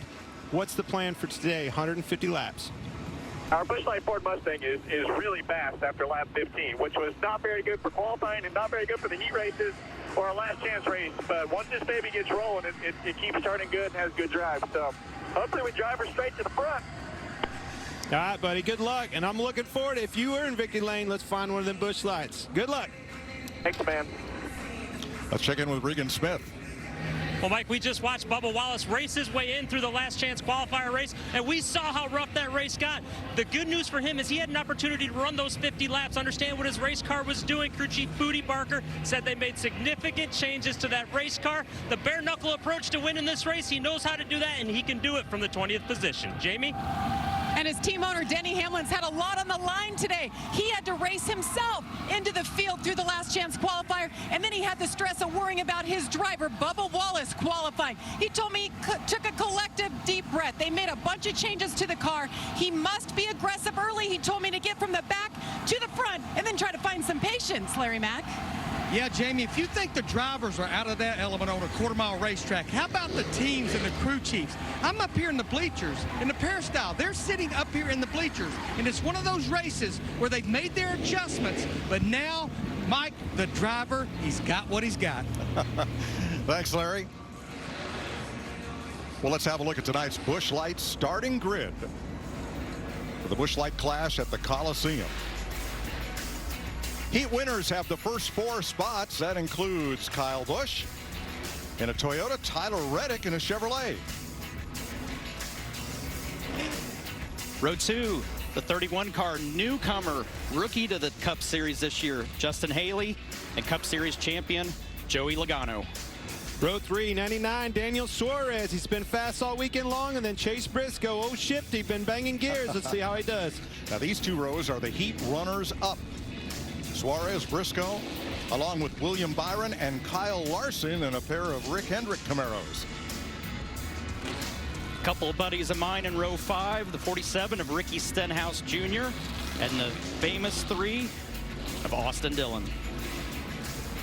Row 6, you got Christopher Bell in the 20 car and Michael McDowell, last year's Daytona 500 winner. Row number 7, Ryan Blaney for Roger Penske and Cole Custer in one of Smoke's cars. Row number 8, we've got the defending series champion, the number 9, Chase Elliott, along with the 43 of Mr. Eric Jones. And then row number 9, Denny Hamlin. Been pretty quiet this weekend, but always a threat to win and anytime he's on the racetrack. And then number 15, Ryan Preece, short track ace from the East. Row 10, there's Kevin Harvick, we spoke to a moment ago, along with Bubba Wallace, who had a tough LCQ to transfer in. Row 11, the Dinger, A.J. Allmendinger, and newcomer and rookie in the series, Harrison Burton. And there's only one. It was a provisional, and that man is Martin Truex Jr. Hey, can he get to the front? Time will tell. And we remind you, Ty Dillon took the checkered flag first in his last chance qualifier, but NASCAR penalized him to the rear for jumping the final restart. 23 drivers, 150 green flag laps. Now, at lap 75, we'll take a mid-race break. You'll hear Ice Cube perform. And then we'll run the final 75 laps for a total purse of nearly $2 million. Ooh, $2 million, Tony. What would you do? Pay the bills for all the tore up stuff I could have by the end of this race. All right, we're listening on Kyle Busch and company.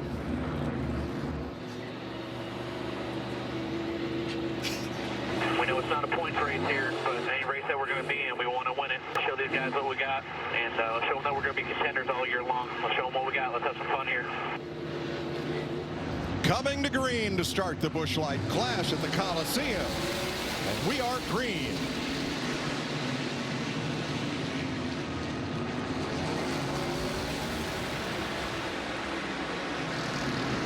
Boy, Reddick with a good drive off on the outside. No advantage there. Kyle Busch roughs him up just a little bit. They stack up at the back of the pack as Reddick tries to get the lead. Nothing there. Kyle Busch the leader. Reddick drops in. Then Haley, Logano, and Suarez. Byron to the inside on the 14. That battle for 6th place.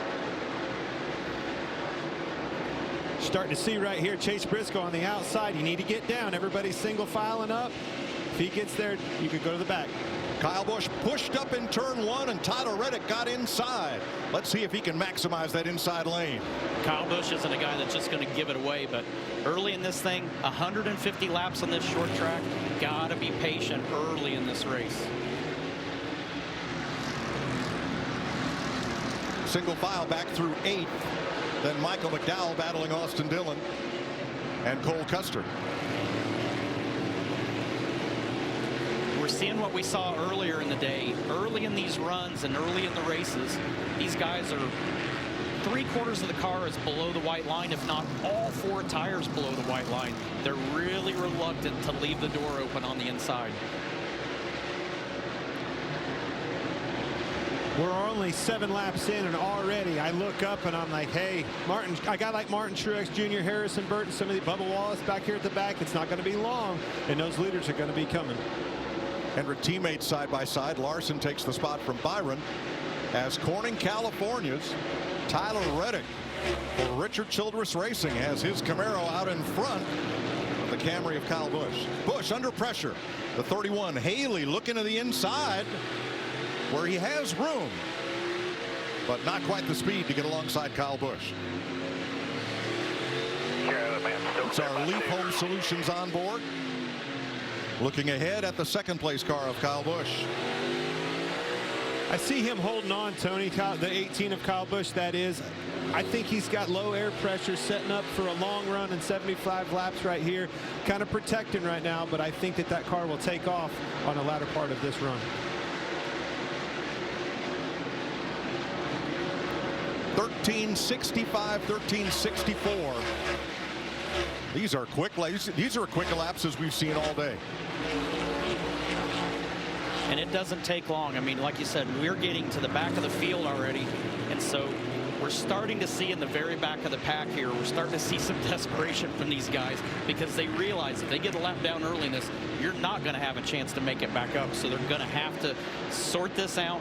They're trying to pick off anybody they can pick off and try to put as many guys in between themselves and the leaders as possible. And on the flip side of that, Tony, walk me through what Tyler Reddick is thinking right here. Obviously got a pretty good pad in the lead, but he's starting to catch that last car on the lead lap. How is he going to navigate around these guys to keep that separation between him and second place? Well, the first thing, with the gap that he has to Kyle Busch, it's not enough for me to feel comfortable. So what I'm doing as a driver, if I'm leading the race right now, I see the lap traffic.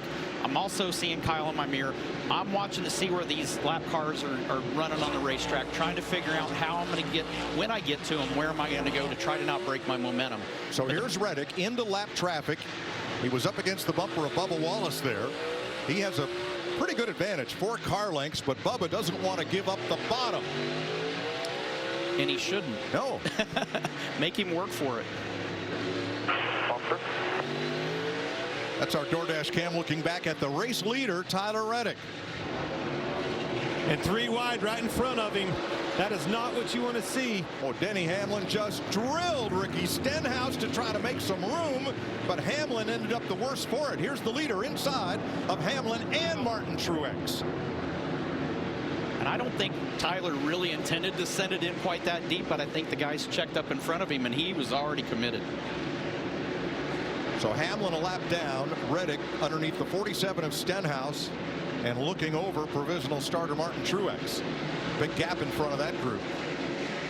Now Kyle Busch has to pick his way through as the second place car. There was that bump you saw.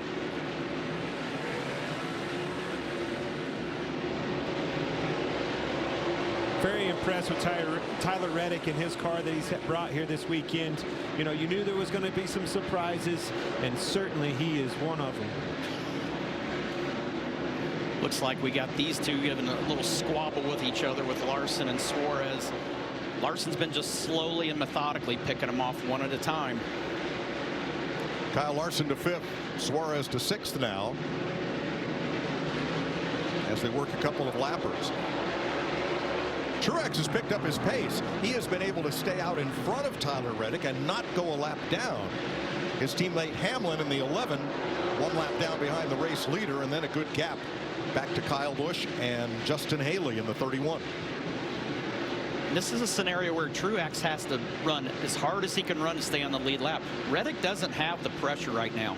He's got Denny Hamlin behind him, which Denny, if he can work his way and muscle his way back on the lead lap, he absolutely will do it. But he's got a gap to second place Kyle Busch. So he's got the ability to kind of just take care of his car.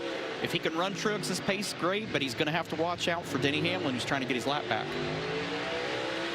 Reddick leaves room on the bottom. Hamlin is there. Denny Hamlin trying to get back on the lead lap, and that's going to bring second place Kyle Busch in the 18 right back up to Reddick. I think you're starting to see exactly what I said, Tony. I think those air pressures are starting to equalize. You see the 18 starting to come on. His pressures are getting better. Maybe the 8 car was too high, starting to fall off, losing grip a little bit. And the thing I like watching behind Kyle Busch, Justin Haley. This kid has been fast every time he has been on the racetrack this weekend, and he's just matching pace with Kyle Busch right now. After third place, pretty good gap back to Joey Logano in 4th, and a bigger gap back to Kyle Larson in 5th. So the top 3 under no pressure. There is not a bad seat in the house. We're sitting here watching both ends of this racetrack. Cars all over the place. These people are on their feet. Man, I love it. Awesome racetrack. 30 green flag laps complete. Tyler Reddick Chevrolet out front.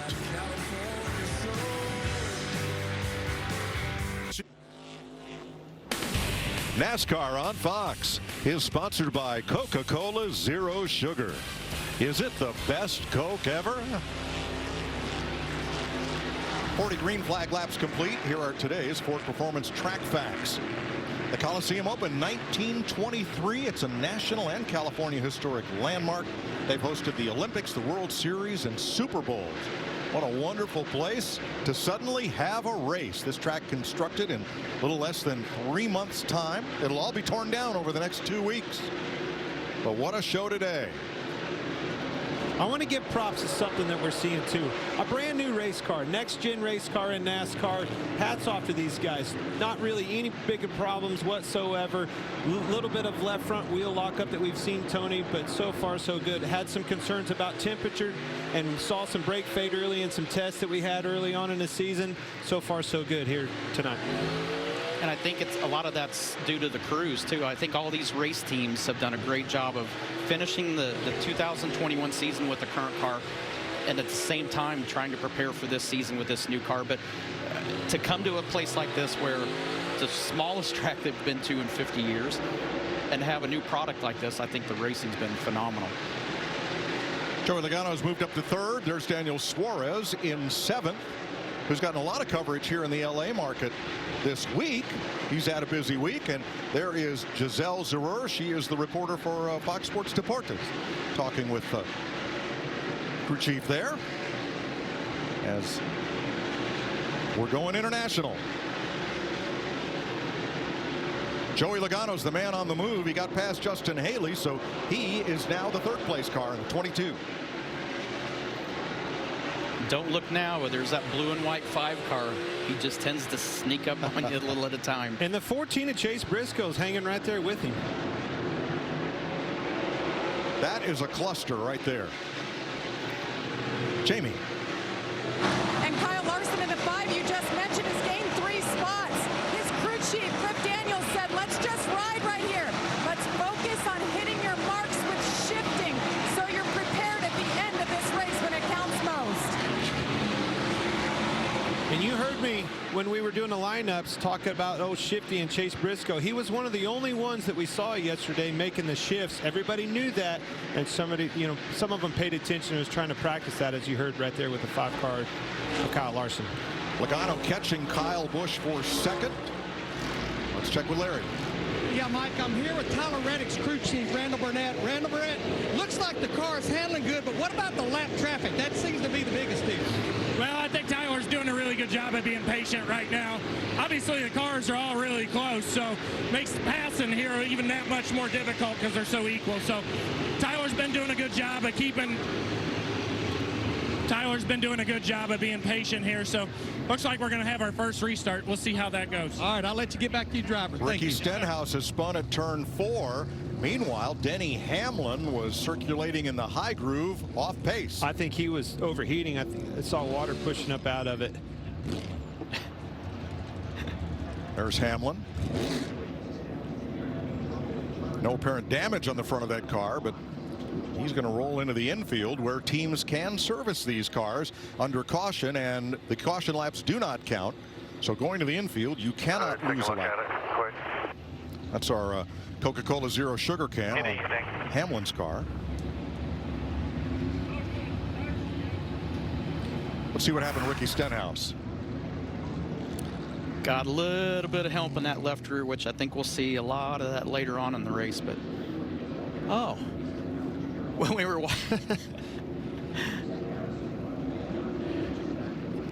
might have been oil. Something was coming out of that right front fender well. You can see. We were standing up here watching the 21 trying to turn around. Now we know why he was blocked. Exactly.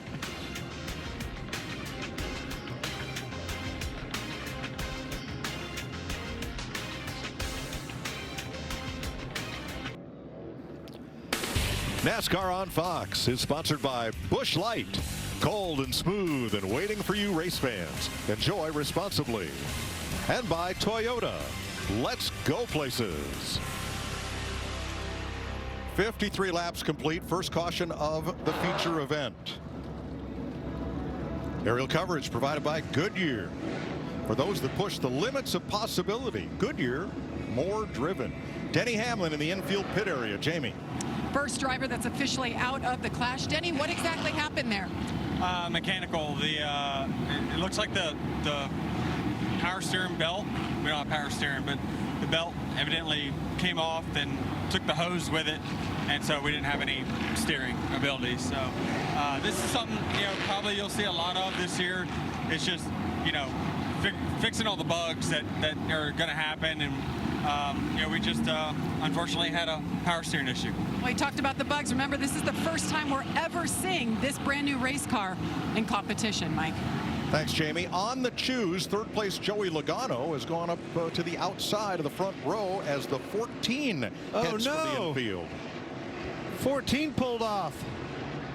Fourth place. Chase Briscoe, what happened? No dry thing here, but they didn't do nothing. It made all kinds of rattling noise when I hit the gas. Uh-oh. And I was really starting to get excited. He was making rolling. great progress. Had driven back by Kyle Larson. Blake jinxed him. Yes. I'm convinced. Something in the drive line. Well, we do know that he was one of the only cars that had been shifting all weekend long here. And now Tyler Reddick is down on the apron. Our race leader has come to a halt. What is happening? Regan? Mike, the 8 car Tyler Reddick just pulled down to the inside of the racetrack, believes he broke the transaxle on that race car. That's what makes the car drive forward, basically. Same exact thing that the 14 just radioed. On these new cars, the transmission has been moved back and is now part of the rear axle assembly, so it's a transaxle. A drive shaft and a torque tube takes power from the engine to the back of the car for more even weight distribution. But this is all new technology to NASCAR for 2022. We run a gear cooler on these cars, and everybody was a little bit concerned on if that cooler was big enough, making some adjustments going into the race today from yesterday's practice session. So I'm wondering if that's a temperature related thing, much like Denny Hamlin's steering issues. Rack and pinion steering, by the way, now on these new cars. And I don't think this is something that you'll see everywhere. This is extreme circumstances where here at the Coliseum with a quarter-mile track, you don't have the airspeed to go through these coolers and radiators like we normally would at a much larger racetrack that has much more volume of air and velocity of air to cool everything down. So these scenarios may not happen everywhere. And the 53 laps we just ran were the longest single run of the entire weekend. Exactly. So Kyle Busch's Toyota with Joey Logano's Ford come out of turn 4 and they approach the Geico restart zone.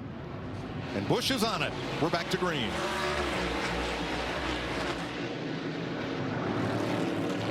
Kyle Busch is going to try and give the field the goodbye look right here. Joey Logano did a great job. There was a very, very small hole for him to get in down that back stretch ahead of Kyle Larson. Took advantage of it. Now it's Justin Haley in the 31 that's caught on the outside, as Kyle Larson has moved up to third. Now Haley gets down. Daniel Suarez on the outside now against the 43 of Eric Jones.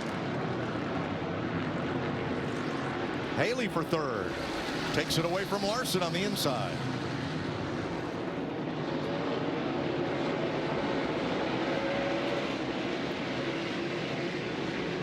Suarez and Austin Dillon, the 99 and the 3. They're the two cars working the outside, but not gaining any ground.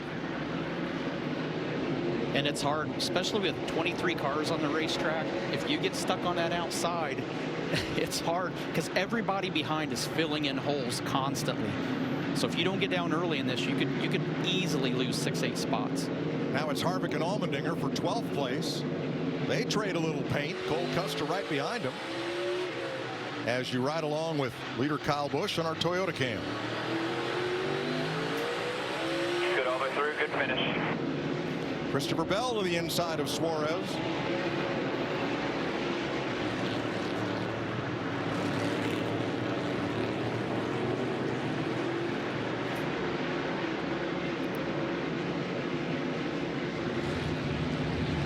Denny Hamlin and Tyler Reddick talk things over. The first two retirees along with Chase Briscoe. Heartbreaker for Tyler Reddick. He really had a car capable of winning this race, and he was proving it.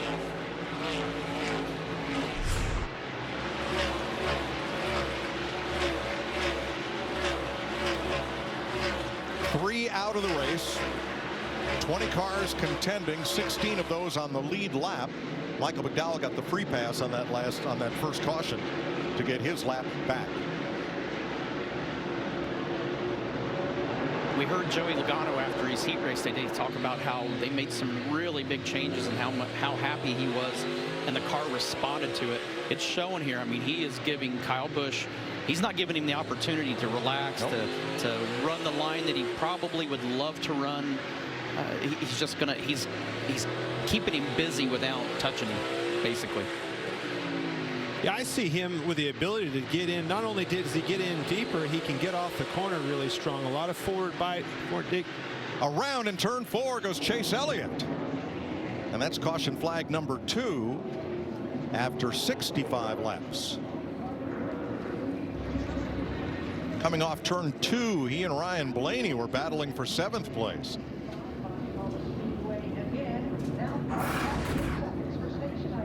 Blaney in the 12.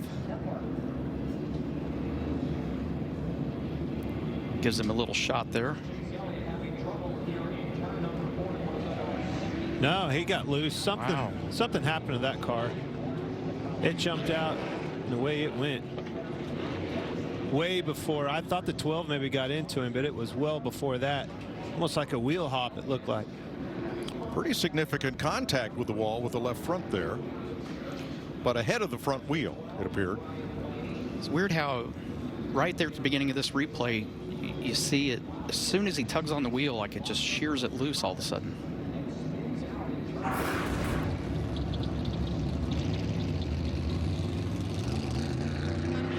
So Chase Elliott continues. Let's get out of the infield and Jamie. And Tyler Reddick was the man to beat. A man on a mission, led 51 laps, and then an issue from the lead. What happened there?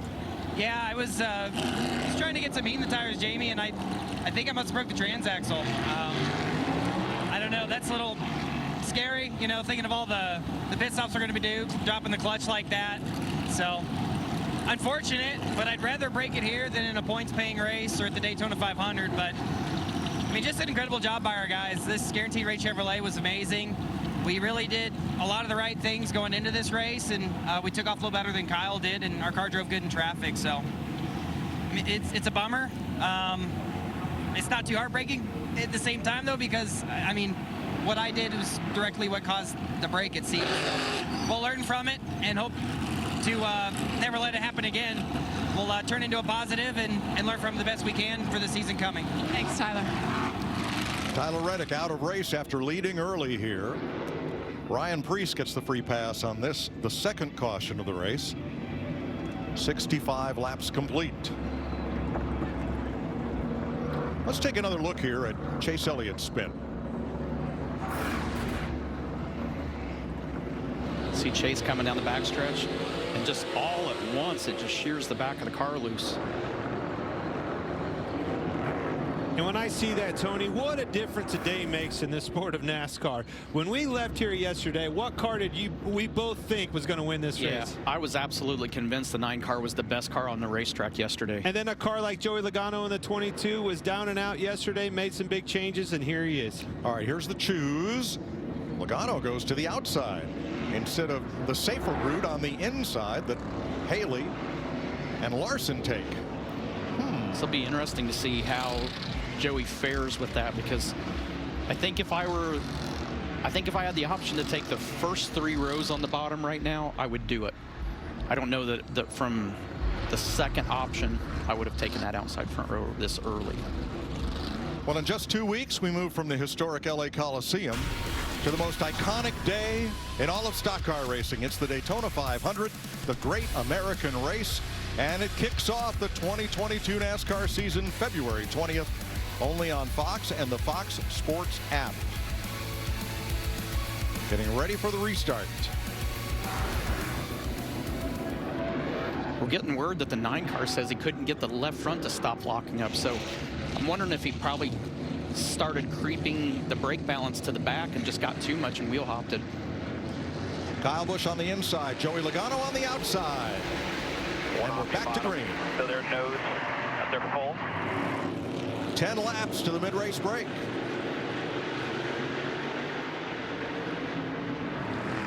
That may have played a role in him choosing that outside. The fact that there's only 10 laps, and there you go, you see him get to the bottom.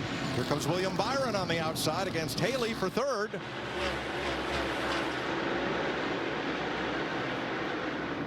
And I don't think any of us thought when we came out here that you would actually have a 2-wide racetrack, let alone we've seen 3-wide today, and just to be able to see guys on these restarts be able to hang on like they have, it's every bit as good as what we see at a place like Martinsville on the schedule. Front 5 single file. The race is for 6th. Ryan Blaney, Austin Dillon, the 12 and the 3. Big slip up right there for the 22 of Joey Logano.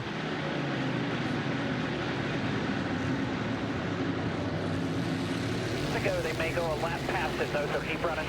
Good bike shoe. Cole Custer loose out of turn 2. Pulls it back in. Battles his teammate, Kevin Harvick. And the thing, if you're these guys right now, knowing we're going to have a halfway break, I would want to know exactly what my car is doing. I wouldn't hold anything back. I'd run as hard as I can right now so I can give that crew chief information during the break of what adjustments I need to be good for these last 75 laps coming up.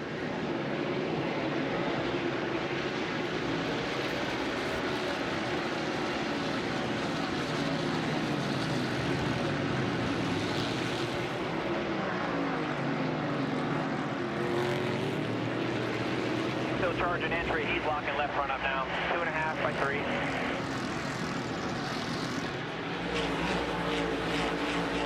Still 2. He's running him down, Tony. I really see the fact that we said it earlier. Joey Logano could just get in the corner a lot farther, carry a lot more momentum, roll in the middle still, and leaving really low. That's dangerous if you're Kyle Busch. I think the key to that is exactly what you said. The center of the corner is the key point of this.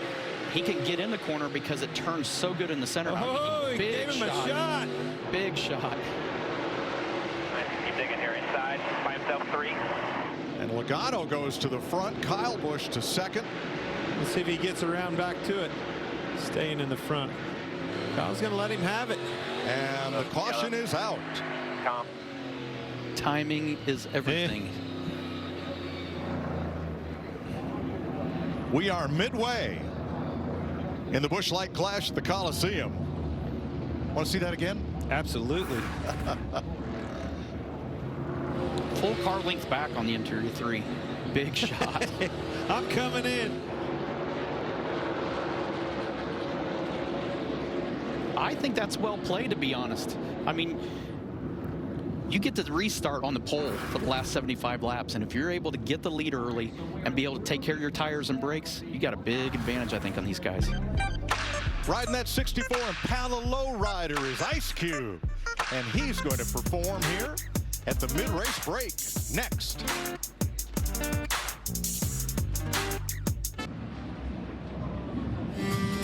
And we've reached the halfway point of the Busch Light Clash from the historic Busch Light Clash. First time ever racing here at the famed Los Angeles Memorial Coliseum.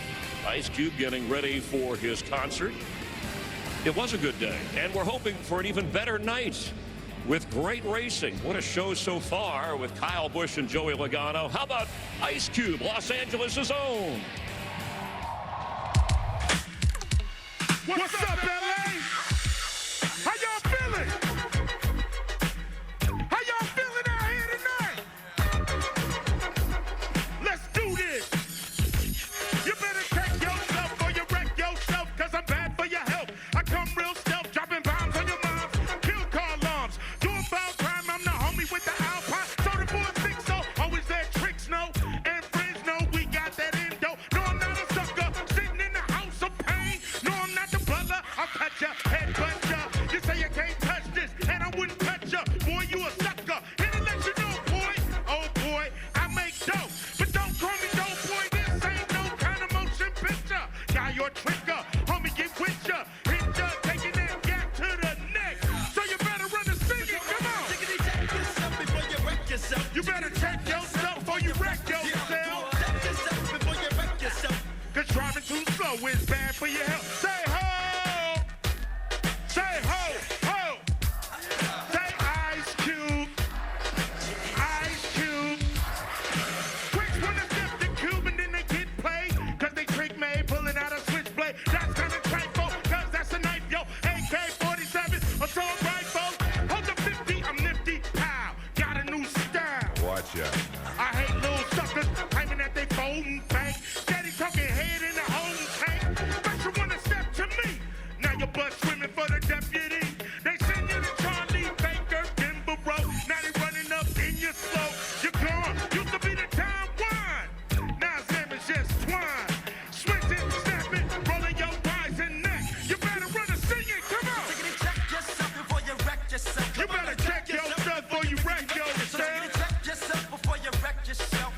driving too slow is bad for your health, yeah. Come on, y'all. We gon' rock this. Yeah. You know it ain't no stopping all the dogs I'm dropping. It's Sunday night, so everything is popping. I got 10 to spin on the head, so let the games begin. Yakety yak, don't talk back, go it's on. Calling up Earl on the car phone. Dub C just got out of court, rolling through the hood in the super sport. Bumping too short, 18's got the rear view mirrors vibrate. Deep dish tapes, you know how we do it. Ain't nothing to it but the flaws. Overcrowd, Harrison Rock, cause if you mess with ours, we leave scars. Out of T-Ride cars, living like stars. Might hit the highway on the Coliseum run, fool, cause it's Sunday. Oh yeah, throw your neighborhood in the air. Throw it up. If you don't care. Everybody throw it up. Yeah, throw your neighborhood in the air. Everybody. If you don't care. Standing outside on a Sunday, living on the edge. Cause we all got them hard heads. It seems like we all awake for the drive-by. Playing tag was safe, but we chillin'. Yeah, we ready and willing. You hear about the latest West Side dealing, 40 sipping, set tripping, bow dipping, pistol gripping, never slipping. BG's trying to hang out, but OG saying take your little butt in the house. My big homie just got out, used to be down, now he's just cracked out. He was about as hard as Darth Vader in his sweatshirt, khakis and Chuck Taylors. Just seen him in the driveway, getting beat like a smoker, fool, cause it's Sunday. Oh yeah, throw your neighborhood in Everybody the air. throw it up. If you don't care. Everybody throw your hands up. Throw your neighborhood in the air. If you don't care. Now since we on the West Coast, you know I got to smooth this out a little bit. We gonna come with one of these West Coast classics. You know how we do it. Yeah, baby. Ooh. Ooh. Ooh. You know how we do it. West side. Hitting on the west side. It's bumping on the west side. You know that.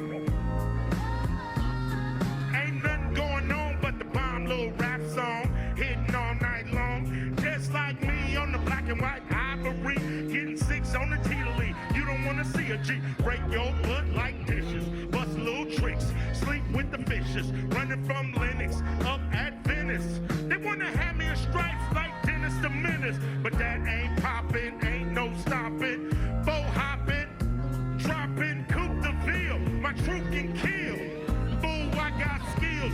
So back on up, boy, check that chin. Down his hair, and I'm full off here. You get no love, and I thought you knew it.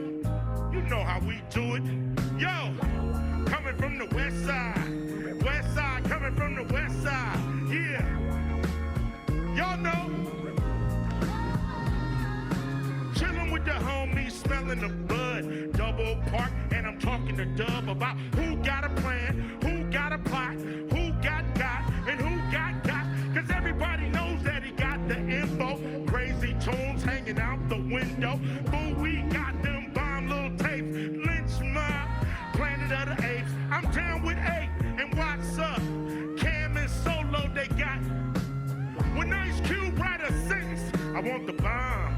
Just like George Clinton, SKP is down to catch a body, put on knee deep, and we'll turn out your party. You get no love, and I thought you knew it. You know how we do it. Coming from the west side, coming from the west side. Yeah, how y'all feeling out there tonight? Can I do one more before we get back to this race?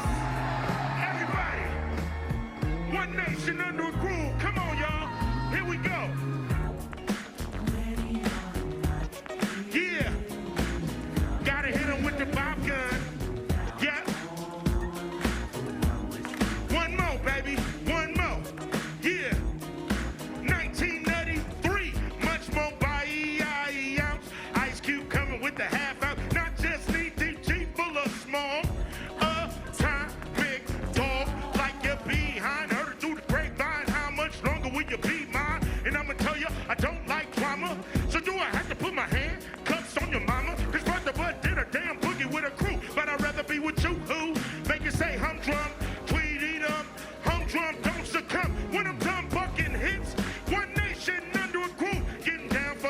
of it. Tear the roof off this mother like we did last night, son. And hit you with the pop gun. Everybody in the place. I need everybody in the place. If you having a good time, let me hear you say yeah. Say hell yeah. Say ain't no party like an LA party, cause an LA party don't stop. Come on. One more time. Say ain't no party like an LA party, cause an LA party don't stop.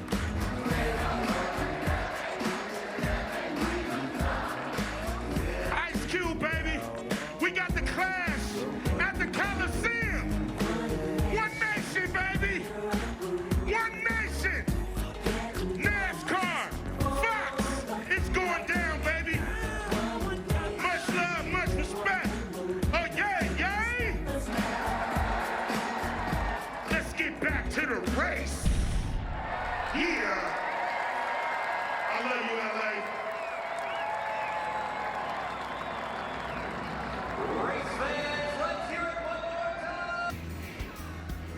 What a fun group of grand marshals for this event, celebrating many of the sports that have been played here at the LA Coliseum, as well as NASCAR, making its first ever appearance inside this stadium. Grand marshals, race dignitaries in this place where NASCAR is for the first time, but not brand new to auto racing. After World War II, they had 30 races here for midgets, which were popular at the time.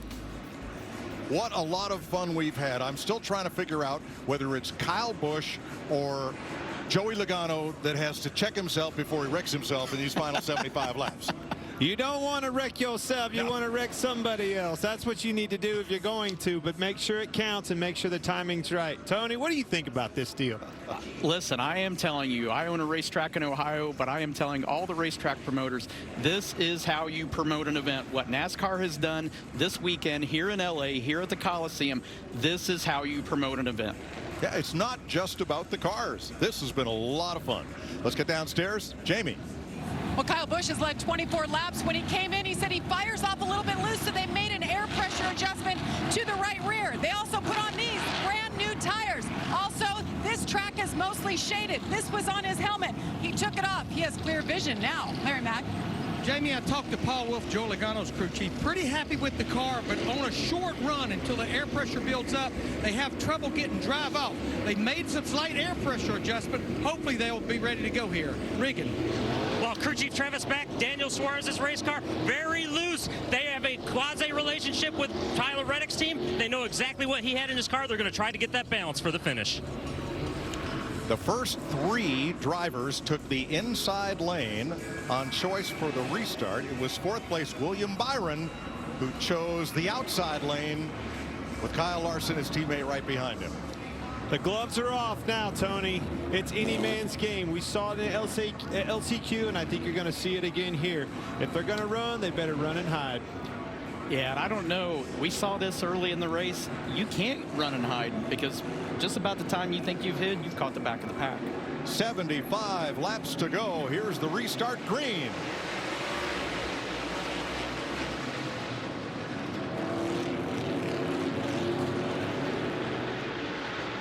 Back into the bottom, one off 24.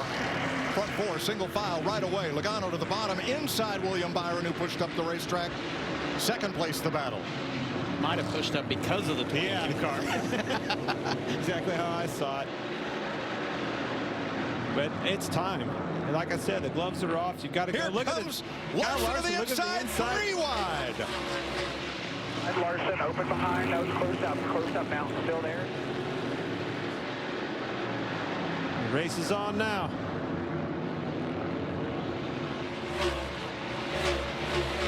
This has already started way different than the first half of this race. These guys are already leaning on each other, trying to get every ounce they can get right out of the gate.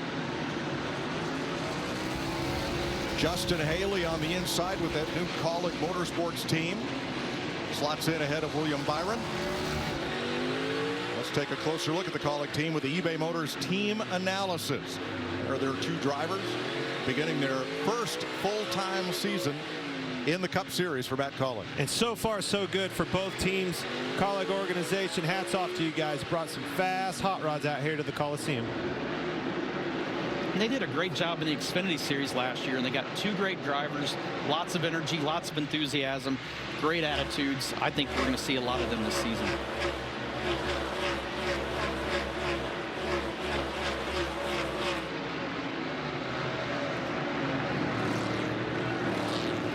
This is probably the last time you're going to have these guys be able to breathe. Okay, for Kyle Busch, Kyle Larson, even Joey Logano, take a minute here, get settled in, take care of your stuff, because you know sooner or later, it won't be long, we're going to be in lap traffic. Now, on the initial start of the race, it took the leader 15 laps to catch the tail end of the field. There are 4 less cars than there were then. Ryan Preece is also retired from the event, so 19 cars out there. And this is one of those tracks you don't get time to breathe. You don't get, well, you have to breathe obviously, but you can't take time during the lap to relax. You've got to sit there and be focused.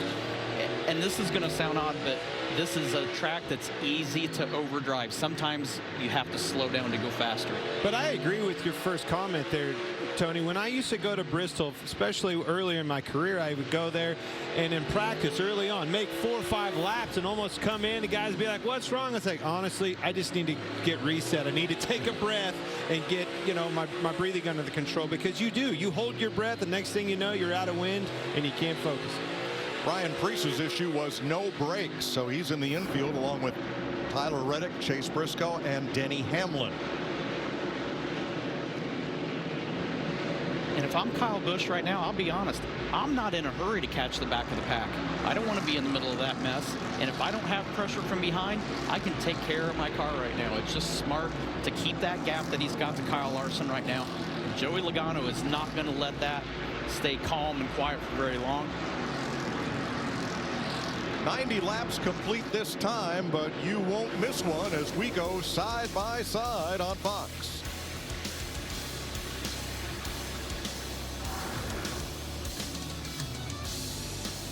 Come on along, head for the mountains of Bush Beer. Head for the mountains, it's cold and it's smooth and it's waiting for you. Come on, head for the mountains of Bush Beer. Head for the mountains of Bush. Head for the mountains of Bush Light Beer. And Doug. We gotta tell people that Liberty Mutual customizes car insurance, so you only pay for what you need. And we gotta do it fast. Woo! 34 miles per hour! New personal record, Limu!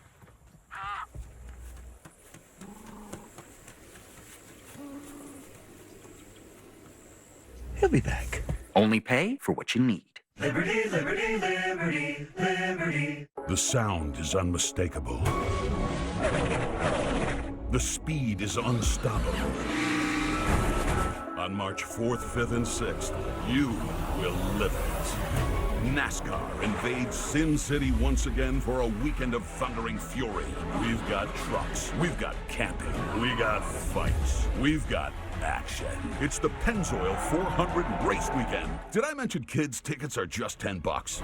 It's Vegas, baby. Showtime at Daytona. Real season starts today, man. Show everybody what we get. There's a fight.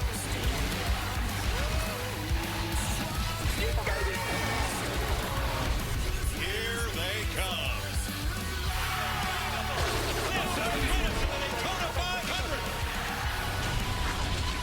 The Daytona 500. February 20th on Fox. After 2 years, Auto Club Speedway is back and ready for some action. Get your tickets now at autoclubspeedway.com.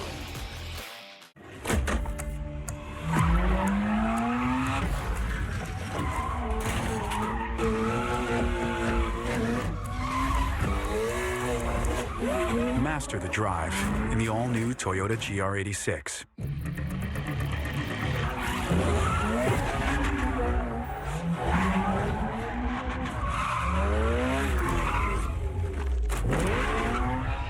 Master the drive in the all-new Toyota GR86. FoxBet Super 6 stack the cash jackpot currently over $140,000 and still growing. Scan the QR code now. Enter the Super Bowl 56 contest for a free chance to win the prize. The more who enter, the bigger the jackpot gets. A lot of Super Bowl buzz here in Los Angeles as NASCAR is making the big noise on this Sunday, where Kyle Busch is out front of Joey Logano by just 0.7 of a second, and Logano appears to be narrowing the gap. Definitely getting closer, and it's getting crunch time. They're starting to catch lap traffic. Kyle Busch, he's going to have to. Tony, you talked about managing that gap. Now it's time to start focusing. How am I going to get through these lappers better than Joey Logano? Yeah, and enough time's gone by. I mean, we're halfway through this stint almost, and he's going to have to deal with these guys at some point, especially when Logano's getting bigger in that mirror. That brings the sense of urgency up. And also closing in is third place Kyle Larson. Jamie. In the first half of this race, Mike, he was overheating. He had to back it down a bit. Well, when they came in for that break, they were able to put a fan on the front of that car, cool it down a bit, made a shock adjustment, and he fired off much better this time. His teammate Chase Elliott, who spun earlier, has been working his way back up through and has climbed to 10th place. Things pretty much single file for the moment with 42 laps to go. Kyle Busch is trying to win the Clash on all 3 tracks on which it's been contested. The 2.5-mile Daytona International Speedway, last year the Daytona Road Course, and now the Los Angeles Coliseum. And that gap is gone. Yes, Logano is there, and traffic just ahead. It's like iceberg dead ahead. There they are, clogging up both lanes. Truex, Burton, and Wallace. And this is good old-fashioned short track racing. Who can get through lap traffic the best? That's going to be your winner here tonight. Shut the door. Joey's not waiting either. He's going to take any opportunity he can. I like what he did there. Caught the lap car. Yeah, caught the lap car, Bubba Wallace. And now the front 3 are nose to tail. Use him as a pick, so to speak, and that's what you do. That's that cat and mouse games that we have, you know, at your exposure, or your expense, excuse me, on these short tracks like a quarter-mile bull ring. Kyle Busch's lead is gone. Lap traffic right ahead. Martin Truex, then rookie Harrison Burton. He's got to find a way by before Logano gets alongside. 12 cars got trouble here on the bottom of the racetrack. Ryan Blaney off pace to the inside. Will try to make the sharp turn into the pit lane. Caution is out. Not safe to make that turn under green. It's almost a stop and go to get into the infield there. So wisely, NASCAR throws the caution. Huge if you're Kyle Busch right there. What a break that is for him and his race team. No more worry about lap traffic and how to navigate through there. No more mirror driving. That was a big break for Kyle Busch. Absolutely.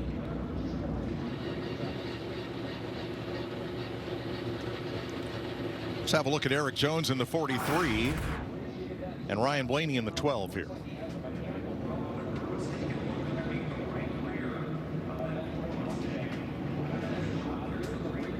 Well, he got into the wall, the outside wall, pretty hard there after the contact, obviously.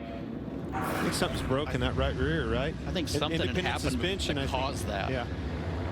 I think Ryan was already slow and already started his problem, whatever it was, and then Eric got into him. Third generation racer. And Ryan Blaney joins Ryan Preece, Tyler Reddick, Chase Briscoe, and Denny Hamlin out of the race.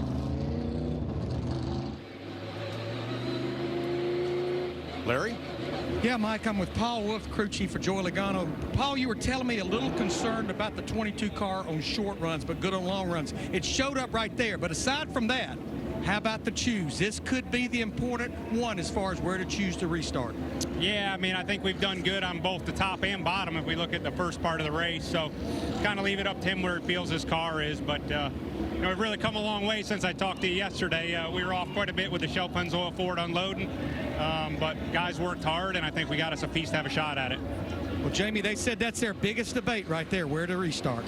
Well, we got some fireworks over here. Ryan Blaney just took off his Hans device, ran past me, and threw it at the 43. We had some contact out there, Ryan. We don't see you lose your cool very very often, but what happened between the two of you?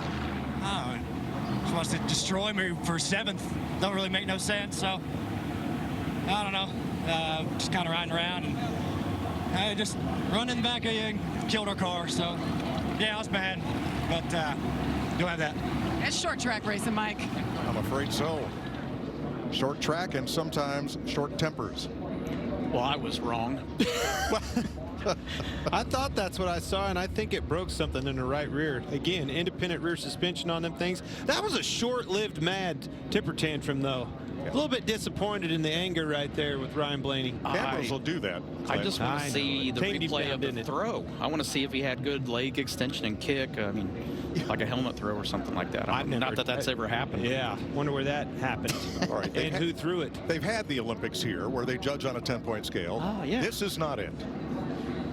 I don't think that's the last time that we're going to see somebody angry before this race is over. Nope. And Tony, coming to that thought, what do you think you're going to see here? Do you see respect for these guys? I mean, these guys all have to race each other for the rest of the year, but it is, what do we say, almost $2 million on the line for the LA Coliseum, and who's going to take that trophy home? And this is a non-points paying race. It's a special event.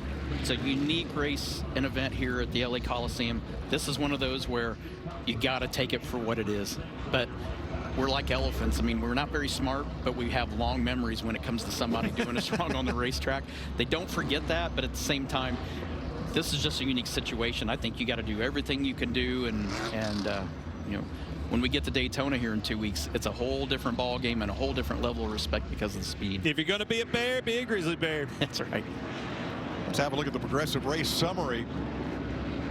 35 laps to go. 2 leaders in this race. Tyler Reddick, Kyle Busch. 4 lead changes. 16 cars now on the lead lap. 4 caution flags. Joey Logano chose the outside. The last time NASCAR went to a new track, new surface, they put dirt down at Bristol, Tennessee last spring, and he went to victory lane. It surprises me that he chose that outside line, Tony. I agree. I didn't think he would, really. You know, if it was 5 laps to go, you might see that. I didn't think this early that he would take that chance. But on this race restart, you may not be racing to drop in behind the leader. You may be racing for the checkers. Well, what you're wanting to try to do is get in position to him. If you can get slightly ahead of him, crowd him down, he gets loose underneath of you, that's how you advance the position. And Kyle Busch knows that, and here they come to the Geico restart zone, and Busch fires off. Half a car length lead going into 1, and Logano evens that up. Kyle Larson looked to the bottom, nothing there. Haley gets in line, gets a boot from Byron. Still side by side for the lead. Oh, and into the wall goes Haley. Caution is out. As he and Larson, Haley and Larson had repeated contact racing for 3rd. Larson didn't like him getting under him. He hit him in the rear, knocked him up out of the track, got under him, and he destroyed the left front of Haley's car. Sure did. It's my fault.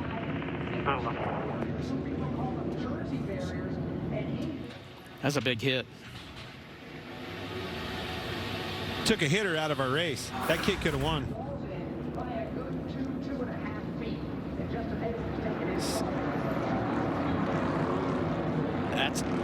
This is exactly what we talked about earlier. It wasn't necessarily started with him. It started with the car behind him. He got in line. William Byron got in the back of him. Nothing Shoved him up into the 5. The 5 thought he was retaliating. Exactly. Put him into the wall. When in turn it wasn't Justin Haley at all. It was the 24 that pushed him into him. And the 24 is not even trying to cause a problem there. It's just it's close quarters racing. Gets pushed into his left rear right there. Come on, keep coming. Kyle's not going to give that spot up. 2 by 2 here. Comes down into him. Day done.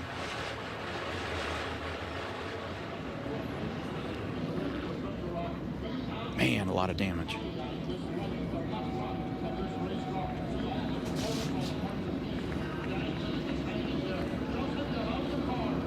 Free pass will go to Ricky Stenhouse, and that will put him back on the lead lap. He was 2 laps down. He's got 2 free passes. There's Justin Haley, crew chief Trent Owens. Had such a good weekend out here. They cannot hang their hat on that. They have done a good job, a whale of a job. Right, 2 good race cars with Colleague Racing.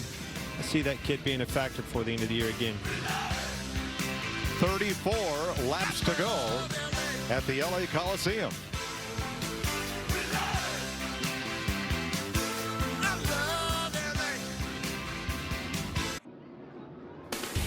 NASCAR on Fox is sponsored by Geico. Switch today and see all the ways you could save.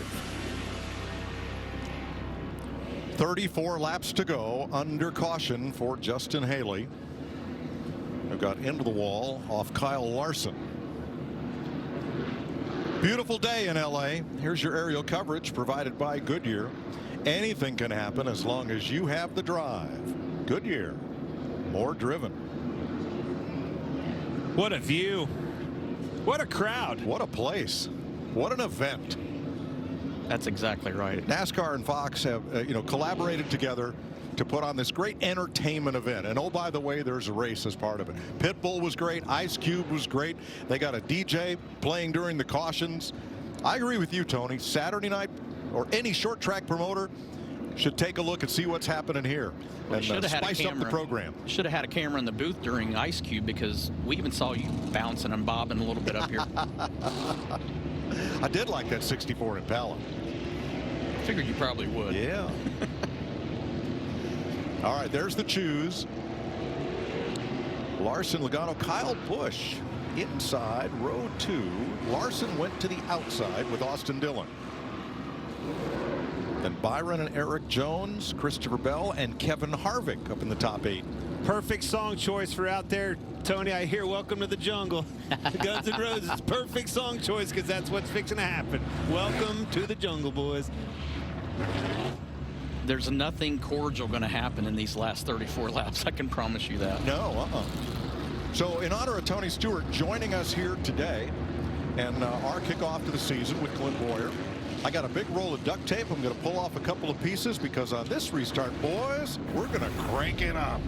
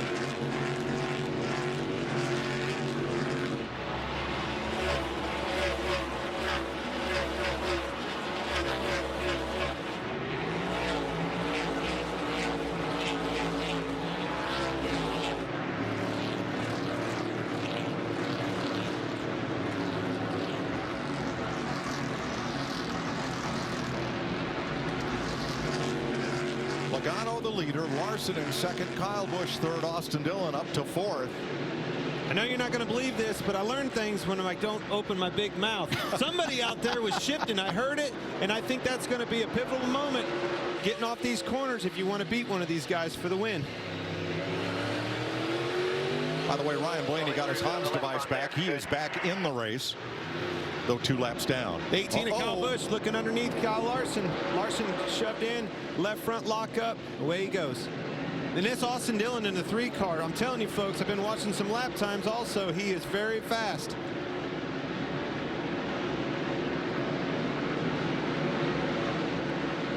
.23 laps to go. Jamie. Justin Haley, there's a doctor here infield. He checked him and released him. That was a big hit. What exactly happened?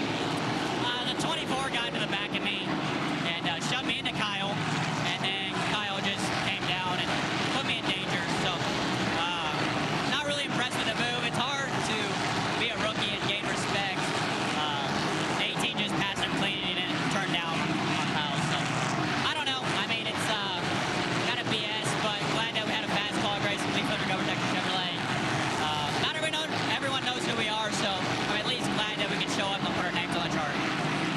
Justin Haley drove a good race today, but he is in the infield watching this one unfold. Now, Kyle Busch has been trying some different lines. He locked it up into one there just a bit. Wow. It's a hard hit. That's a rack and pinion front steering, and you saw it rip the wheel out of his hands. That was smart of him to just let go of it. Who says you're not carrying a lot of speed on a quarter-mile track? Not me. I've hit them walls. They're hard. They don't move much. Hit him a lot in my car, actually. It's go time. You see the 3 of Austin Dillon push the 5, moving him out of the way. It's time. You're going to start seeing haymakers. Third place here.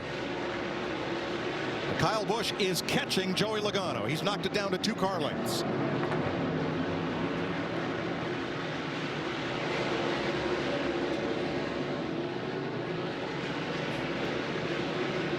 Catching him's one thing. Passing him, that could be something else. Oh, I have a feeling he's going to find a way if he can get there. He's making up a bunch of ground on entry, but there's times that he grabs a little bit too much and gets a little greedy and loses it in the center.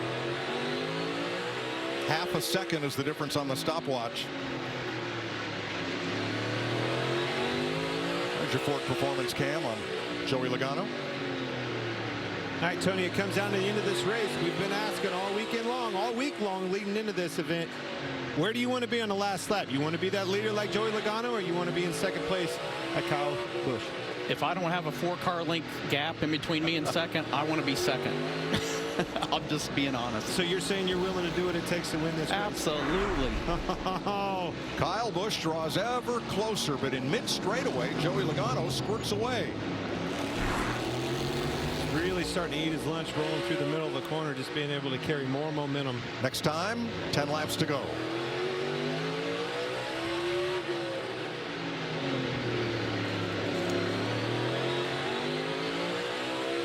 Drives to you, 1.5.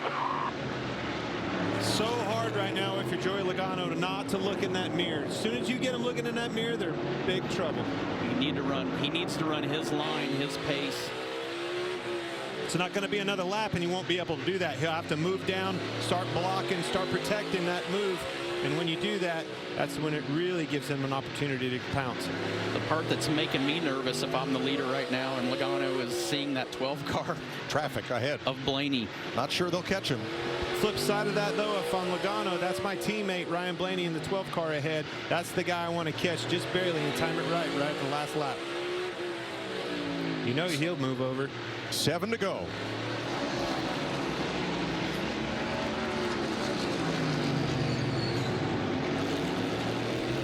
Lady knows you're coming. Stay focused. 6 more. 6 laps. Exactly what I was talking about right there. Blaney knows it. Man, that's actually pretty smart. And now Logano's getting a much better drive off the corner than Kyle Busch. I think you're right. He's found a little bit of something, moved out a little bit, coming across those rumble strips. All right, here's Blaney out of the way for both of them. That didn't necessarily go to plan of how I'd have liked it if I was Logano, but nonetheless, Logano's starting to pace him a little bit. 4 laps to go. There's double wide traffic ahead. I doubt they'll catch it. Oh, he's going to catch Bubba Wallace here. It's go time. 3 laps. Joey's doing a really good job of getting off the corner. He was way low in turn 2 that time.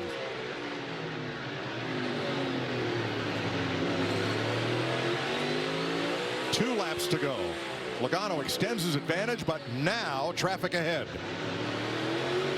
Kyle's struggling. He can't get through the middle of the corner anymore. He's starting to slide up, getting in. Oh, Logano. Wallace wouldn't give the inside. Logano had to check up. White flag, last lap. White flag, 1 lap to go, sponsored by Credit One Bank. Joey Logano leads Kyle Busch by 3 car lengths to the checkered flag.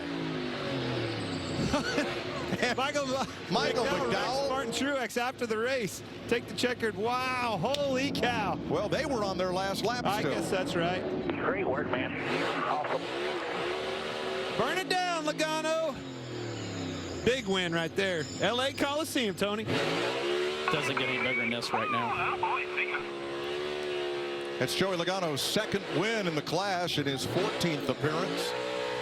He went to victory lane in 2017 and becomes the Clash's only repeat winner in the last 8 years. Yeah, great burnout. He's finished top 10 in this event for the last decade, and that is a record for consecutive top 10 finishes. It's the 5th Clash win for Team Penske. 3 of the last 6 years, their Fords have gone to victory lane. Huge win for Ford.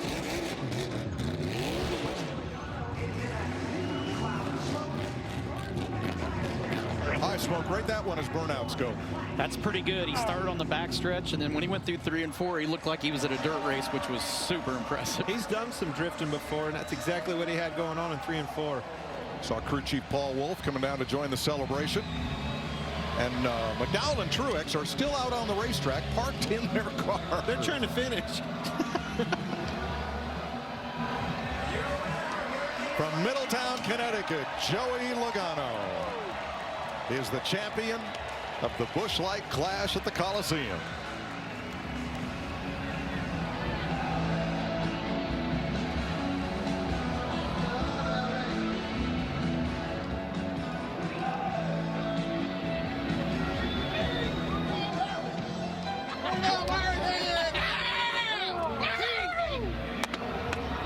Randy Newman's I Love LA in the background as the Connecticut kid gets to celebrate on the West Coast here.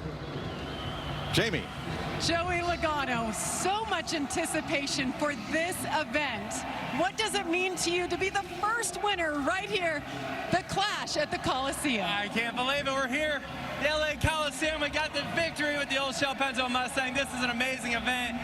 Congratulations, NASCAR. Such a huge step in our industry to be able to do this, put on an amazing race for everybody. I'm out of breath. I was so excited about this. It was a big win. This is big. I'm having a baby. Well, my wife's having a baby tomorrow, our 3rd one, so pretty big weekend for us. And woo! You got a lot of applause for that. Baby number 3 on the way. But Joey, yesterday in practice, you guys struggled a little bit. You're learning this car. You're wrapping your arms around it. How did you step up so big, make those right adjustments, and be able to run and win here? Yeah, Paul and Shaggy and the engineers do a great job. The guys working on the car did an amazing job finding speed. We were slow. We were 28th or so on the board yesterday and made some good changes. Worked with our teammates, Ryan Blaney, a lot to him too, to see some of the gains they made and ultimately get the win. So I would say my buddy Hudson and Jameson and my wife Brittany. This is cool. I'm headed home there after this. So I told her, if you're having the baby, I'm just running right off the track from here. So I don't think it's happening right now, but this is special to get the first next-gen win, the first win out here in the Coliseum. It's a special one. So we're going to have some fun and celebrate it.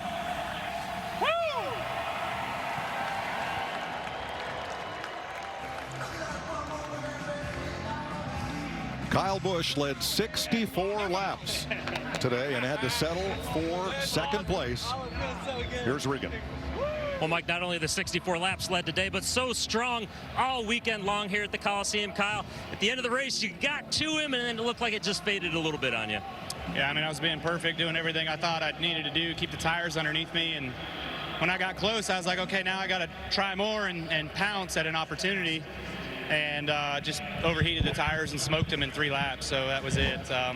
Disappointing, obviously, you know, come out here, win the pole, and lead laps, run up front. The finish goes green, and it's not chaotic, and we can't win. So that sucks. But, you know, congratulations to my son. He won yesterday, so that's cool. I was trying to match him. He's winning more than me these days, so somebody better send him a contract. Kyle Busch, never happy with 2nd place. Jamie?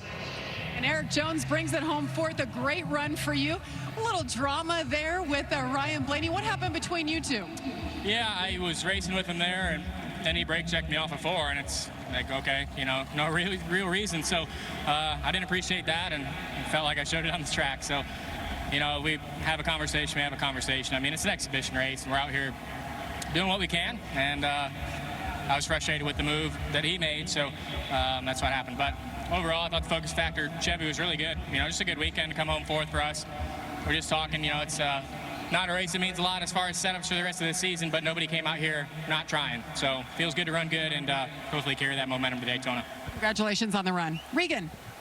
Well, Austin Dillon comes home in third place today. Austin, your car came to life at the end of this race. Your teammate very strong early on, and then all of a sudden you showed up with a lot of speed. What else did you need at the very end of this thing? Man, I don't know. From where we were last night, took a lot of crazy faith, a little prayer last night, talked to myself. We got it together today, though, man. The True Velocity Chevrolet was really fast. In practice, I just struggled a little bit qualifying. I knew we'd get in the race, we're going to be fine. The long run speed was there. I'm disappointed I couldn't get to those next two cars. I was really wanting to get there, but all in all, a great race from where we were last night. And everybody back home at RCR, good job. It was a good showing for us. Thanks, Austin. Ford goes to victory lane. Toyota second. Chevrolet 3, 4, 5, and 6 on an exciting day at the LA Coliseum. More to come from the Clash on Fox after this.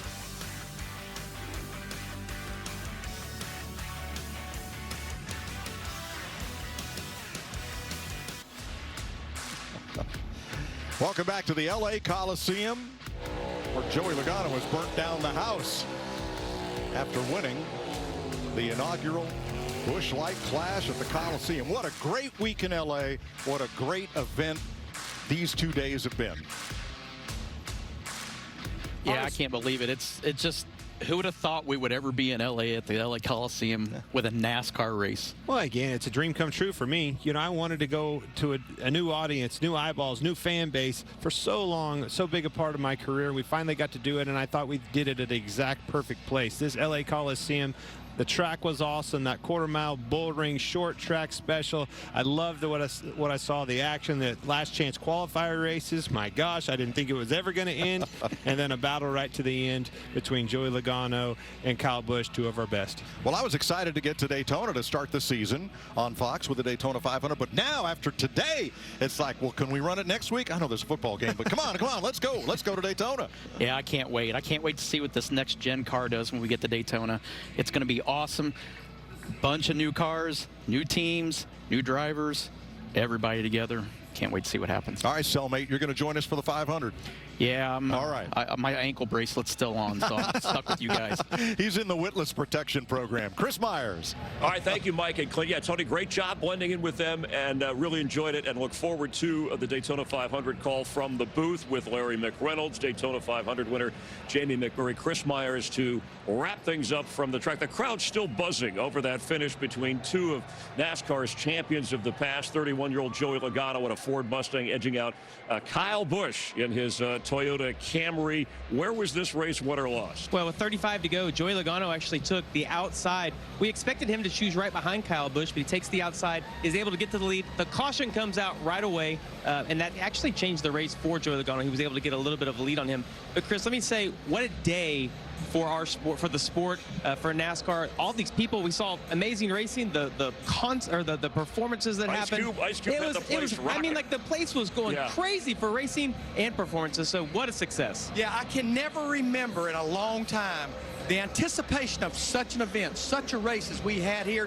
and it exceeded expectations. It did not let us down. We had beaten, we had banging, we've got a few hurt tempers, and you had champions of the sport like Joey Logano, Kyle Busch up there battling for the lead in the closing laps of this race. Yeah, Joey with that $1 million smile, and I like the break because that was a version of halftime. This was a football field before we turned it into a quarter-mile track, and Larry, just the challenge of drivers, and you touched on Logano. He won the dirt race track at Bristol, and he and his team, his crew chief, said they had to make adjustments when they got here. Everybody talked about the newness and the mystery. They adjusted the best when it mattered the most. Well, and that seems to be the DNA of Joey Logano, Paul Wolf, his crew chief, and that 22 team. They did it last year at the Bristol Dirt. They rolled in here this quarter mile at the Coliseum, did the same thing. Daytona 500 next. You're a winner of the great American race. That's 2 weeks from today here on Fox. Last year we had an upset winner and Rex at the end. What are you anticipating this year? Dramatic change, by the way, for race fans that watch this short track race, and we'll see the 2.5 mile, 500 mile race at Daytona. Yeah, I mean, totally different race than what we're going to see here today, but can't wait to see what this new car is going to be like at Daytona. Seems pretty good in testing, but man, what a build up to the start of this season to head into the biggest race of the year, the Daytona 500. Yeah, we thank everybody involved, the entire crew, NASCAR, the fans here. Don't forget Race Hub weeknights over on FS1. 2 weeks from tonight, the Daytona 500. For our entire crew, as the sun sets on Southern California, I'm Chris Myers. Thanks for being a part of NASCAR on Fox and this historic moment from the LA Coliseum.